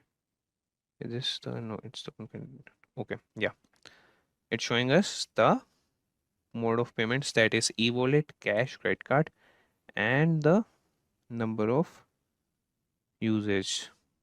Yeah, 448,003. 12. Yeah, it's 12,000. That was the whole entry of the concatenated underscore data dot xlsx. So we have done with this automation, and now we'll do one last automation.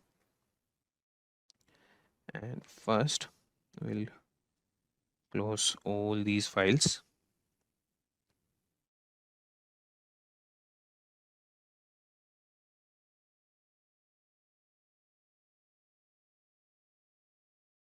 Okay, and moving back to our ChatGPT, and now we'll rename all the 12 Excel files, that was January, February to December, and we'll add the word car sales just before the month name. We will just add the prefix before the month name, and for that we'll give the command to the ChatGPT in the natural language, and here only we'll change it in the main directory only, as we have the copy of all these files. So for this, we'll write the command use Python to rename all the 12 Excel files named January,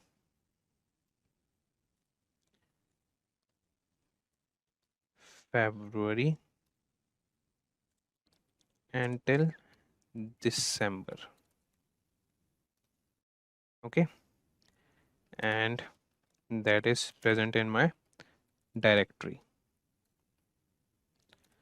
And what we have to do is we have to add the word, we'll add car sales. Okay, car sales in front of each file name. Okay, so what it will do is car sales underscore January, car sales underscore February, and so on. So we'll wait for the ChatGPT. You can use the OS library to iterate through all the Excel files in a directory, and then use the os.rename function, okay, to rename the files. Here's an example of how you could do this. Go to OS, and we have the months.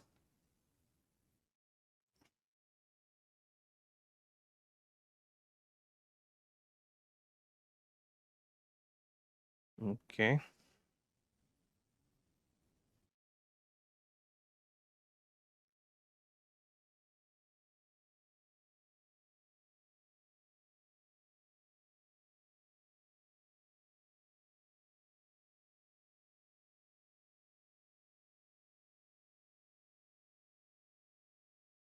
This code will iterate through all the Excel files in the current directory and add car sales in front of each file name.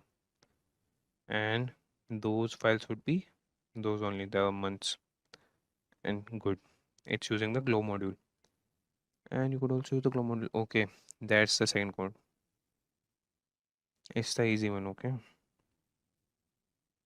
But we'll go with OS first. And get back to our ideally, and name the file as rename.py. And here we'll paste the code and run it. It's been executed. We'll move back yeah, you could see that car sales have been added to all the files. And with that, we have done with our automations. And if you want, you can also submit your code to ChatGPT and ask it to add comments to your code so that it could explain you what that line does or what that function does. It would explain very tediously. And if you want, you can also try ChatGPT to automate many office tasks. You can automate PowerPoint for that and do many more tasks with ChatGPT. Did you know that 93% of online experiences begin with a search engine? That's a massive audience you are missing out on if your website isn't ranking high on search result pages, that is SERPs. But SEO can feel challenging, filled with complex algorithms and ever-changing practices. Enter ChatGPT, the AI assistant that's like having a secret SEO weapon in your arsenal. By using its language processing power, you can put it into work and watch your SEO results explode. With the help of it, you can generate keyword ideas that drive targeted traffic. You can craft compelling content that keep visitors attracted. And you can also optimize your meta descriptions and titles for maximum clicks. So in this video, we will understand how using ChatGPT, you can boost your SEO strategy backed by actionable insights and metrics that matter. So in this tutorial, we will cover finding a title, generating the content, how to modify the content according to you. Then we will understand SEO prompts for statistics and FAQs. After that, we will understand plagiarism check, meta title and descriptions, and in the end, ChatGPT for summary. Alright, so now before using the ChatGPT's abilities to enhance SEO in your system, we need to install an extension. That extension is known as AIPRM. So the AIPRM extension is a powerful tool designed to enhance ChatGPT capabilities, especially for SEO and digital marketing. This extension integrates with ChatGPT, enables it to perform advanced tasks that improve your online presence. With AIPRM, you can optimize your content for search engines, ensuring higher rankings and better visibility. So let's first understand how to add this extension to your Chrome browser. So this is our Chrome browser. Here we'll go and we'll type AIPRM extension. Click on enter. So this is the first link basically. We'll click on it. And this is AIPRM for ChatGPT. Don't get confused with any other extension. This looks like this. And now we'll click on add to Chrome. And then add extension. And that's it. Now let's just click on allow. And it is integrated, I believe. Yes. So as you can see, it is also showing a quick start tutorial. Select a prompt template, enter the word phrase or more, send message. So we'll click on get. If you want to view tutorials, you can click on this. Otherwise, you can get started with AIPRM. So as you can see, the whole layout, the whole interface is changed. There are a lot of things over here. Let me explain to you guys what all these things are. Alright, so there are various options under public and on, from which you can filter prompts by topic, as you can see, or activity. And then prompts can be sorted by top videos trending, as you can see. And there are actually 4892 prompts available, and you can see the first 12 on this page, as you can see. And some examples of prompts here is like you can say Yoast SEO optimized content writer, human written 100% unique SEO optimized article. So these are the examples of prompt. Now first of all, we'll ask ChatGPT to write a blog post for us on, let's say, fitness. All right. So we'll ask ChatGPT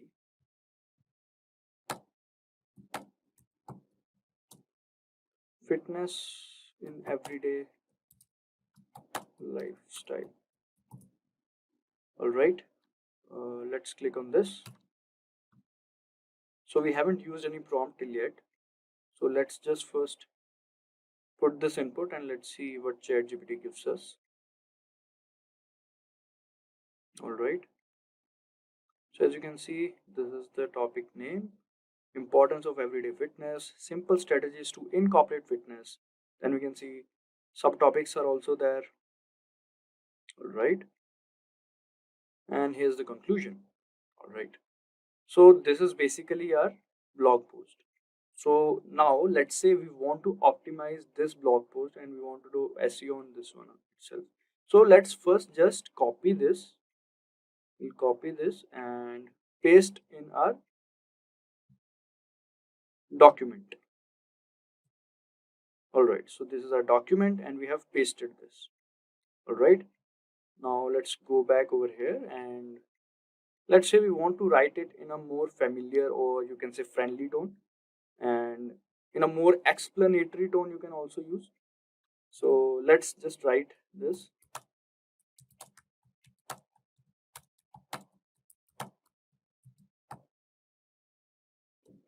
Don't worry about the spelling, guys. ChatGPT take care of this.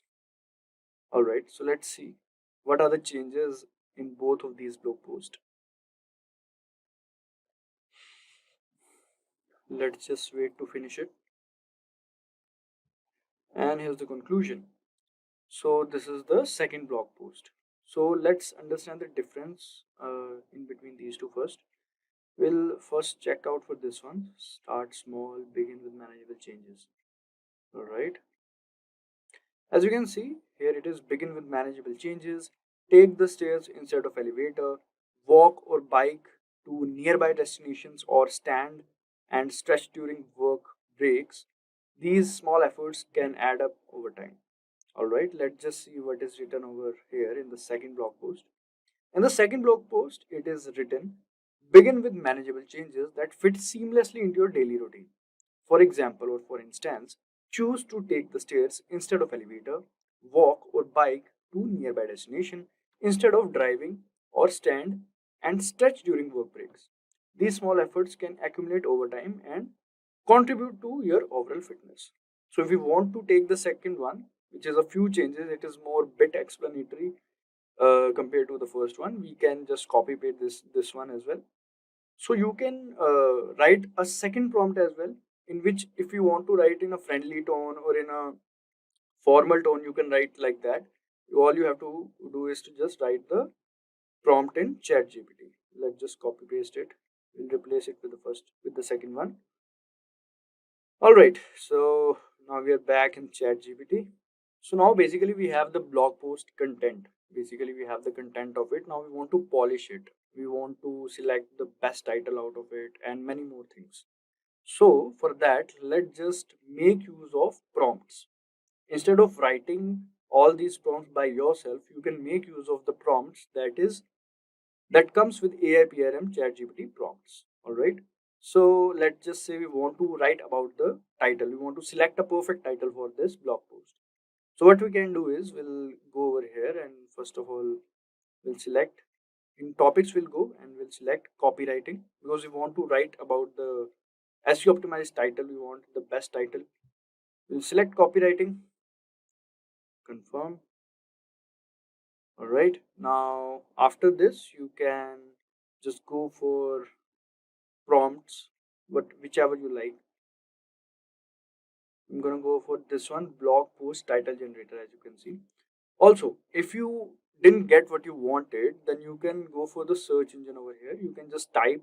Let's just say if you if you're writing a script basically and you want a perfect title for it, then you can write a script generator or something like that over here. Automatically, whichever prompt that are relevant to it will come. All right. So we have selected this one, blog post title generator, because we have to create a title for our blog post. We'll click on this. And now all we have to do is to write the name of our blog post. The name of our blog post is, we'll select everyday lifestyle, fitness in everyday lifestyle. Let's just select this one. All right. Now, as you can see, you can select the titles to write. It is 5. Let's just select 10. All right. Now, the language you can select English, and many more languages are there. We'll keep it in English itself. Tone, emotional or default. Let's just be default itself. Poetic, default. default itself. We'll keep it like this. All right, now click on this. Let's just see. So according to ChatGPT APRM prompt, these are the 10 best titles that we can implement in our blog post.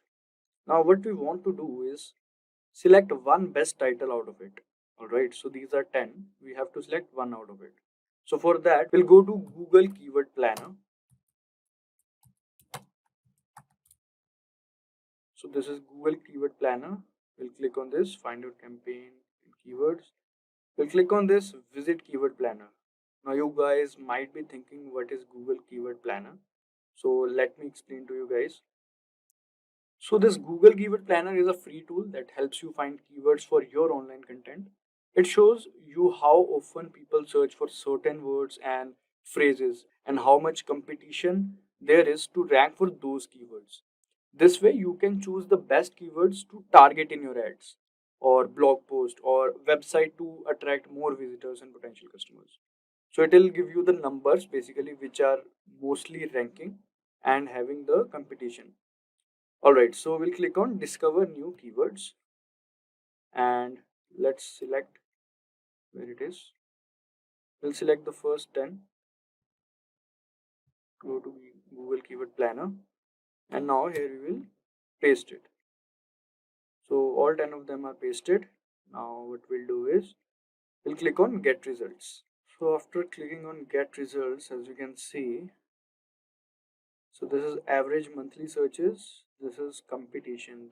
We want the maximum monthly searches, fitness, healthy lifestyle, and low in competition. So according to your preference, you can select from here, and whichsoever this is 100k to 1 million, and many more topics you can select from here, which has low competition. So as you can see, this treadmill has more average view 100k to 1 million, but the competition is also high, so we should keep the competition low as well. So we should keep in mind, so we can select our best title from it, so whichever suits. All right, after selecting the best title, we can go to our what we call this blog post to change the title. So this is the new title. Let's keep it like this.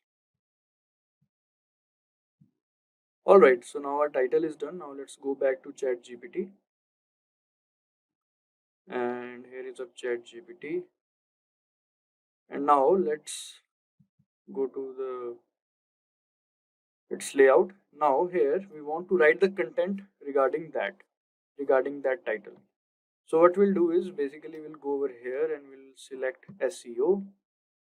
And once we have selected it, we'll select this prompt, human written 100% used SEO optimized article. Now based on that title that we have generated, we'll write a complete content on it. We'll use the help of this prompt. So as you can see, GPT 3.5 Turbo, GPT-4, GPT-4o. We'll select this and paste our title. So this is our title, transform your life, how everyday fitness can boost your health. So now this prompt will generate the content based on this title. All right. Now let's see. So as you can see, transform your life, how everyday fitness can boost your health. This is the content outline, the article outline you can say.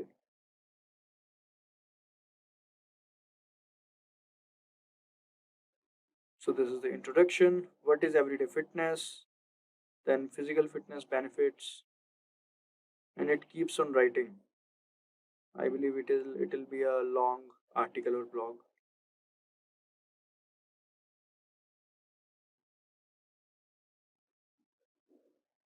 So you don't have to write too many prompts for this. You can just do this and the whole thing will take care of it on.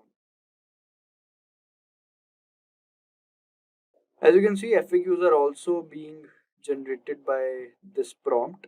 Otherwise, we would have wrote another prompt for the FAQ. And many things are there that should be in there in the article or blog. So yeah, now we can select our article or blog, we can say. So we have the title. We don't want the outline, let's say. We'll take it from here. from the introduction. It's a long article, I believe. As you can see, this last question is not completed, but you can click on continue generating and it will complete that. We don't want the last question. I think 3 questions or 4 questions are sufficient for us. So now as we have copied it, first of all, we need to make sure that our content is unique. It is not plagiarized, because we can't publish or use the plagiarized content. So we have to be sure that we are using the unique content. For that, we'll have to go to this site known as Dupli Checker. We'll click on this first link, and now as you can see here, we can copy and paste it. We can just exclude this last question as I told you. All right, now our content, our article is pasted. Now we will check the plagiarism.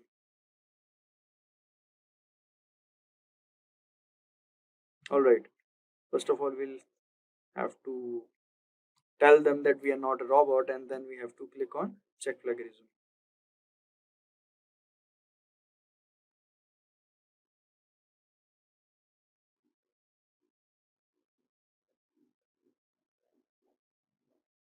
All right, so it is showing maximum 1000 words allowed per search.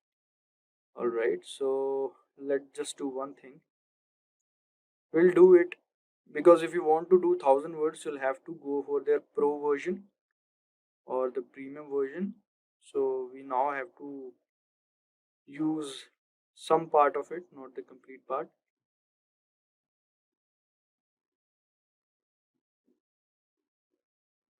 It's actually a long article. So from the role we'll take.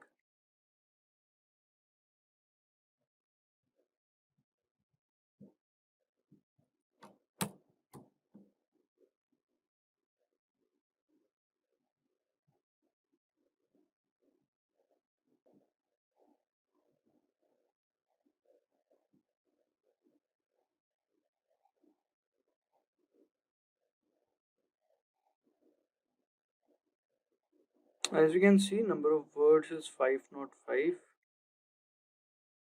and result found 0% plagiarism, 12% unique.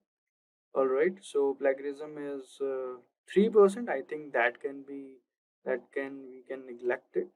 And now let's check for the rest of this one.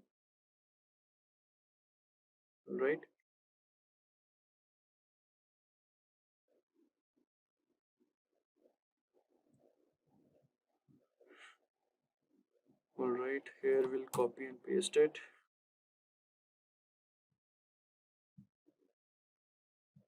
Check plagiarism.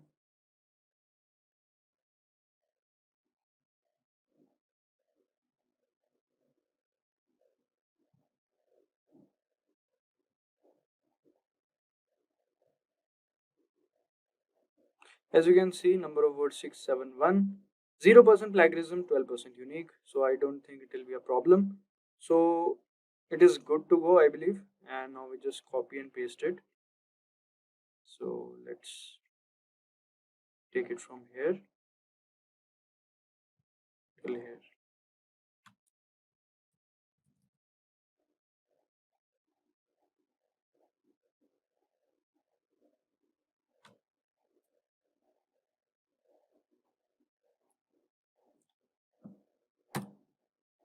All right, so this is our content now. So our content was not plagiarized, but let's just say if it is plagiarized and is not unique. So what should we do? Then we can simply put a prompt in ChatGPT that make it non-plagiarized or make it unique or rephrase it.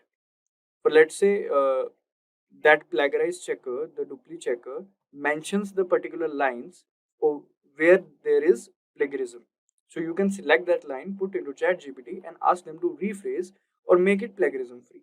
By doing this, you can make the complete content plagiarism free. It is very easy. Or else you can use a prompt from AIPRM. As I told you, all you have to do is to just type plagiarism free content writer, and a particular prompt will come. You can just put your content in that prompt, and the rest ChatGPT will take care of.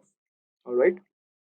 Now, to boost your SEO strategy, you must focus on EEAT, that is expertise, authoritativeness, and trustworthiness, and keep that human element strong. Use ChatGPT to improve your content with interesting verified facts and relevant examples. Create a FAQ section to answer common questions and look for any missing information to fill in. These steps will help you make high quality content that connects with your audience and ranks better in search engines. So for that, we'll write a prompt to ChatGPT to include the what we call FAQs and the statistics. If you want to make use of statistics and FAQs and include it in our content, so how should we do that? Let's just understand it. Let's come to our ChatGPT again. Now here what we'll do is we'll write a simple prompt saying no. First we'll go to the new topic. Now here, because otherwise it will keep on writing in that prompt itself. Alright, we'll write please add to what we call stats, or you can write statistics, and one analogy and a FAQ section with answers to this content draft to increase engagement. All right, now you want to if you want to paste a particular section of your content, you can also do that, or else you can paste the entire content. It's as per your choice. So let me just paste a particular section. Let's just paste this one, and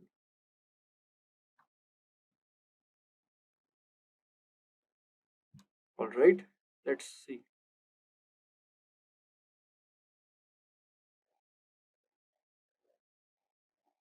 All right, so as you can see, statistics.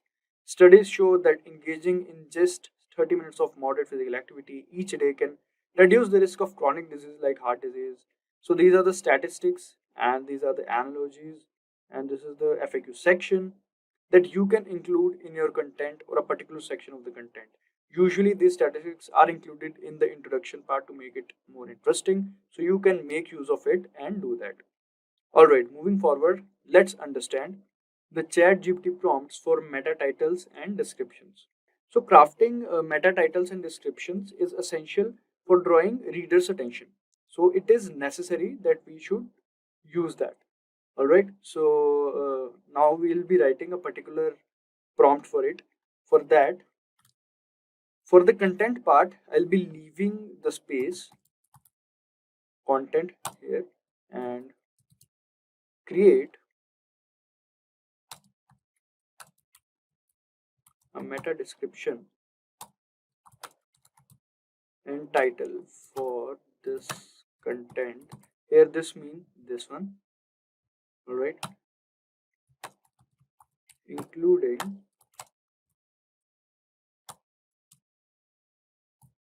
the keyword. Now here we'll mention the keyword. All right, so whatever is the focus keyword or the primary keyword you want to include it in. All right, and make it easy to read and add a CTA. So let's just paste our content over here. So where is our content? This is our content, and let's just use this one again. You have to use the entire content, but I'm just showing you, so you can use this one itself. It will be more than enough. You don't have to worry about it.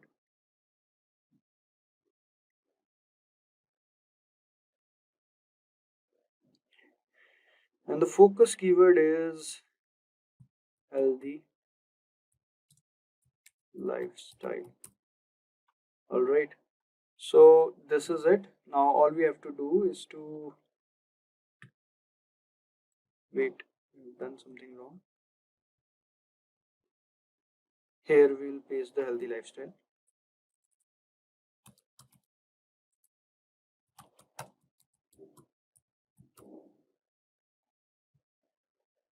And as we can see, title, transform your health with everyday fitness. This is meta description. Discover how incorporating everyday fitness into your routine can transform your health. This is meta description. This is CTA. Ready to transform your life? Start incorporating everyday fitness into your routine today. So you can make use of it using this prompt. And yes, now let's understand the ChatGPT prompt for writing summaries. So now, like writing blog summaries and posting them on LinkedIn and Twitter helps you reach a wider audience. By sharing engaging snippets, you can attract more visitors to your blog, increasing traffic to your website. This practice also establishes you as an expert in your field, building your brand and reputation. So, social media platforms facilitate interaction through likes, shares, and comments, boosting engagement with your content. So, posting a blog summary in your social media like Twitter, LinkedIn, etc., will be helpful for you. So now let's just write a particular prompt in ChatGPT for creating that blog summary for us. All right. So let's make use of it. We'll write, please create 100-word summary of this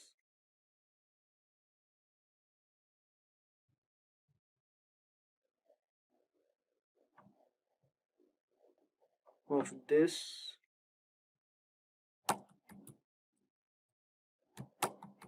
post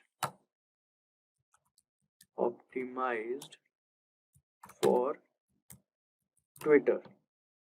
So as ChatGPT already have your content, so you don't have to worry about repasting it. So let's just see.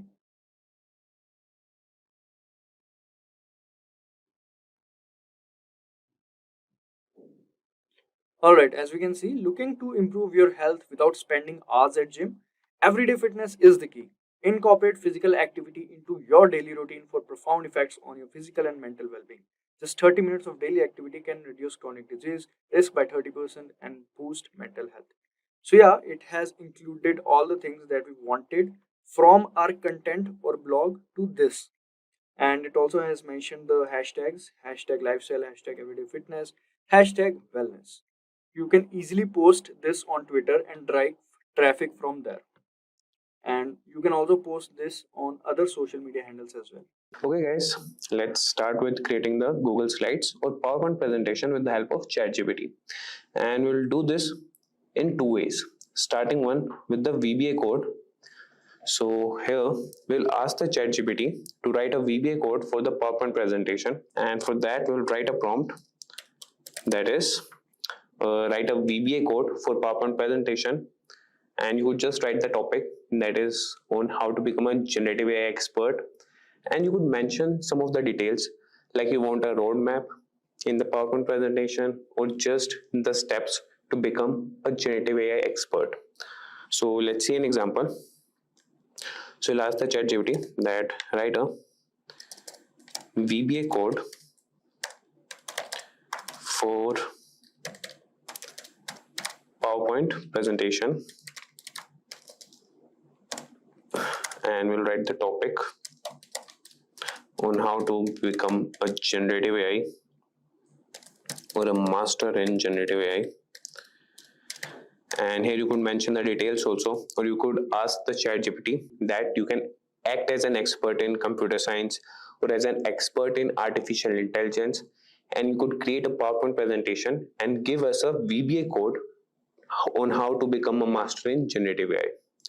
And you could ask him that I want the slides in a manner, or you could just list the slides that on slide 1 I want the problem faced by generative AI experts, then in the next slide I want what skills, and on the next slide, that is slide 2, I want to know what skills that generative AI expert should possess, and in slide 3 I want the roadmap, and in the upcoming slides I want all the roadmap skills or the roles to be explained in a good manner that I can understand, or I can use this PPT for for students to get them understand.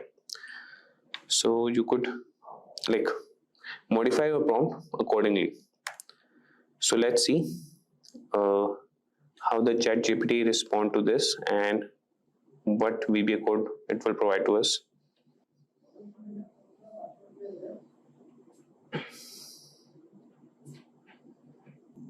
So you could see that ChatGPT has started generating the response, and you could see here that to use this VBA code, you'll need to access the VBA editor in PowerPoint, and for that you just need to press Alt plus F11 and then insert a new module. I'll show you how you could insert the VBA code in PowerPoint. Till then, here's generating the response. We'll come back here. So this is the developer option that we need to unlock. So just click on the blank presentation, and coming on the blank presentation, just right click here and you could see the option customize the ribbon. So this is the ribbon, the whole thing, this is the ribbon, and you could see the options here. And this is the developer option, which I have already tick marked, that is it is accessible in my ribbon here. So we'll make it accessible, and here in the developer option you have to click on Visual Basic and then insert user form. Then we have module here, click on the module, and here we have to paste the VBA code that will be provided by the ChatGPT. As you could see that it has provided the code, and there's another method, that is you just press Alt plus F11 and then you will come on the particular slide here. Then you have to go here and use the module and paste it here. So we will copy the VBA code, get back here, paste the code, and this is the button you have to click, that is run sub or user form. Just click on it and you could see that it has provided the PowerPoint presentation. So it is the basic presentation, as I have not commanded the ChatGPT, or I have not modified my prompt accordingly. I have just used the basic prompt that just generate a basic presentation on how to become an expert in generative AI. So you could modify your prompt accordingly on how you want your presentation. And for the design thing, you could use any template or layout. So we have the design here, so you could use any design what you prefer. So you could see that it has applied the design to all the presentations. You could ask the ChatGPT if you want to have more text heavy, and if you want to generate images also, you could do that with the help of DALL-E. So now moving to the next method on how we can create PPTs or the PowerPoint using ChatGPT. This is the one method that is using the VBA code.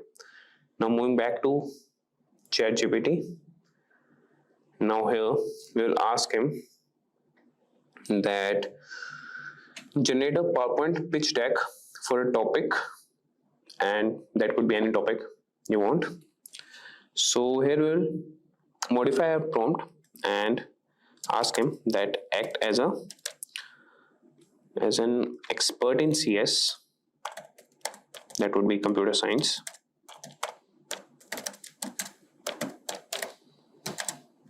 and I want him to generate a PowerPoint presentation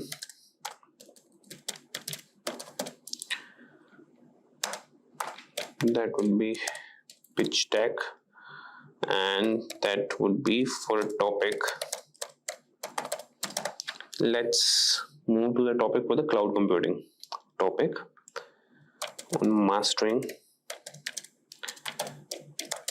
cloud computing.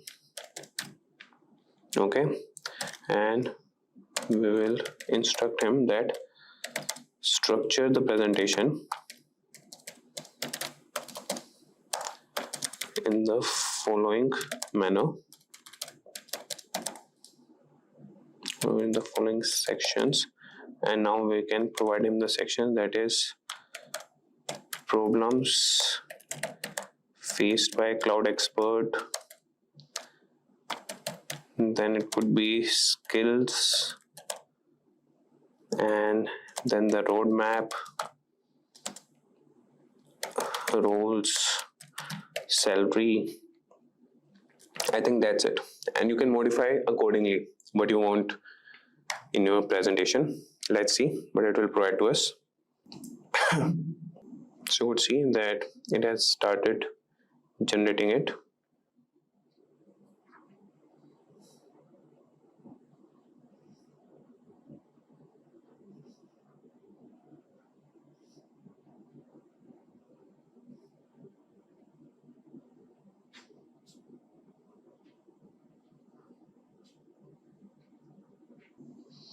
So what we'll do here is we'll open the Word here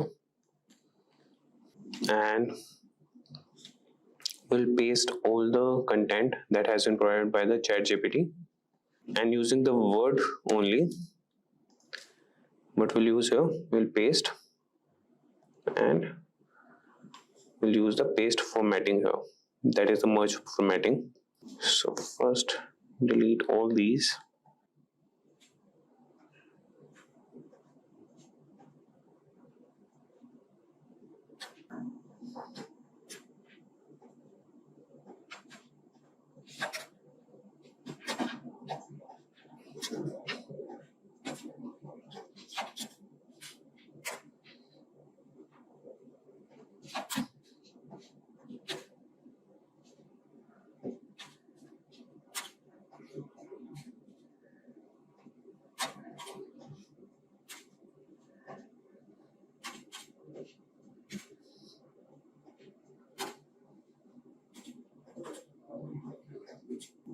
Okay, now we have the content here, and we don't want this also. Now moving to the view outline, and here what we'll do, we will make these like the titles. We'll just get back and use Control H. We'll find all the slide titles and replace them with a space. Okay, and there are colons also. So we have made the replacements here. Now for the content part also, we have to make that replacement. So we'll use the Control H only, and what we have here is content, and we'll replace it with like nothing, that will be empty only, and subtitle. So yeah, our Word document is here. Now moving to the view outline, and here what we'll do, we'll make all this, that is the heading of the slides. We'll select all of them and make them as level 1, and all the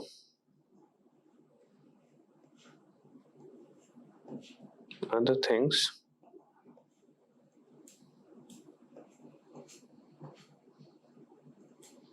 as level 2. If you see the content, it has not provided us the good content, that it has just provided what things we can include in the PowerPoint. Not like the ChatGPT has not given us the all the content that should be included in the PowerPoint. Like you could see here, that is in the first slide, it has stated that mastering cloud computing, a comprehensive guide and unlocking the future of technology only. It has not provided us the content. And in this, what is cloud computing, it has said that define cloud computing and its importance in the modern digital landscape. It has not defined for us, it has just provided the definitions. So you have to modify a prompt that I want the whole PPT presentation with all the information or all the understandings of the concepts. So you could do that. And now in the view section only, with this we'll save this, and we'll save this on the desktop only and name it as PPA. Okay, now moving to the PowerPoint. And here we'll move to File, Blank Presentation, and in the new slide we will click on the option Slides from Outline. Move to the desktop. Here we have the PPA file. We will insert it. PowerPoint can because it is used by another user. Okay, so we'll close this and click on OK. We'll do the process again, that insert it and wait for some time till then it proceeds with that and create the presentation. So you could see here that it has created the presentation here, that is Mastering Cloud Computing, a comprehensive guide and looking the future of technology. So you could see that ChatGPT has not provided us all the information. It has just drafted how you could insert information in the slides. So what you can do is you could just go to ChatGPT and ask him that provide all the informations for the slide 1 and then paste it in your Word document. Accordingly, you could do for all the slides and then save the Word document after doing the level 1 and level 2 headings for the content. And after that, you could just come here and in the new slide section, just click on Slides from Outline and insert the document. That's it. And if you want to design it, you could use any layout or template. So with this, guys, today we have learned 2 methods to create PowerPoint presentation using ChatGPT. Imagine this, you're sitting in a cozy corner of your favorite cafe, sipping on a warm cup of coffee. Your laptop is open and within minutes, you have just created a high-ranking blog that could potentially earn you hundreds, if not thousands of dollars. Sounds good to go true? Well, this isn't a fantasy, it's the reality of modern blogging with ChatGPT. Since its launch in late 2022, ChatGPT has taken the world by storm, gaining over a million users in just 5 days. And for bloggers, it has been nothing short of a gold mine. With AI at your fingertips, you can now create content faster than ever, target profitable keywords with precision, and even outsmart your competition with strategic insights. Let's talk about numbers. Many bloggers have seen their income skyrocket from a few $100s a month to tens of thousands, simply by leveraging ChatGPT. They have doubled their traffic, optimized their content strategies, and tapped into new revenue streams with the power of AI. The possibilities are endless, and today I'm going to show you exactly how you can do the same. In this video, we are diving deep into how you can harness the power of ChatGPT to start a profitable blog from scratch. Step by step, I'll walk you through everything you need to know, from content planning and keyword research to writing posts and promoting them effectively. So without wasting much time, let's dive into our first step, which is creating a content plan. Every successful blog begins with a well thought out content plan. This is where the magic starts. ChatGPT can play a pivotal role in helping you brainstorm and organize your ideas efficiently. Imagine sitting down to create your blog and having a clear roadmap of content ideas tailored to your niche. That's the power of content plan. First, determine the niche you're passionate about, whether it's technology, fitness, travel, or any other topic. Once you have identified your niche, it's time to leverage ChatGPT. So as you can see, we have logged in our ChatGPT and you can simply ask ChatGPT to suggest blog post ideas for your chosen topic. For example, you could type suggest blog post ideas for a tech blog. So I'll just simply type here.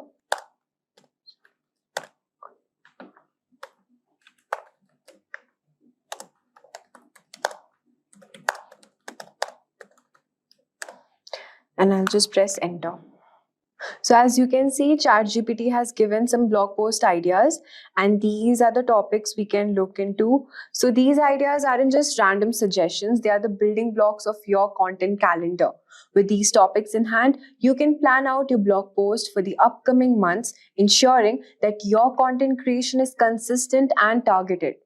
The approach not only keeps your blog organized, but also helps you stay focused on delivering value to your audience regularly. So now that we have a content plan in place, it's time to move on to the next crucial part of the blogging process, This step will ensure that your blog post will not only reach your audience but also rank highly on search engine. So you can pick any topic you want from here. Suppose my topic is cybersecurity threats in 2024. All right. Now the next step is keyword research. In the world of blogging, keywords are like GPS for your content. They guide your readers straight to your blog. So the next step is conducting keyword research. Keywords are essential for search engine optimization, which is SEO, because they help your blog rank higher in search engine result, making it easier for your target audience to find your content. With ChatGPT, the process becomes incredibly efficient. You can start by asking ChatGPT to generate a list of potential keywords for your blog. For example, let's type here, give me short tail and long tail keywords. Give me short tail and long tail keywords for the particular topic which you have chosen. For example, I've chosen this topic, which is cybersecurity threats in 2024. So I'll just press enter. So as you can see, ChatGPT will give a list of short tail keywords and long tail keywords as well. It's important to validate these keywords using an SEO tool like Google Keyword Planner. So you can validate these keywords using Google Keyword Planner. So let me show you a quick demo on how we can search using Google Keyword Planner. So I'll just type here Google Keyword Planner. So as you can see, I'll just simply sign in here. So here, this is the interface of Google Keyword Planner. You just have to click on Discover New Keywords and you can type anything. For example, the topic name is cybersecurity. That's it. And the language you have selected is English. And we will click on Get Results. So as you can see that Google has given us a list of all the keywords related to this topic. The broad level keywords, we have total 658 keywords ideas available. You can also add filter here and suppose low range, high range, or exclude keywords in my account. Anything you want to alter. And suppose I click here brand or non-brand keywords. Suppose you want keywords for your platform like Coursera, Udemy, anything. So you can just untick the other brands and then it will give you the keywords related to that particular platform. And yes, these are the monthly searches and the competition status, everything you can just simply see from here. So these are the keywords which are having monthly searches of around 100k to 1 million. All right, so you can pick any keyword from here. Suppose this is cybersecurity. I'll just copy paste. You can also download your keywords. So this is how you can search your keywords using Google Keyword Planner. So we'll go back to ChatGPT. As you can see, these tools will provide you the valuable data such as search volume, keyword difficulty, and competition level. This ensures that you're targeting the right keywords that can bring substantial traffic to your blog. So by combining the power of ChatGPT with reliable SEO tools, you are setting the foundation for a well-optimized blog that can rank well and attract the right audience. Now let's move on to our next step, which is analyzing content gaps. Now that we have understood the content plan and how do we do the keyword research, it's time to gain a competitive edge by analyzing content gap. So content gaps are opportunities where your competitors might be missing out and you can step in to provide valuable content that fills those voids. So ChatGPT can assist you in this process by helping you to analyze what top ranking blogs are doing and how they might be lacking. So we can just simply type a prompt here, which is analyze the content gaps. Suppose analyze the content gaps. And you can just mention the competitor's blog post. So we can simply search for that keyword which we have chosen, cybersecurity. And you can see the first blog post which is from Cisco, what is cybersecurity. So we'll just copy this domain, the web address. And here we'll just copy paste and just simply click enter. So as you can see, the ChatGPT was unable to analyze the content gap. So we will just, again, we will give the prompt, analyze the content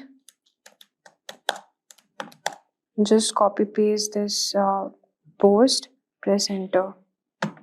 So as you can see, ChatGPT will highlight the areas where you can improve or expand your content to offer something unique and comprehensive. By identifying these gaps, you can tailor your blog post to cover topics or angles that others might have overlooked, giving you a distinct advantage in the crowded blogging landscape. So this strategy not only enhances your content but also position you as an authority in your niche, attracting more readers and high ranking on search engines. So as you can see, we have understood this step. Now it's time to move on to a fourth step, which is building topic clusters. To truly establish your blog as an authoritative source in your niche, it's important to create topic clusters. So topic clusters are groups of related blog posts that revolve around a central theme. This strategy not only helps with SEO but also provides your readers with a comprehensive understanding of a particular subject.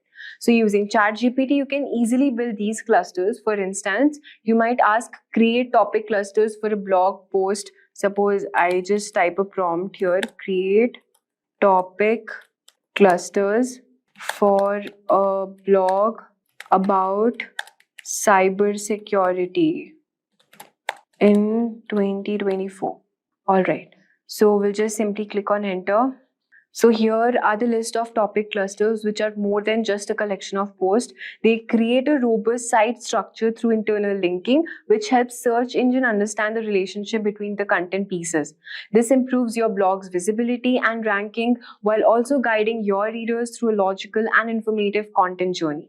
So as you can see, your topic clusters are now here ready. You have laid the groundwork for a powerful content strategy. Now it's time to dive into the actual writing process, where ChatGPT can once again be your invaluable assistant.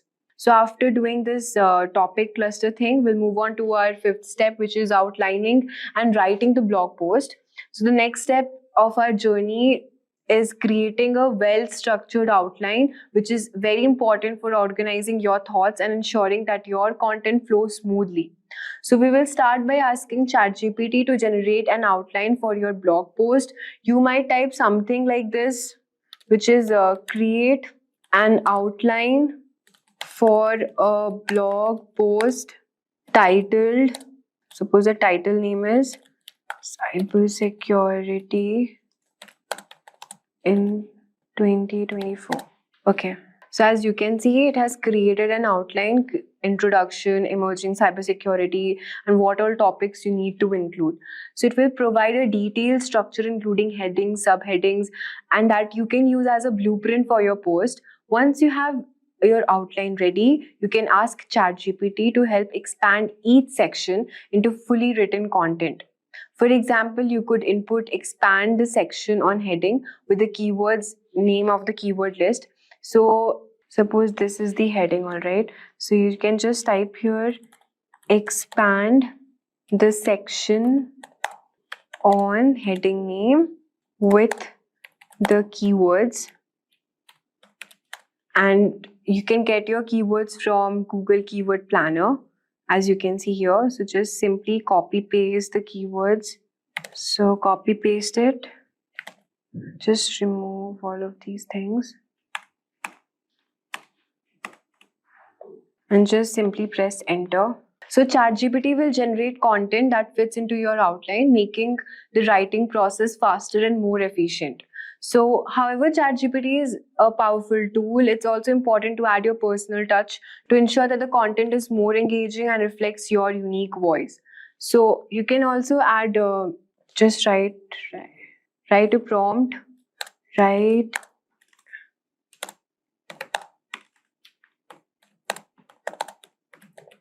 friendly tone blog post and just press enter. So you can modify according to your needs.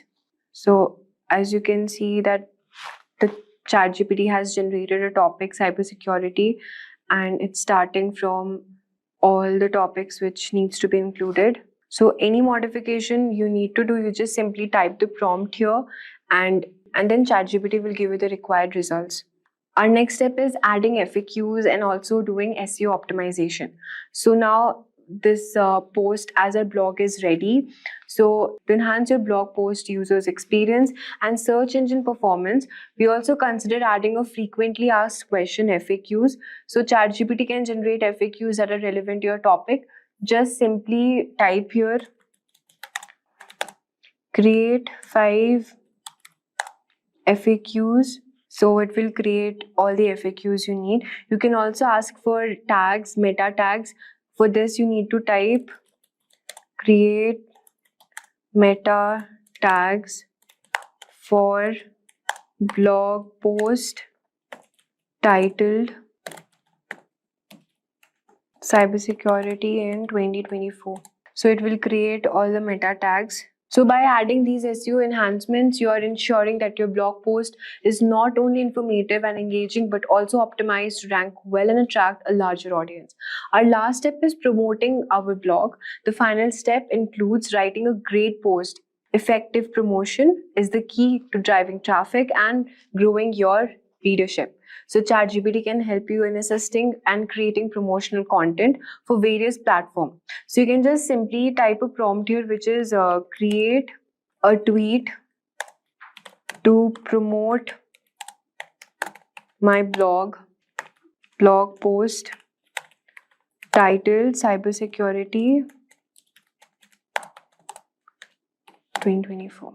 So as you can see, ChatGPT will generate a concise and engaging tweet that you can share with your followers. You can also do the same for other platforms like Facebook, LinkedIn, and all of that. So just simply you can also write a newsletter to promote my blog using the title name, and then ChatGPT will generate the content allowing you to quickly share your post to your audience. And there you have it, a comprehensive step-by-step guide using ChatGPT for blogging. From creating a content plan and researching keywords to writing posts and promoting them effectively, ChatGPT can streamline your workflow and help you focus on what matters the most. Marketing's changed. It's no longer just about shouting louder. It's about understanding your customer better than they understand themselves. And that's where AI comes in, swooping in to save the day with superpowers like lightning fast data analysis, superhuman creativity, and the ability to predict customer behavior with uncanny accuracy. Think of AI as your new marketing sidekick. It can handle the boring stuff like analyzing mountains of data, while you focus on the fun stuff like crafting killer campaigns. Ready to unlock the full potential of AI for your next business? Let's dive into the tools that can help you become a marketing master. Let's explore the top 10 AI marketing tools that you should know about. Alright, so the first marketing tool that is on our list is FeedHive. So FeedHive is renowned for its exceptional social media management capabilities. This tool is a game changer for marketers looking to optimize their social media presence. What makes FeedHive stand out is its AI-driven content recommendations and scheduling features. The AI analyzes your past posts, audience engagement, and trending topics to suggest the best times and types of content to post. This ensures that your posts reach the maximum number of people and generate the most engagement content. And now let's have a look, how does it work?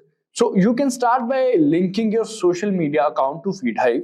The AI then takes over, studying your posting history and audience interactions.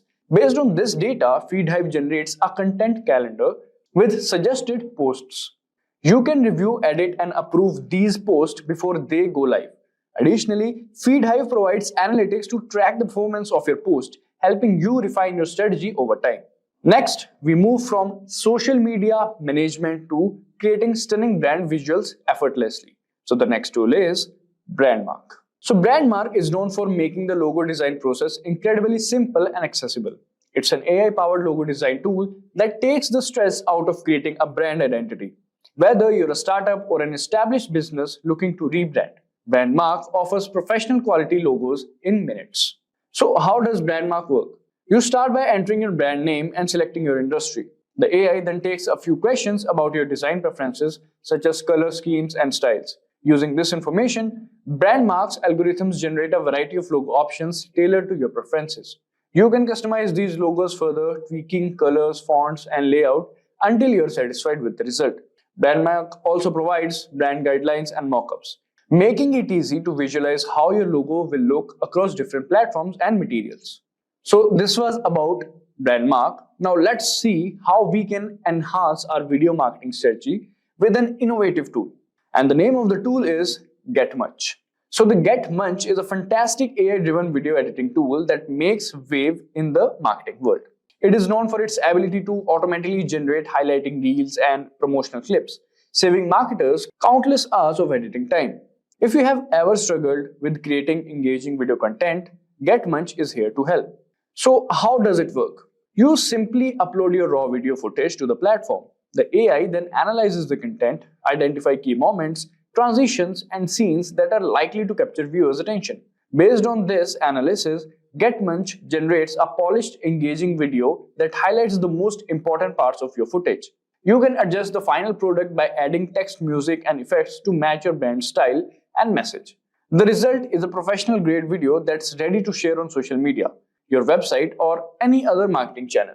From video content, let's switch gears to crafting compelling written content with ease. So the next tool that is on our list is WriteSonic.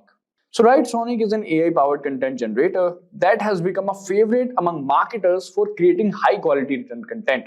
This creates content quickly and efficiently. Whether you need blog posts, social media updates, or ad copy, WriteSonic's AI understands your requirements and produces engaging text that resonates with your audience. So how does it work? You start by providing a few prompts or keywords related to content you need. WriteSonic's AI then gets to work generating multiple versions of content based on your input. The AI uses natural language processing to create text that is coherent, contextually relevant, and engaging. You can choose from different tones and styles, ensuring the content aligns with your brand voice. This tool is perfect for when you're short on time but still need high quality content that drives engagement and conversions. So this was about WriteSonic. Next, let's explore a tool that transforms how you interact with your customers online. And for that, the name of the tool is Drift. Drift is a leading AI-driven conversational marketing platform known for revolutionizing customers' engagement. It uses intelligent chatbots and real-time messaging to connect business with website visitors instantly. Drift's AI ensures seamless and personalized interactions, enhancing customers' experience and driving conversions. So how does Drift work? Once integrated into your website, Drift's AI-powered chatbots can greet visitors, answer questions, qualify leads, and even schedule meetings. The AI learns from interactions, continually improving its responses and understanding of customers' needs.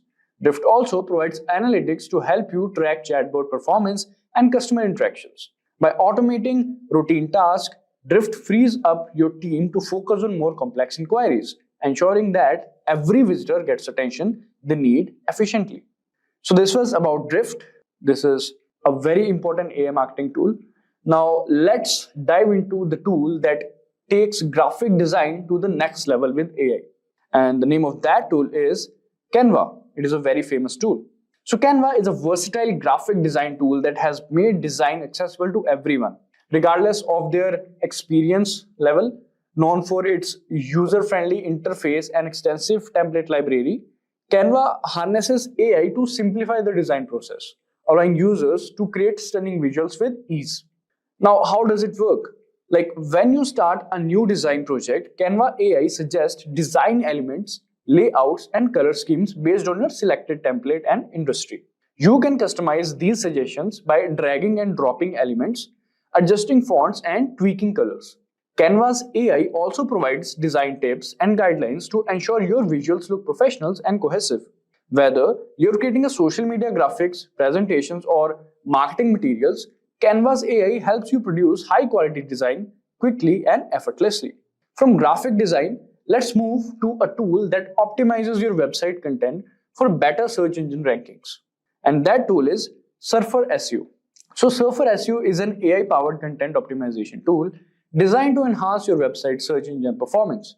It is known for its ability to analyze top ranking pages and provide actionable insights to improve your content's SEO. And content SEO is a very important thing. So let's understand now how does it work.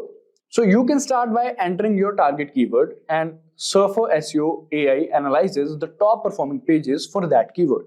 The tool then generates a detailed report highlighting the best practices these pages follows, such as keyword usage, content structure, and backlink strategies. Surfer SEO provides a content editor where you can optimize your text based on these recommendations. By following Surfer SEO's guidelines, you ensure that your content is aligned with SEO best practices, increasing its chances of ranking higher in search results.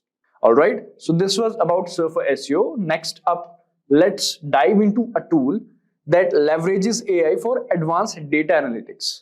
Yes, you heard it right, data analytics. So the name of the tool is Pecan AI. So the Pecan AI is a predictive data analytics platform that helps businesses make data-driven decisions. It is known for its ability to analyze historical data and forecast future trends, providing invaluable insights for marketers. So how does it work? You begin by uploading your data to the platform. Pecan AI's machine learning algorithms then analyze this data to identify patterns and trends. The tool generates predictive models that can forecast customer behavior, sales trends, and campaign performance. Pecan AI also provides visualizations and actionable insights, helping you understand the factors driving your results. This allows you to optimize your marketing strategies, allocate resources more efficiently, and improve ROI through data-backed decisions. Alright, so this was about Pecan AI. Now let's have a look at a tool that simplifies marketing data integration and reporting. So the name of the tool is Improvado. So Improvado is an AI-powered data aggregation tool designed to streamline marketing analytics. It's known for its ability to consolidate data from various marketing platforms into a single dashboard. Providing comprehensive insights and streamlined reporting, this tool helps in marketing purposes. Alright, so now how it works. You start by connecting your marketing data sources such as Google Analytics, Facebook ads, and other platforms to Improvado. The AI then automates the data extraction and transformation processes, ensuring your data is always up to date and accurate. Improvado provides customizable dashboards where you can visualize and analyze your data in real time. This tool simplifies reporting, making it easy to track performance across all your marketing channels and make informed decisions based on comprehensive data insights. Alright, so this was about this marketing tool, that is Improvado. Now finally, we have come to the last AI tool that we are gonna discuss in this video, that is Jasper AI.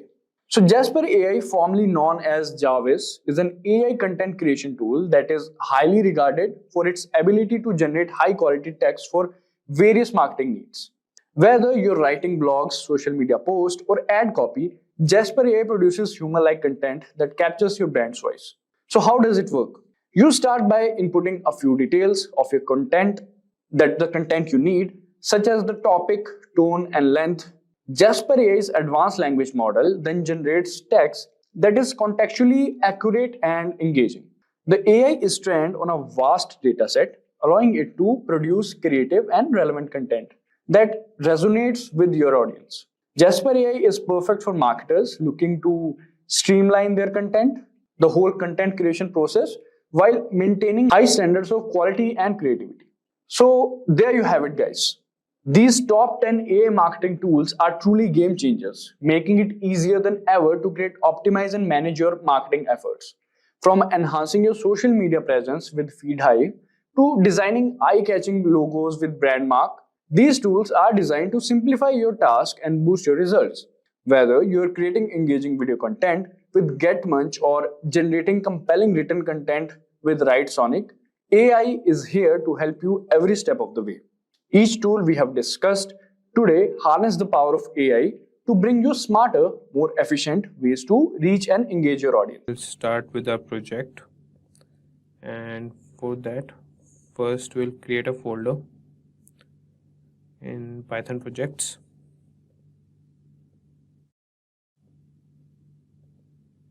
And name it as Telegram bot using ChatGPT.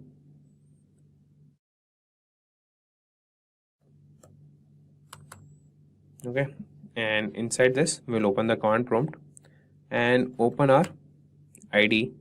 That is, I would be using the Visual Studio Code, and you can use any ID that you have hands on.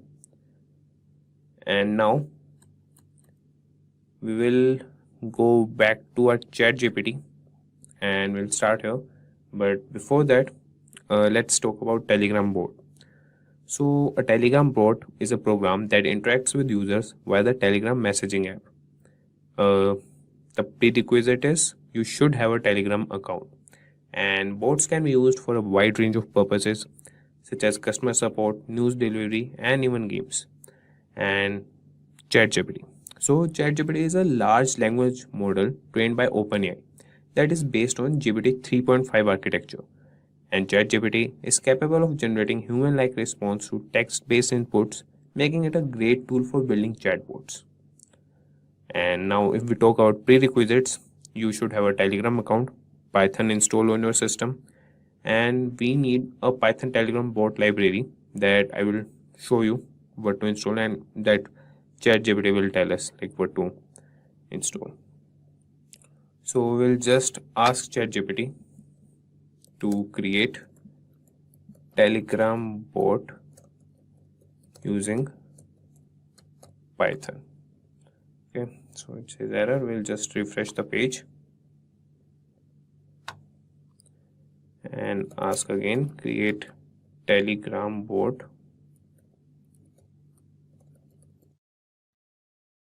using Python. Okay, I will see what he states. So create a Telegram bot. You need a Telegram bot talking to the bot father. Yeah, we have to go to the bot father. I will show you guys how to do that. Install the required libraries. Next, you need to install. Okay, and write this code. Okay, so in this script they have started with the start function, so it will just say as hello when it would be started. Okay, so we will add some more functionalities, and we will ask where to find the your API token here. So I know like we have to go to the bot father, but we will ask ChatGPT also, where can we find the your API token.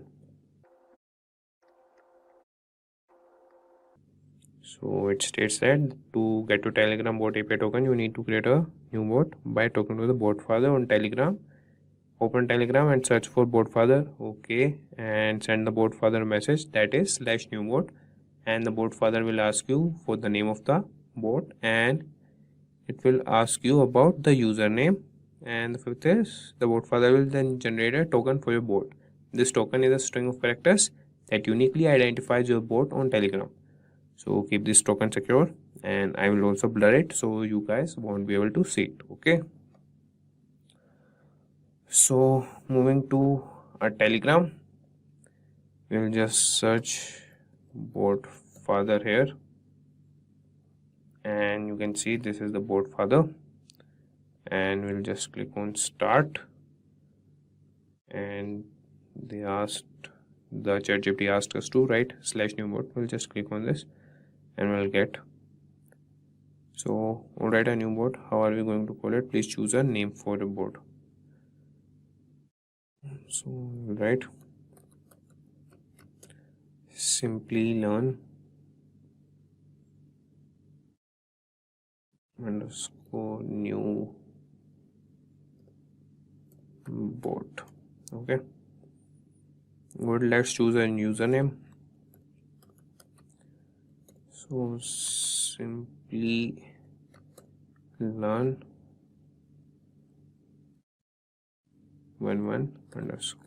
_bot, and it states that your username should end in bot, so we have ended with bot, and you could see the token here, and here you can just access your bot. So we'll get back to our ID and create a new file, and I will name it as new.py only, or you can name it as board.py or anything you want. We'll get back to our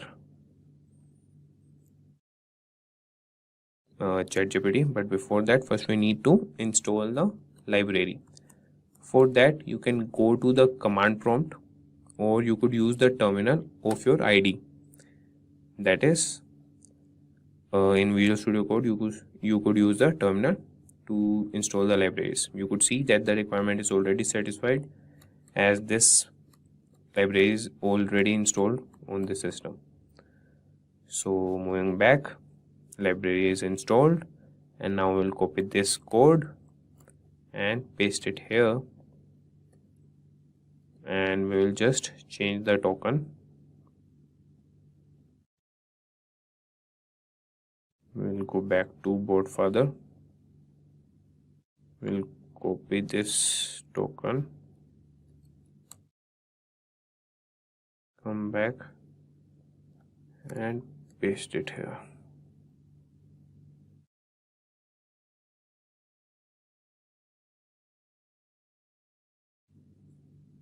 Okay, now we will run this and see whether our bot is working or not. So it has successfully executed. We'll get back to our bot father and just click on Simplilearn 1.1 bot. So we click on start and see it says hello, I am your bot. So it's working fine.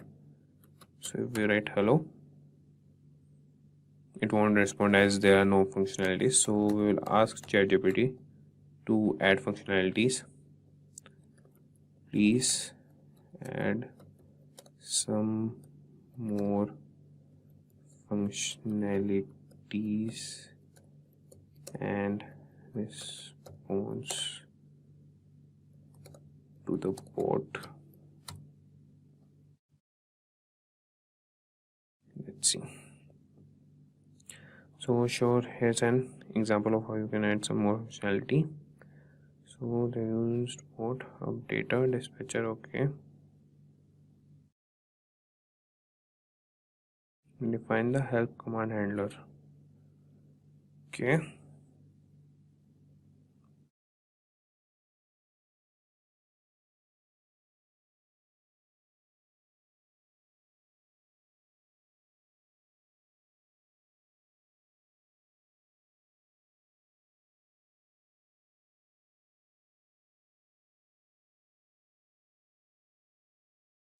so ChatGPT has defined 3 functions, that is echo. And what does echo do? It will just give you the same thing what you give to the bot or what you write to the bot. Caps, that he has also declared a help function, and in which you can see like what functionalities does the bot have, and the caps will do, it will convert the message to all caps. Echo the message back to you, it will give you the same message. /start, it will start the bot, and /help to get help. And now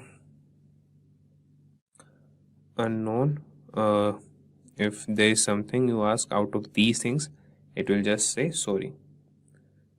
Okay, I will let you guys understand this code also, but first we'll see whether it's working or not.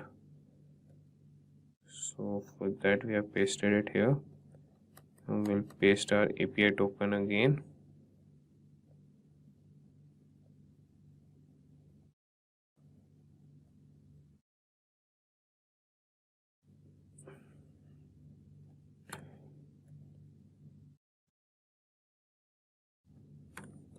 So I pasted it here. Now first we will close this terminal and get a new terminal, and then run the program. I will get back to the bot father, and this is our bot. So we'll just write /start, and it says hello, I am your bot.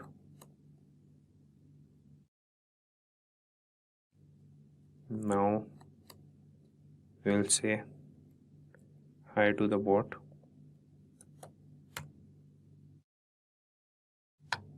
So okay, it's not responding.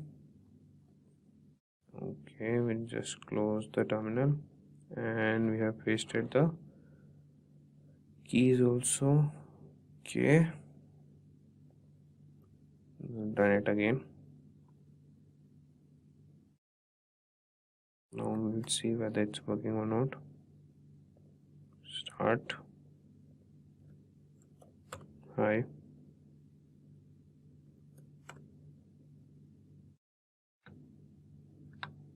So the code is not working. And just see the code again. Okay, here we don't have any response to hi or hello.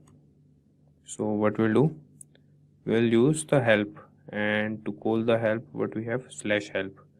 So these are the commands for what it will respond. So we'll use /help. Okay, now you can see that /start to start the bot that we have done, help, and echo the message back to you. So we'll write hi, don't write back, so we'll write /echo hi.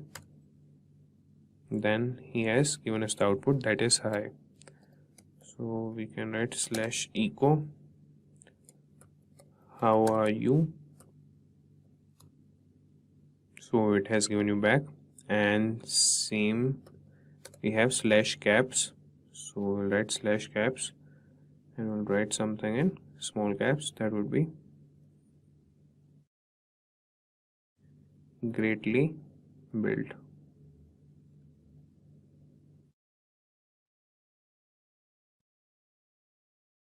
Okay, now you can see it has returned in caps. So you can add some more functionality to it, and before that I will get you guys understood the code.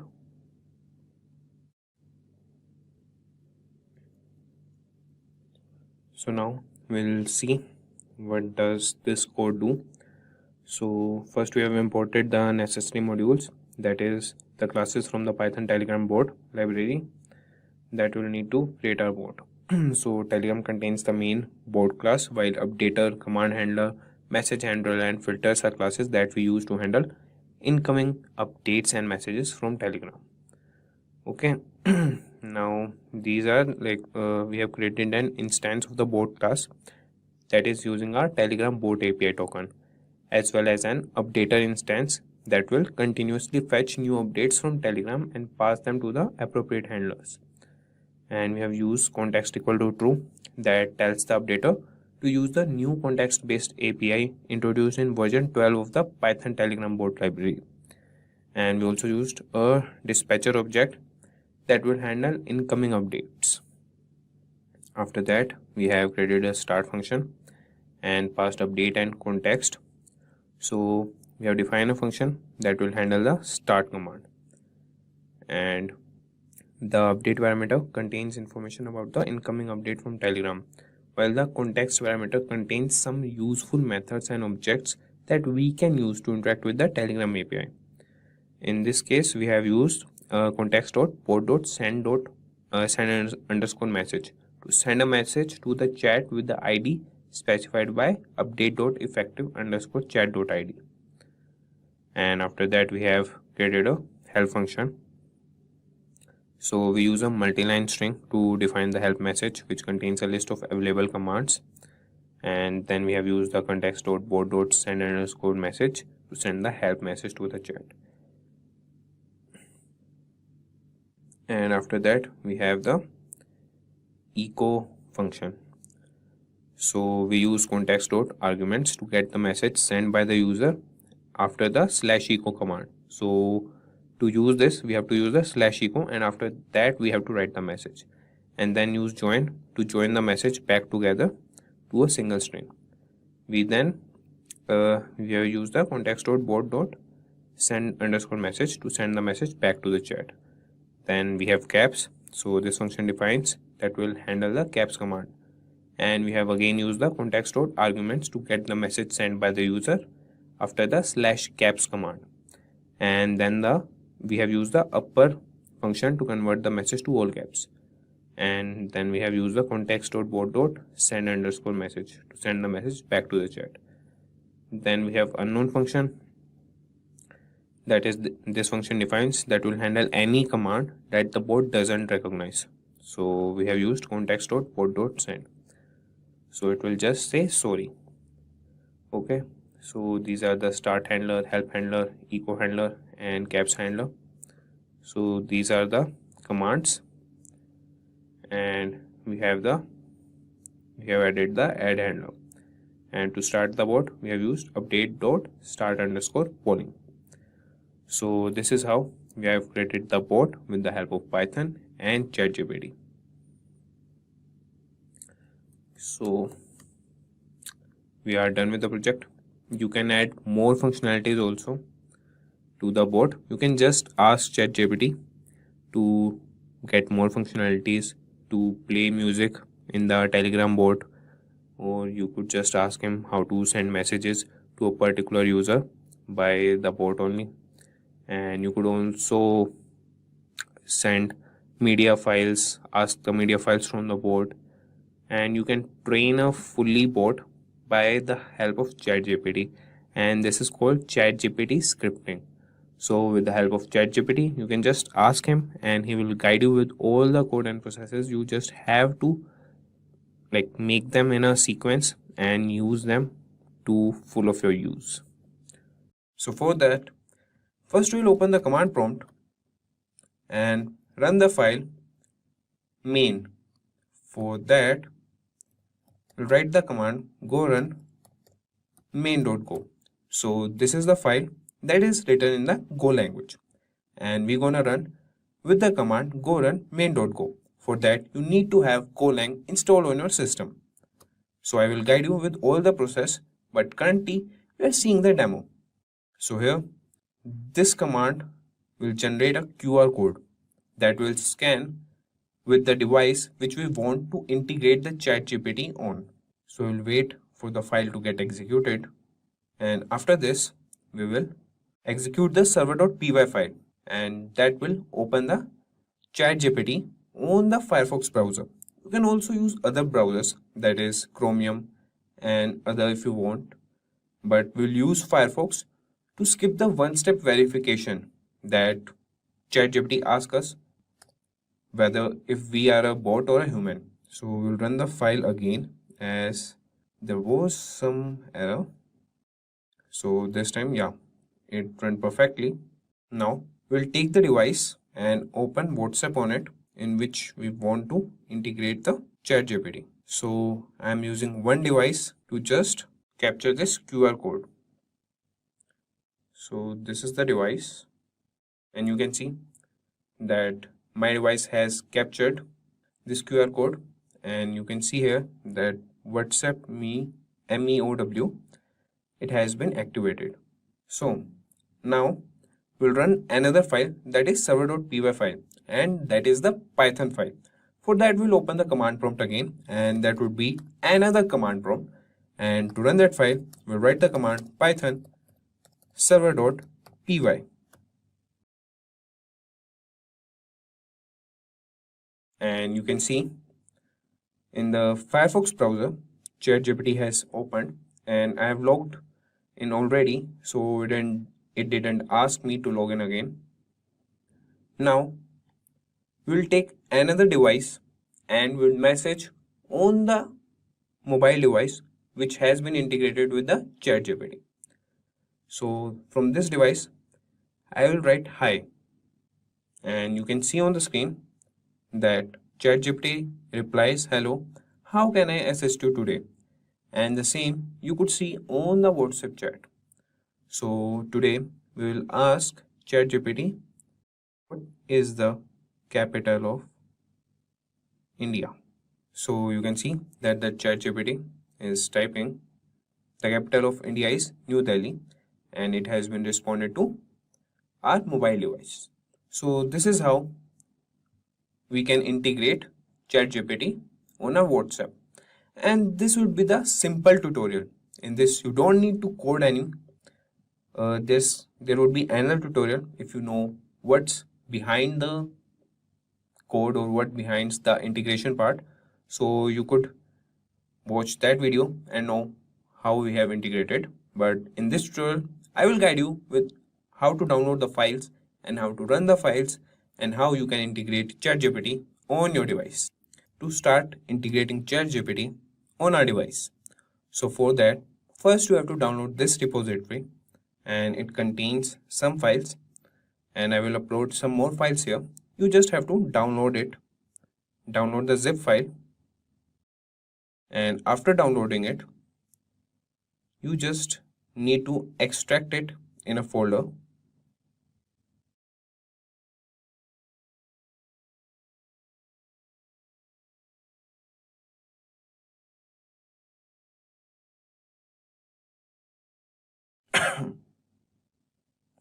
So we'll extract in C drive in Python projects.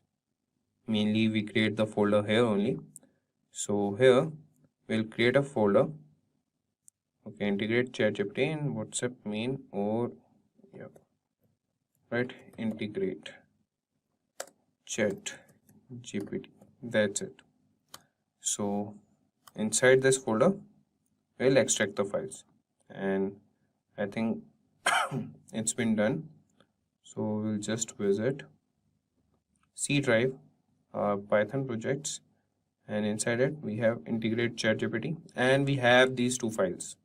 So to run these two files, what you need is you need Python installed on your system and Golang installed on your system. So I hope you guys know how to install Python and Golang. If you don't, I will just give you a quick tutorial. So to download the Python, you just need to visit the python.org website and move to the download section, and you will see the download the latest version for Windows. You just need to click that and the download will start for you. The package has been downloaded. So I will provide you the link on how to download the Python in the description box, and also the link for the GitHub repository. So you don't have to search it anywhere. Also, you can search it on the browser. Just write integrate ChatGPT in WhatsApp and Abhisar Ahuja. You will get the GitHub link, and just write GitHub also in the search bar. You will just redirect it to this. And now you have downloaded the Python. So just open the exe file and start with the installation. So you can choose add python.exe to path. You can choose that and customize installation, and just click on the Python test suite, and the next you can add the Python to environment variables. So you have to tick both these options, and then you will click on the install. As I have already installed it, so I won't need to install it again. You just need to click on the install button, and here you will get the Python installed. Okay. And the other thing you need is Go language. So to download it, you have to go you have to go to its official website and go to the download section. And here you will see the Microsoft Windows. As I am working on the Windows operating system, so I will download for the Windows. I've already downloaded and installed it. So you guys can download it, and I will show you. Like, this is simple how to install Golang. You don't need to add anything. So it's been downloaded.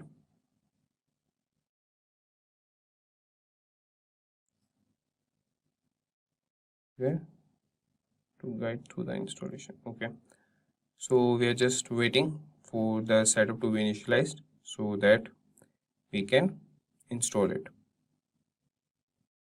Now you can see the next button is available. Just click on that, and a previous version of Go programming is currently installed. Yes, you can see that it's already installed. So you don't need to do anything in installing the Go language. Just click on install and it would be installed for you. So I won't be installing it again, as I already installed on my device. So moving on, now what we'll do, first we'll run the server.py file. So for that, we will go to the folder where we have extracted our files, and here we'll open the command prompt and run the file server.py. So to run a Python file, we have to write the command python and then the name of the file, that is server, and its extension, that is py. So we have initiated that. Okay, Firefox is already running as we have not closed what we have opened for the demo. I think it's an error. I will again run the command prompt. I will just close the previous command prompts. Yeah, I have closed them. Now I will open the new one and you should open the command prompt, the new command prompt, after installing the Python and the Go language. I will also assist you in installing the GCC compiler because you would be needing that for Go language. So first we'll run the server file. So you could see that by running the python server.py file, you could see that the ChatGPT has opened up in the Firefox browser. So I will show you the code, what we need for that. You need to install the Flask, System OS modules, Playwright module, and here in the 16th line, you could see that we have used Firefox. You could use Chromium for Chrome, but the case is you need to do the one-step verification, that is the captcha thing for like initializing the ChatGPT. But we don't need that, so we are using the Firefox. So you should have Firefox on your system. Now what I want you to do is just install these modules, as if these modules would not be installed on your system, it would show an error. It would give you an error in the command prompt only, as I have already installed them, so it's not giving me any error. So I will tell you the commands to install them. So to install Flask, you can just write py space Flask in any browser and it will direct to the website.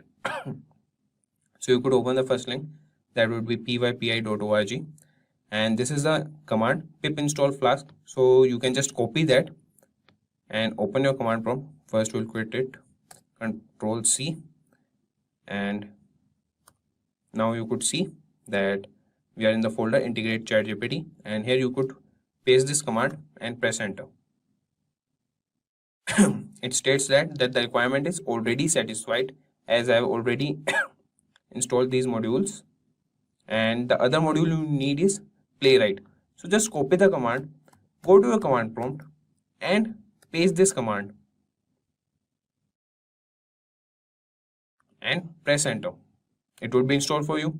And another module you need is virtual environment. So just copy this and paste in your command prompt. And another module you need is the OS module, OS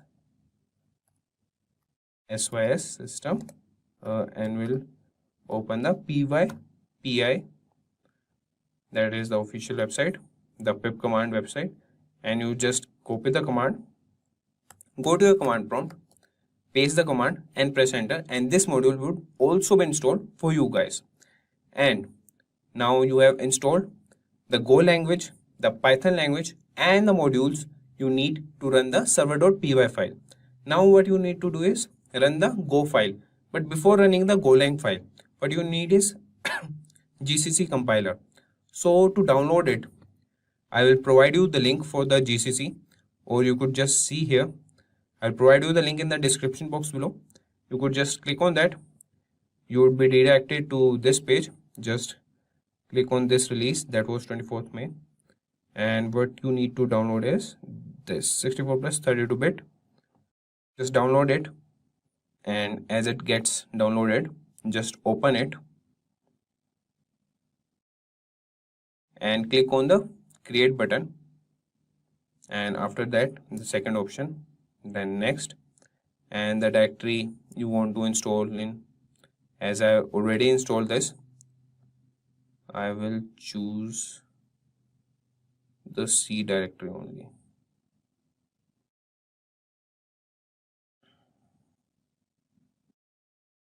In C, I would install in Python projects. Okay. Okay, didn't took the folder in C. Oh, sorry, cancel it. In Python projects, and in the same folder that was integrate ChatGPT. Okay, so I'll click on next.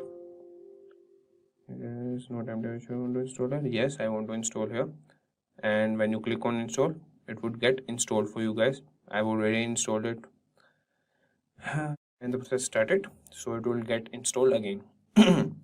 So now what you have to do is you have got all the requirements to integrate the ChatGPT on WhatsApp.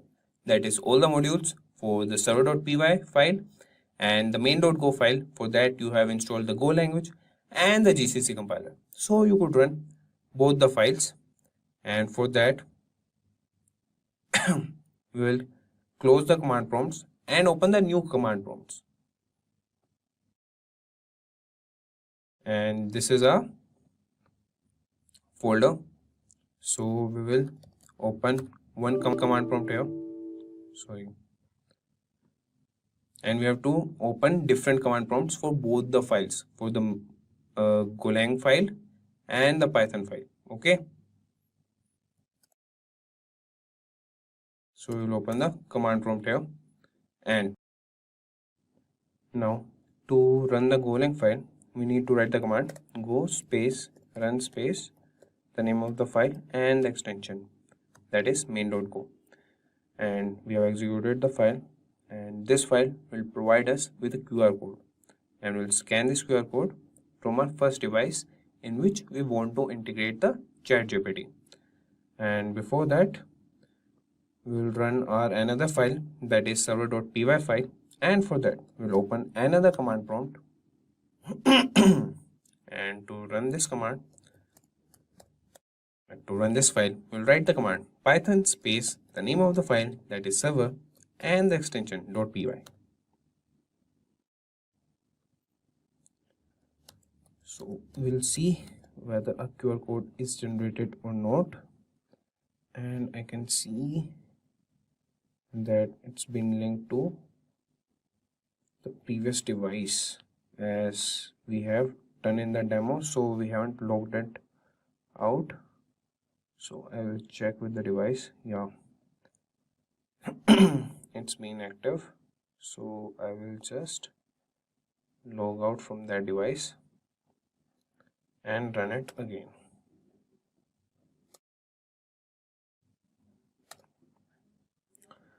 Or I will open another command prompt to run the Golang file again. So to run it, we'll open the command prompt and write the command cmd for that, and here we'll write the command to run the Go file,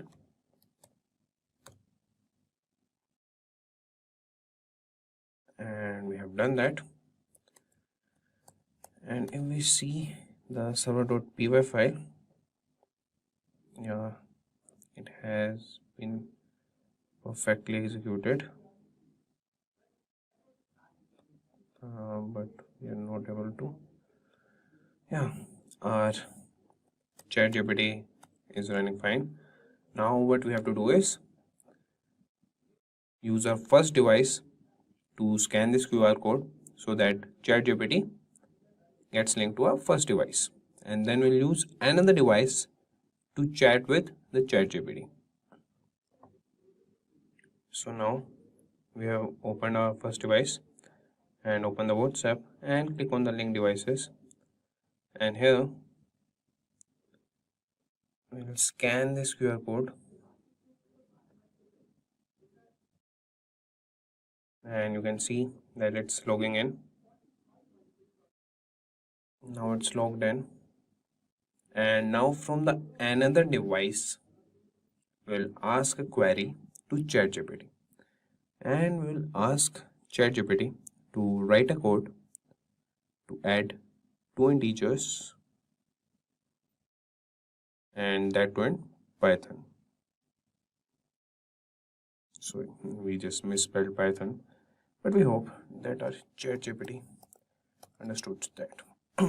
So here we can see that the ChatGPT code the command and it has run a good example. So here's an example code to add two integers in Python. So you can see that ChatGPT has been integrated and we'll see its response. Yeah, we got the response, and now we'll ask another question, and that would be, what is the currency of United States?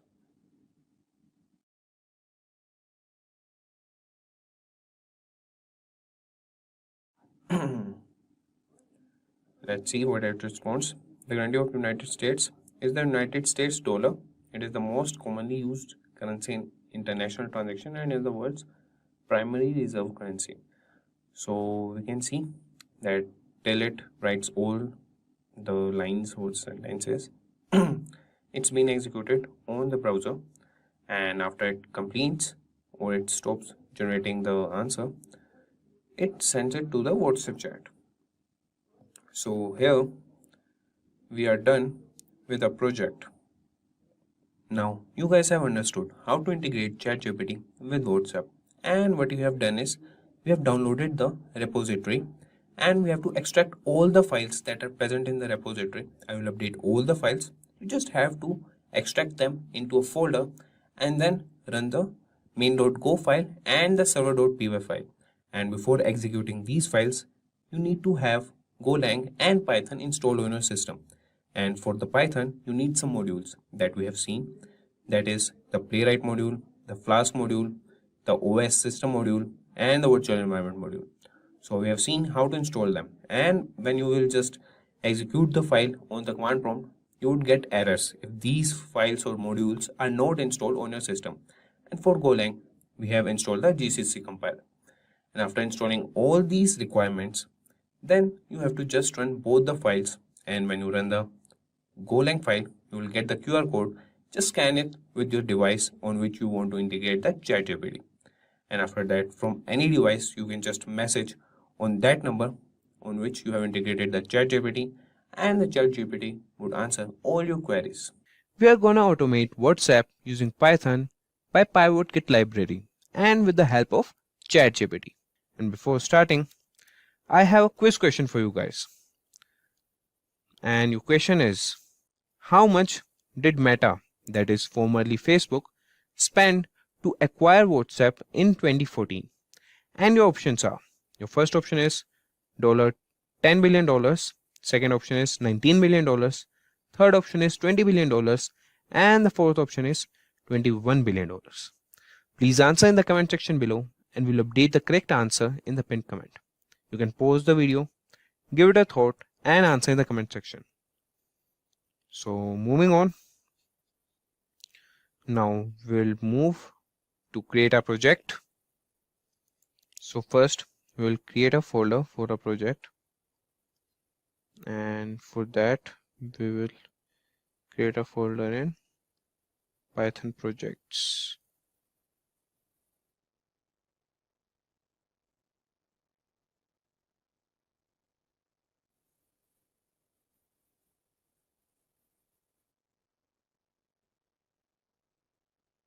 And we'll name it as Automate WhatsApp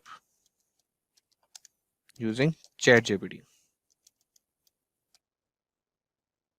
Okay, and inside this we'll open the command prompt and open our IDE. That is, we want to automate the WhatsApp using Python and with the help of ChatGPT. We won't write the code on our own. We will ask ChatGPT to automate it.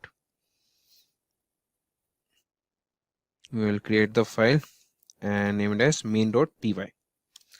And now we'll move to ChatGPT and ask ChatGPT to write a code to send messages through WhatsApp using Python and the PivotKit library. So we'll give a command, send message through WhatsApp using Python and PivotKit. Let's see what ChatGPT responds to us. And we have also created the automate WhatsApp using Python video. I will just link in the I button. You can check that out and we'll see what ChatGPT tells us. Okay, so country code, message, minutes. Yeah, it could work.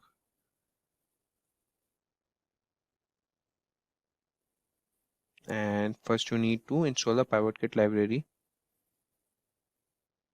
by running pip install PivotKit in your terminal or command prompt. Okay, replace target phone number with the target phone number you want to send the message to, country code with the country code of the target phone number, message with the message you want to send, hour with the hour in 24-hour format and you want to send message, and minute with the minute you want to send the message. Okay, for example, yeah. Okay, got it. So we'll copy this code and paste in our IDE. But before that, first you need to install the PivotKit library, and for that you can go to the command prompt and write the command pip space install space PivotKit and press enter.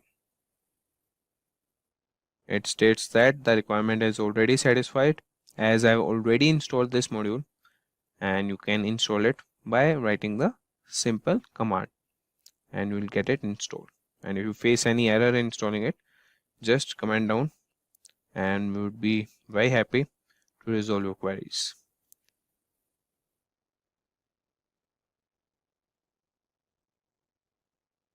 Okay, so as ChatGPT states, we'll just enter the things it wants from us. So it's asking the target phone number and the country code without plus sign. Okay,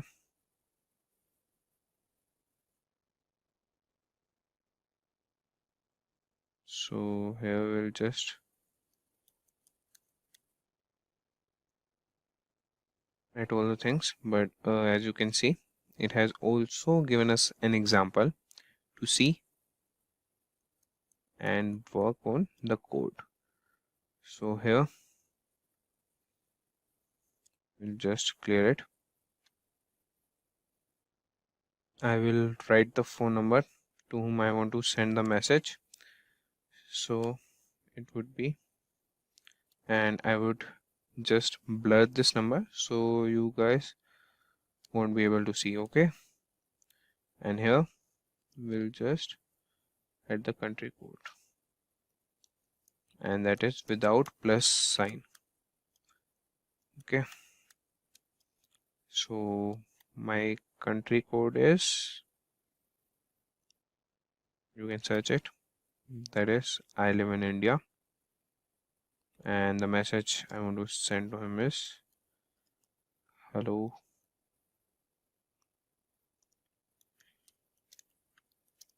how are you? And now we'll set the hour and minute. So the current time is 15:14. So we'll set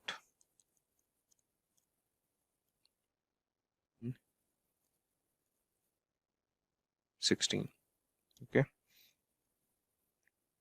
we'll save this and run it.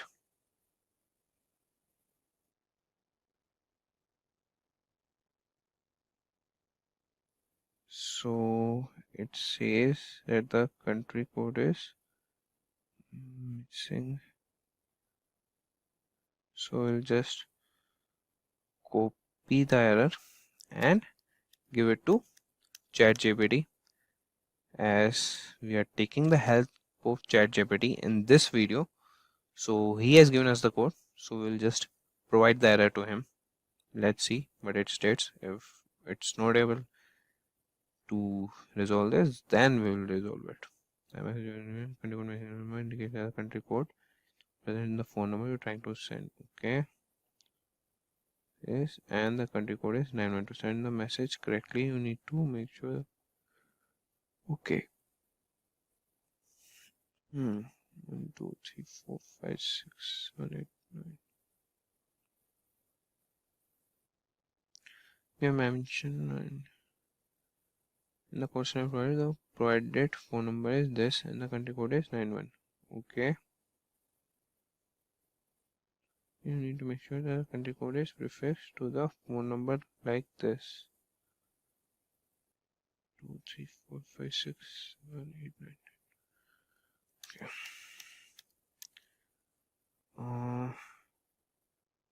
Okay, we don't have to make it a string. Yeah, now we'll run it again.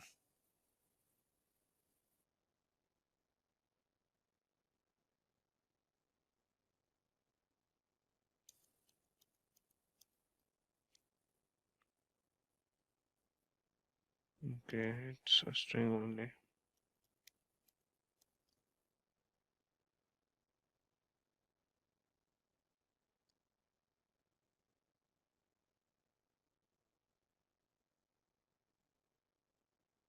So I will write the phone number again. It is 1, 5, 3, 6.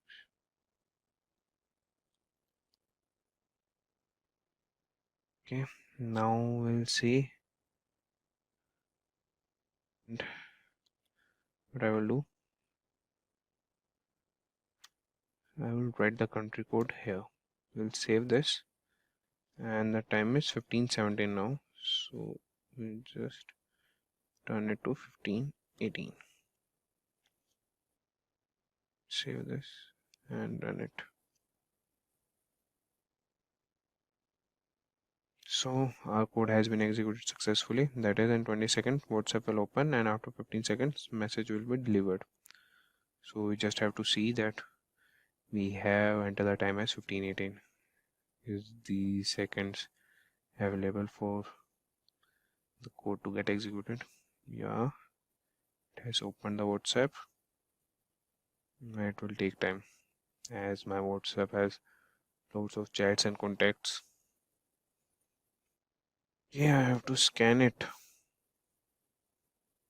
I don't think it would be able, as we have reached the 15:18.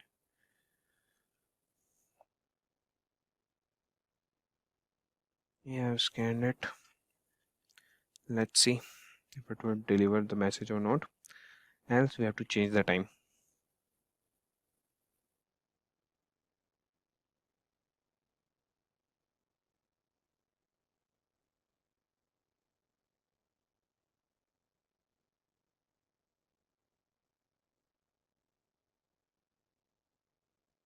So we just have to wait for 15 seconds. Let's see.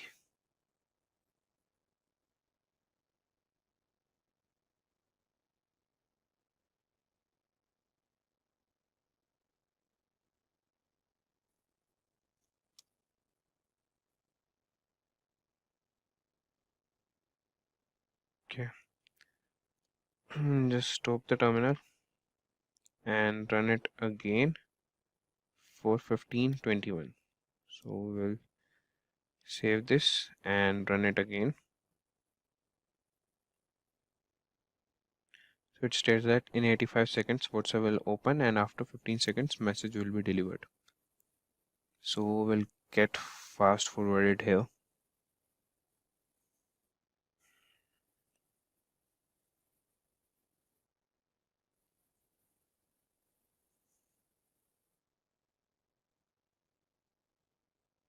So we are still waiting. Let's see when it will open the WhatsApp.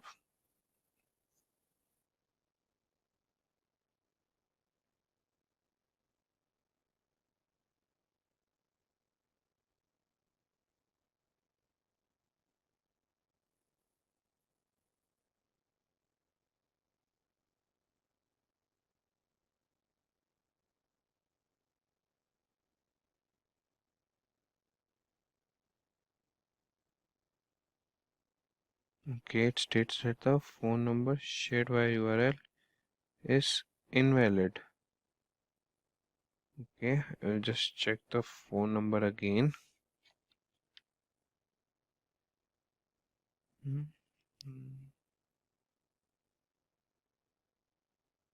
Okay, I entered the wrong phone number. Sorry, guys.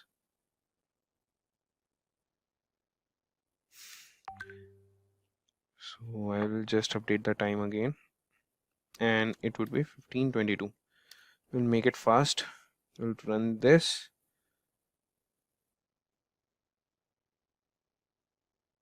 Okay, it says that the call time must be greater than. So we'll write 15:23. Save it.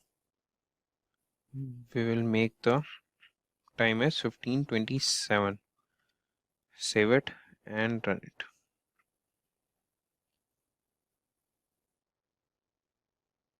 Okay, it states that in 40 seconds WhatsApp will open, and after 15 seconds message will be delivered. It has opened the WhatsApp.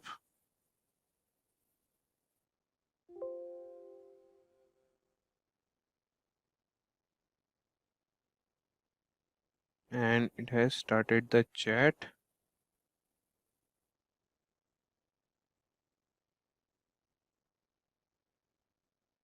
Okay, it has written the, and we have sent it to hello, how are you?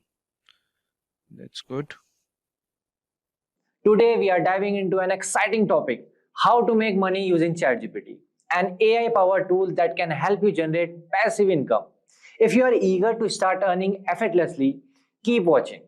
Are you looking for ways to generate passive income with minimal effort? Thanks to the advancement in artificial intelligence and chatbot, you can now earn money using these technologies. So in this video, we will explore some of the most effective methods to generate passive income with ChatGPT. ChatGPT, known as the world's smartest generative AI, is changing how people make money online. With this incredible free tool, you can start earning with the little skill and no initial investment required. So we are in an exciting new era of artificial intelligence, and now is the perfect time to get involved and seize this opportunity. People are using ChatGPT for YouTube, blogging, freelancing, and many other ways to make money. So now let's dive in and discover how you can leverage ChatGPT to generate various streams of passive income. So there are numerous ways to monetize ChatGPT's capability. So in this video, we will explore some few effective strategies, or you can say categories, by giving prompts. So this is my ChatGPT 4. I'm using the premium version, right? So the first category is get businesses idea from ChatGPT. So you can discover how ChatGPT can generate personalized business ideas by understanding your interests, talents, and challenges. So now let's ask ChatGPT for business ideas tailored to a computer science engineer with experience in digital marketing and sales. Okay, or not even computer science engineer, you can ask as a graphic designer or as a sales marketer, anything, right? So I'm giving here prompt. I am a graphic designer with a knack for digital marketing. Okay, so I will write what side hustle can I start to generate? Okay, I will give here $500 income per day with minimal investment, dedicating 6 to 8 hours, or you can write 9 to 10 hours, or 1 to 2 hours, 6 to 8 hours daily. Okay, so now let's see what ChatGPT says. So here, given your skills in a graphic designer and digital marketing, here are some side hustle ideas that you can potentially generate $500 per day. See, first is freelance graphic designer. Second is print on demand. Third is social media management, sell digital product online, online coach consultation, affiliate marketing you can do, content creation for YouTube and social media you can do. So I'm not saying you can earn like in next day itself, but it will take time. But you can take ideas for your business, okay, as per your need, as per your skills. You can just write the prompt and ChatGPT will tell you the answer, or it will give you some ideas. Okay, so once you have some great ideas, so dive deeper with ChatGPT to develop a plan and consider important factors. Okay, you can ask to brief freelance graphic designer or print on demand, social media management, like this. Okay, so our second category is freelancing itself. Okay, so and you can enhance your freelancing career with ChatGPT. So this advanced AI tool ChatGPT help professionals earn extra income by producing high quality content that impresses clients. Like, you can write blog or website content, you can translate languages, you can provide email writing services, you can craft compelling headlines and calls to action, you can create social media content, you can write captivating short stories, or you can conduct hashtag research. Okay, so let me give you a small prompt. Okay, so write me a blog on Great Wall of China in 1,000 words. Or you can write in mutual funds, you can write in stocks, whatever you want. Okay, so as you can see, the Great Wall of China, a marvel of ancient engineering. So this is your title. Okay, so the Great Wall of China, this is the historical overview, the architectural marvel, everything it will give you. Okay, so the third category is build software. Okay, so you can use ChatGPT to develop software solution for common problems faced by the online businesses. Okay, create software tools using the codes provided by ChatGPT and sell them to make money. Okay, so first what you can do, you can create your portfolio, online portfolio website. Okay, so there you can mention services as a software developer. Okay, or you build software. Okay, so the first thing is identify common issues in your niche. Okay, so you can use ChatGPT to list the most common problems in e-commerce business phase, such as inventory management, customer support, or cart abandonment. Okay, the second thing is use ChatGPT to generate code and develop software solution. Okay, let me give you an example. So here you can write generate a Python script for an inventory management, right, system for an, okay, spelling mistake, system for an e-commerce store. Okay, so it will generate you a Python script. Okay, see, it's very easy to earn money using ChatGPT. You have to just give a prompt, okay, with your perfect thought. What do you want? What your client wants, right? This is how you have to give the prompt. Okay, so this is Python code for the inventory management, right? See, its feature, its usage, everything is here. You have to just give your prompt. And the third thing is, in this build software category, and the third thing is market your software to the target audience. Like, you can use ChatGPT to create a marketing strategy, including promotional content, social media posts, and email campaigns, right? So here I will write one prompt for this. So write a marketing plan to promote an inventory management software for small e-commerce business or businesses, right? So as here you can see market plan for promoting inventory management software for e-commerce business. Okay, see, market is the target audience, small e-commerce owners with annual revenue, this competitor analysis you can do. So this is your marketing plan, how you can market your product or your service. Okay, so I repeat, so by following these steps and utilizing ChatGPT's capabilities, you can create valuable software tools and successfully market them to your target audience, and you can earn a hefty of money. Okay. So our next category is email marketing with ChatGPT. How you can do cold emailing, how you can do a perfect email to your client, so he or she can impress with your services or your mail. Okay, so you can boost your affiliate marketing efforts with ChatGPT email expertise. Okay, so the first step is choose an affiliate program that aligns with your niche. The second is build an email list of potential customer. Okay, the third thing is use ChatGPT to craft engaging email that drive conversion. Okay, so I will give you example. See, I am a digital marketer looking to promote a new project management software. So can you write a compelling email that will attract potential customers and persuade them to make a purchase? Okay. See, first subject, transform your project with a cutting edge project management software.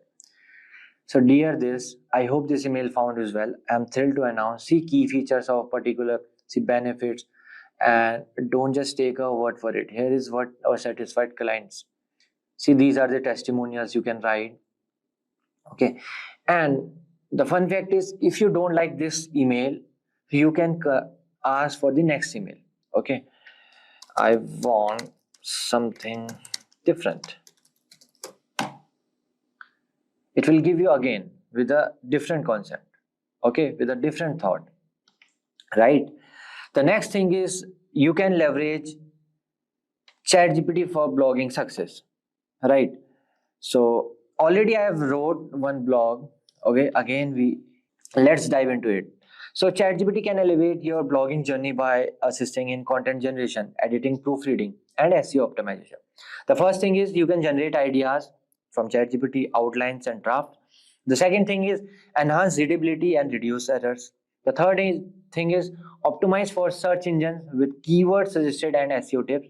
The fourth thing is engage with your audience through personalized content. Okay, so let me give you example. Write a blog post on the US economy. Okay,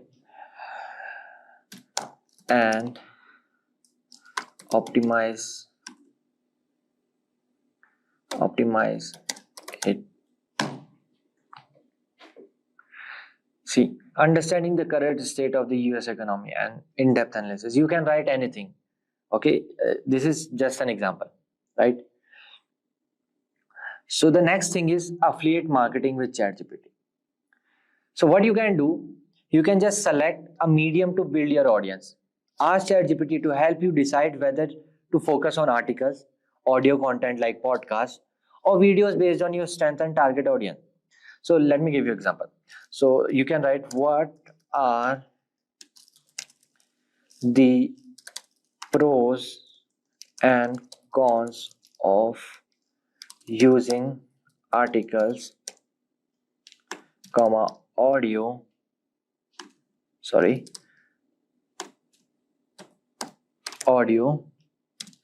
content and video for affiliate marketing. Okay, so which medium would be best for promoting tech products? You can ask this. See, so it will give you the pros and cons for the articles, okay, then audio content like podcast, then the video.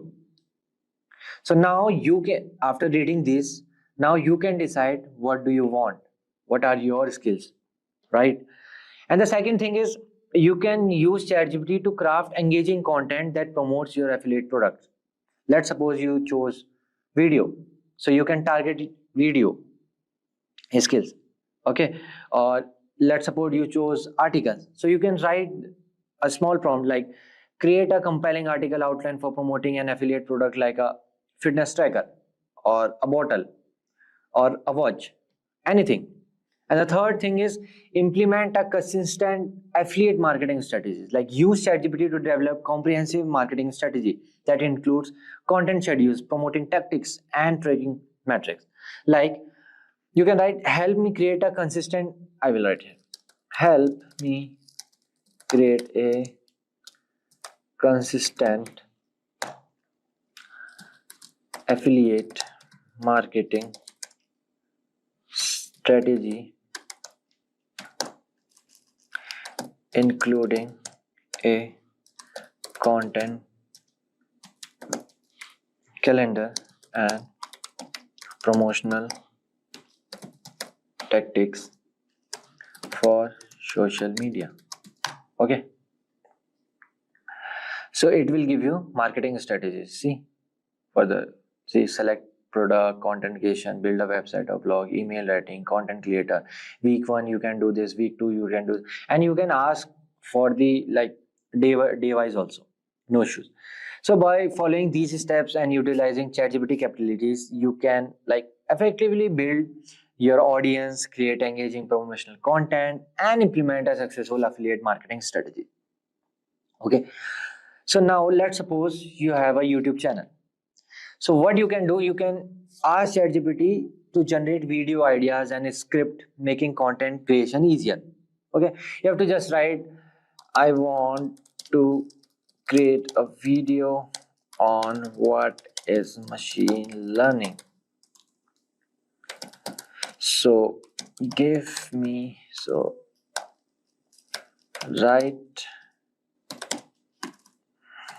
a script for me in 1,000 words. Okay, so it will write into 1,000. See, you can see opening scene, background music starts softly, text on the screen, this.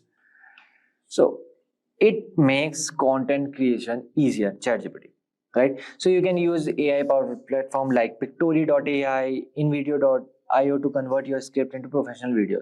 So even we have multiple GPTs here. Okay, see, for writing you can use these GPTs. Okay, I guess these GPTs are free only with the premium version. I don't know about the 3.5 which is free. Okay, so for the productivity you can use Canva. Okay, you can use the diagram thing, and you can generate the images. See, video GPT by Veed, it's very easy. Let me show you something. Okay, see, generate text to video maker. Let's try this. Okay, start a chat.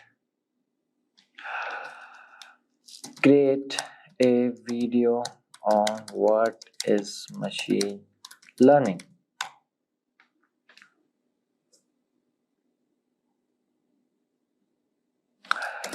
Target audience is college students, and I am aiming for the engagement. So you can just fill these details, so later on it will give you the script and the video itself. Okay, so this is how you can use ChatGPT to earn money. ChatGPT can help you express your ideas creatively, making your video, articles, anything relatable to it. Okay, so these prompts and strategies illustrate how versatile ChatGPT is in helping you to make money across various fields. Okay, And to earn money using ChatGPT is very simple. It will take time, but it is very simple. Okay, it is less time consuming. Are you looking to turn your passion for writing into profitable online venture? In this comprehensive guide, we will show you how to easily create and sell ebooks using ChatGPT, an advanced AI tool that simplifies the writing process. Creating ebooks has never been simpler, thanks to ChatGPT's ability to help you brainstorm ideas, generate content, and structure your book efficiently.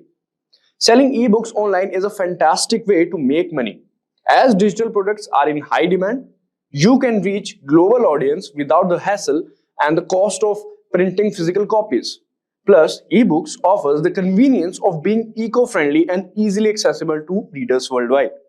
Throughout this video, we will walk you through the entire process from the initial idea to the final sale.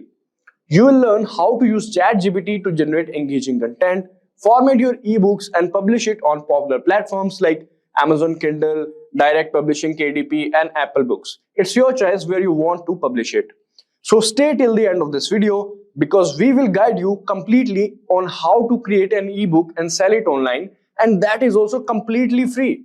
Yes, you heard it right, completely free. Alright, so now let's understand what is an ebook and what are the benefits of creating it.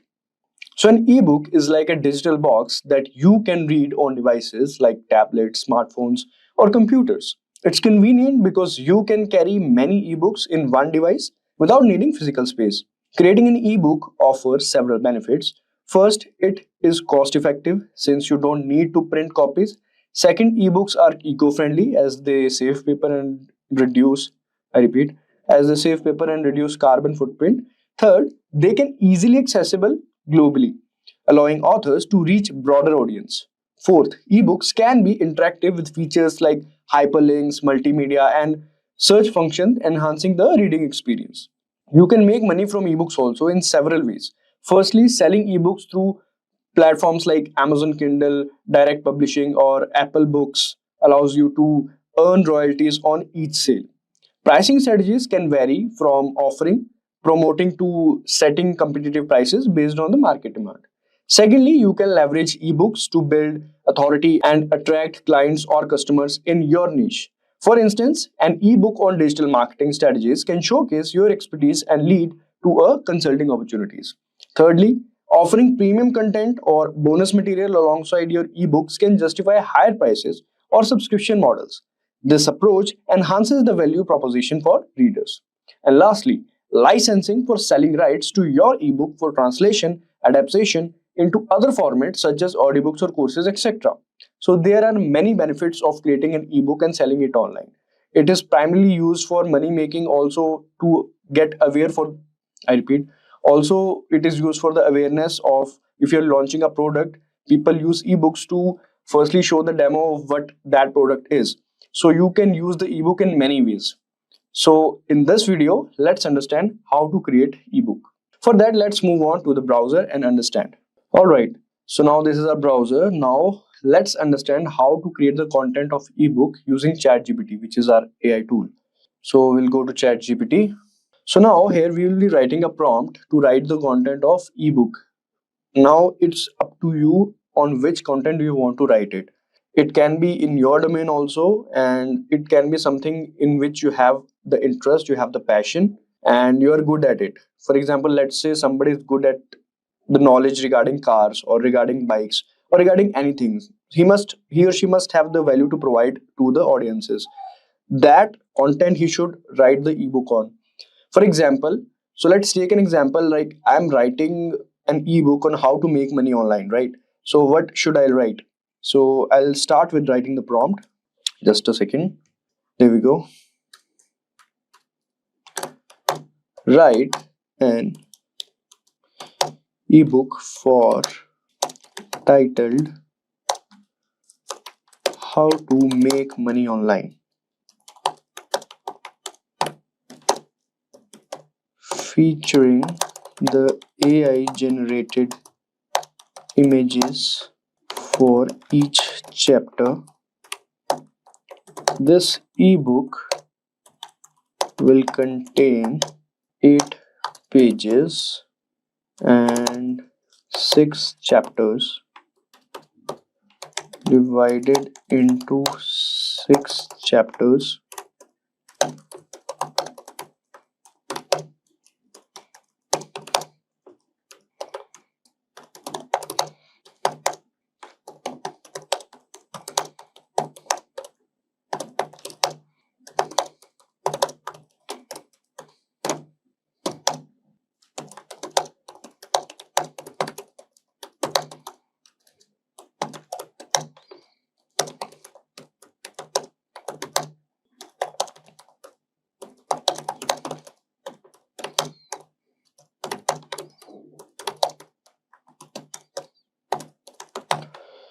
Alright, so let's have a look what we have written. We have written is write an ebook for people out there titled How to Make Money Online, in which we are featuring the AI generated images of each chapter for each chapter so that it will be easy for people to understand it. Now, this ebook will contain 8 pages. So I've instructed ChatGPT to create 8 pages divided into 6 chapters. Each chapter will be explained in human-like manner and long paragraphs. It should be long paragraphs. Also use AI generated images in between the chapter for the better explanation. So let's see what the result it gives us. All right. Chapter 1 is freelancing, and we can see it is not able to generate the images. We'll do something about it, definitely. Blogging and content creation, online service and market research, selling products online, affiliate marketing, online tutoring and courses. So 6 chapters are there. All right. So ChatGPT has given us all the chapters that we have asked ChatGPT for. Now we wanted the images also, like AI generated images also. So let's write a prompt for it as we are not able to see the images.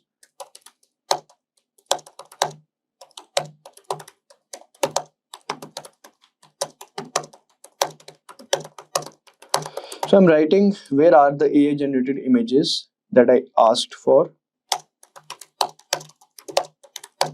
I'm not able to see those images. All right, now let's see. So here ChatGPT is giving us, I believe it gives us chapter wise images. All right, so it is giving us chapter wise images. Here is the AI generated image for chapter 1. Freelancing, let's proceed with generate image for the remaining chapters. So all right, so it is showcasing the freelancing, people are doing freelancing, and online service and market research. Okay, though these people are doing online research and market research, online service. And this is blogging and content creation. As we can see, these all are AI generated images that we asked for. And now we can use each of these images in between the ebooks. Selling products online, affiliate products, and online tutoring and courses. The images, what I think the images is pretty well that I expected. Now your ebook how to make online includes AI generated images for each chapter. All right, so what we asked for ChatGPT, it gave us. Sometimes it happens that what you ask it doesn't give at the first time. Then you'll have to write the another prompt for it, as we did right now. All right. Now the thing is, we want all these images to be inside this one, in this doc, not this doc, but this what we call ebook that we have written. So let's ask ChatGPT if it can include it in between. Can you include these images in between the chapters above and then show it to me? Let's see if it can do that. Otherwise we can also do that, but let's ask ChatGPT first. All right, I don't think it is able to do that. We might have to write another prompt for it, but rather than that, let's just use this also. This only we'll use. Anyways, we have got the links for, we have got the photos for each chapter, so we don't need to worry about that. So without worrying about this, we'll move on to the next step, which is compile all the tables, chapters and images into a file that we want. So this file can be PDF file also, can be doc file also, or in any other format. So let's just write compile the tables, chapters, properly images properly into a document file. All right. I think ChatGPT is saying I'll convert all the images to PNG format and then add them to the document. So let's just add another prompt. Let's just stop it and just copy paste this one, and we'll be adding another prompt so that we can tell ChatGPT that use this format instead of that one that it is suggesting. We can write that convert the images into a specified format. Like we can write convert the images into JPEG format. Now let's see. All right, so as we can see, ChatGPT has given us the answer. I have compiled the document with converted JPEGs to image properly integrated. You can download the ebook using the link below. So we'll click on this file to download it. And as we can see, it is getting downloaded. And let's just open this file. As we go, Word automatically saved images to the normal document template. Do you want to load it? Yes. Let's see. Okay. So this is the ebook that ChatGPT has created. You guys must know that anything that we have written inside it is not on our own. ChatGPT helped us in writing all of this content, and we can see how properly it is written, the color scheme and all. And this is how to make money online. So now we can also make the changes in between. The profit of writing the document in Word is that only. We can always convert this document into PDF by going to various sites. But let's just create first in the document file so that you can also do editing and changes. And if you want to add something, then also you can easily do that. So that's why we have created into the document format. So as we can see, freelancing, then there is the image. As we can see, we can also resize it. All right, as you can see, we have resized it. So this way you can also edit it and whatever you like. I mean, it's up to you. It's very subjective to people what they want to do for their ebook. So it's up to them. If they want to add something in more detail, or they can also showcase with the help of an example, then they can definitely do that. And after all the editing is done, then they can, go for the PDF format. It is very easy to convert doc into PDF by going to various sites. So as you can see, we are resizing the images. And according to me, the images are well. I mean, what I expected is it is better than that. And it is also, showcasing what we want, what we are explaining over there. So yeah, as you can see, conclusion is also there, introduction is also there, so you don't need to worry about that as well. And another thing is, let's say I want to change it a bit. Like, let's say online service and market research is there, then there is blogging and content creation is there. But I think this blogging and content creation content is bit like not that explainable. I want it to elaborate more. Then what will I do is, will simply copy paste it, or you can use from ChatGPT also. We have copied it, and now we'll go to ChatGPT. All right, now I'll write the prompt. I want you to explain it in more detail so that people can easily understand it. Now I'll paste the content that I want ChatGPT to more explain it in an elaborated way. So here it is: blogging, a path to sharing, earning, choosing your niche, setting up your blog, creating high quality content, monetize your blog, and advertising, sponsored post, everything. There are various points. There are 5 points that ChatGPT has written. And now what I'll do is I'll just simply copy it. Let's say I've copied it. Now I'll go back to the doc. This is the doc. And I'm just showing the example, right? I'll just paste it. Now let's see. All right, online surveys, and this is blogging and content creation. So automatically, as we can see, number of points we have written, and this is the link that it has added. And basically we got the format. Basically all these things are done.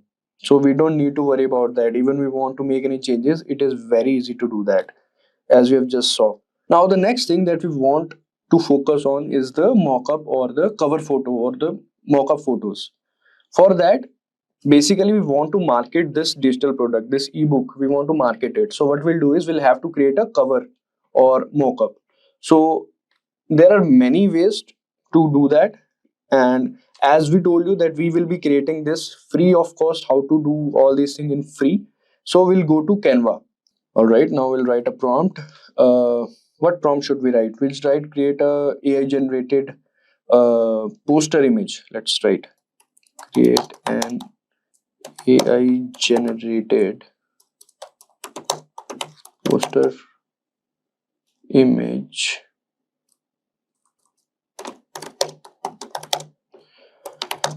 for ebook that I can use as a cover for it.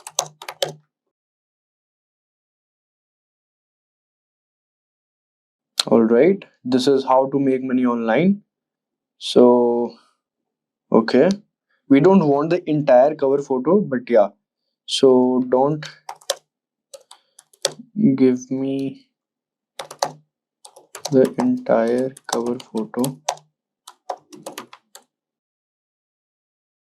just generate AI generated images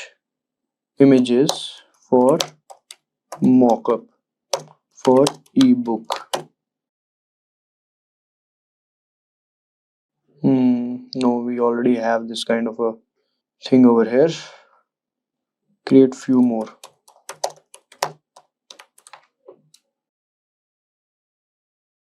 Only create image and not the background. It is creating some more images. Let's wait for those.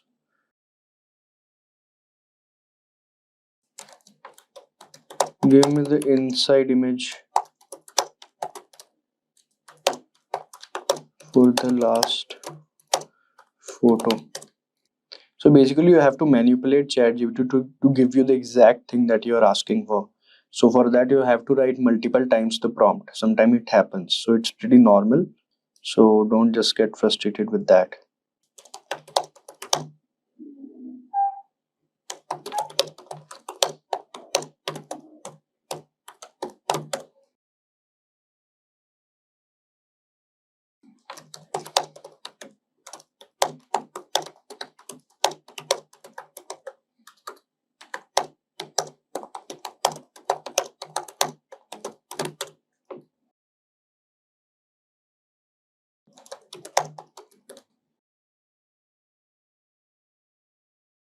I think this one is better.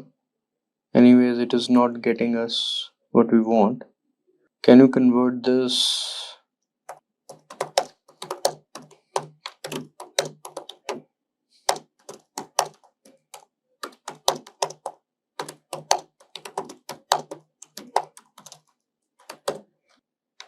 By mistake, I wrote something else. Downloadable, I want to write. I think it is converting it. All right. So to create a mockup, now what we'll do is we'll basically go to the mockups. Here we can see this is the template. This is apps. Inside apps, we'll go to mockups. As we can see, we'll click on this. Now we have to select the mockup we want to create. So let's have a look at it. So there are pro also, there are normal one also. It's up to you which you want to select. Let's select this one and let's get started. We'll select the image that we just downloaded it. So upload it. I believe this is the image. Sorry, this is the image and it is uploaded.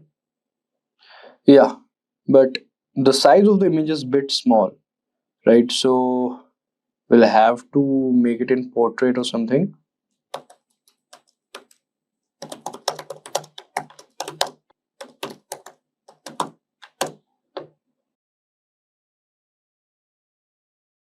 Let's see if something is there. Code interpreter session expired. I believe we'll have to create another one.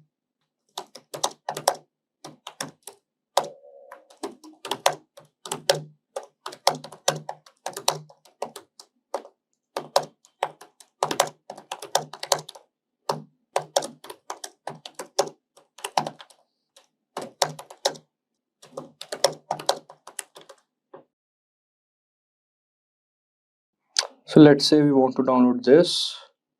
We'll have to make sure it is in the JPEG format.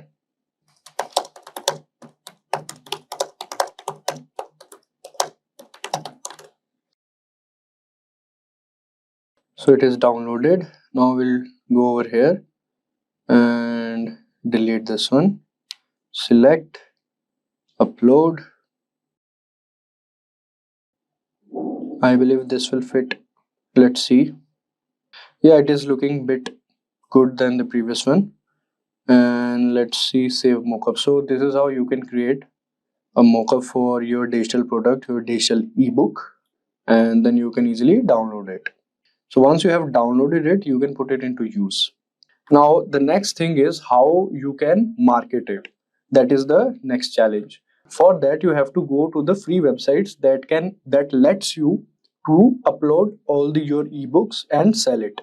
There are many websites, some are paid and some are free also. But before moving there, let me tell you guys, the version of ChatGPT that I'm using is ChatGPT 4. You can also do the same thing with ChatGPT 3.5 also, but it doesn't give you the feature of downloading all these images or whatsoever you want. So for that, you don't have to worry. All you have to go is to go on Canva and we click on it. And now here you can see there are many things.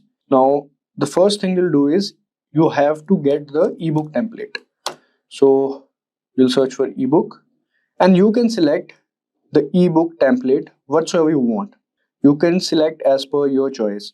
For example, let's see this one. This one is free.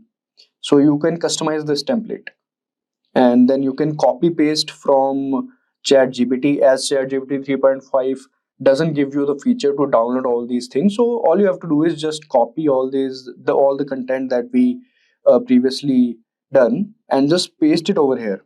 And you can also add page or something like that. So it is very easy. You can edit this. So it will be easy for you and then you can download it. So you don't have to worry if you don't have the paid version of ChatGPT. You can easily do that with the help of Canva.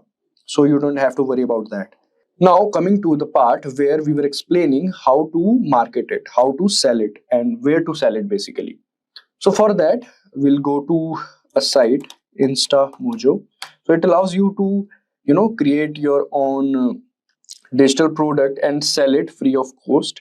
So for that, we'll log in. It's pretty simple. And so once we have logged in, so we have to fill up the details. So basic detail, it is very easy. You can easily fill up the details. As it is showing, payment collection is not enabled on your account. So I'm showing you the demo of it. So that's why I have not done that. But it is very easy and it's free of cost. So it is very easy for you guys as well. So once you have done the sign up and all, as you can see, shortcuts, add a product, digital file, event ticket, manage store categories. There are many things. Not only ebooks you can market over here, there are many things you can do, right? So for that, what we'll do is we'll go to add a product digital file. So our digital product is our ebook. For that, we have created a mockup that we have downloaded it from Canva, this one. So now we have this option of adding a product. So you can see I'm a coffee, like this you can do. You can set the price and you can put in the account details. So people who are interested in can easily buy the product from you. So it is very easy and it is also showing physical product, digital file, event tickets, others. So as we know in digital file, it is showing ebooks, digital art, software or any file that can be downloadable. So we'll click on this and then you can easily upload the file.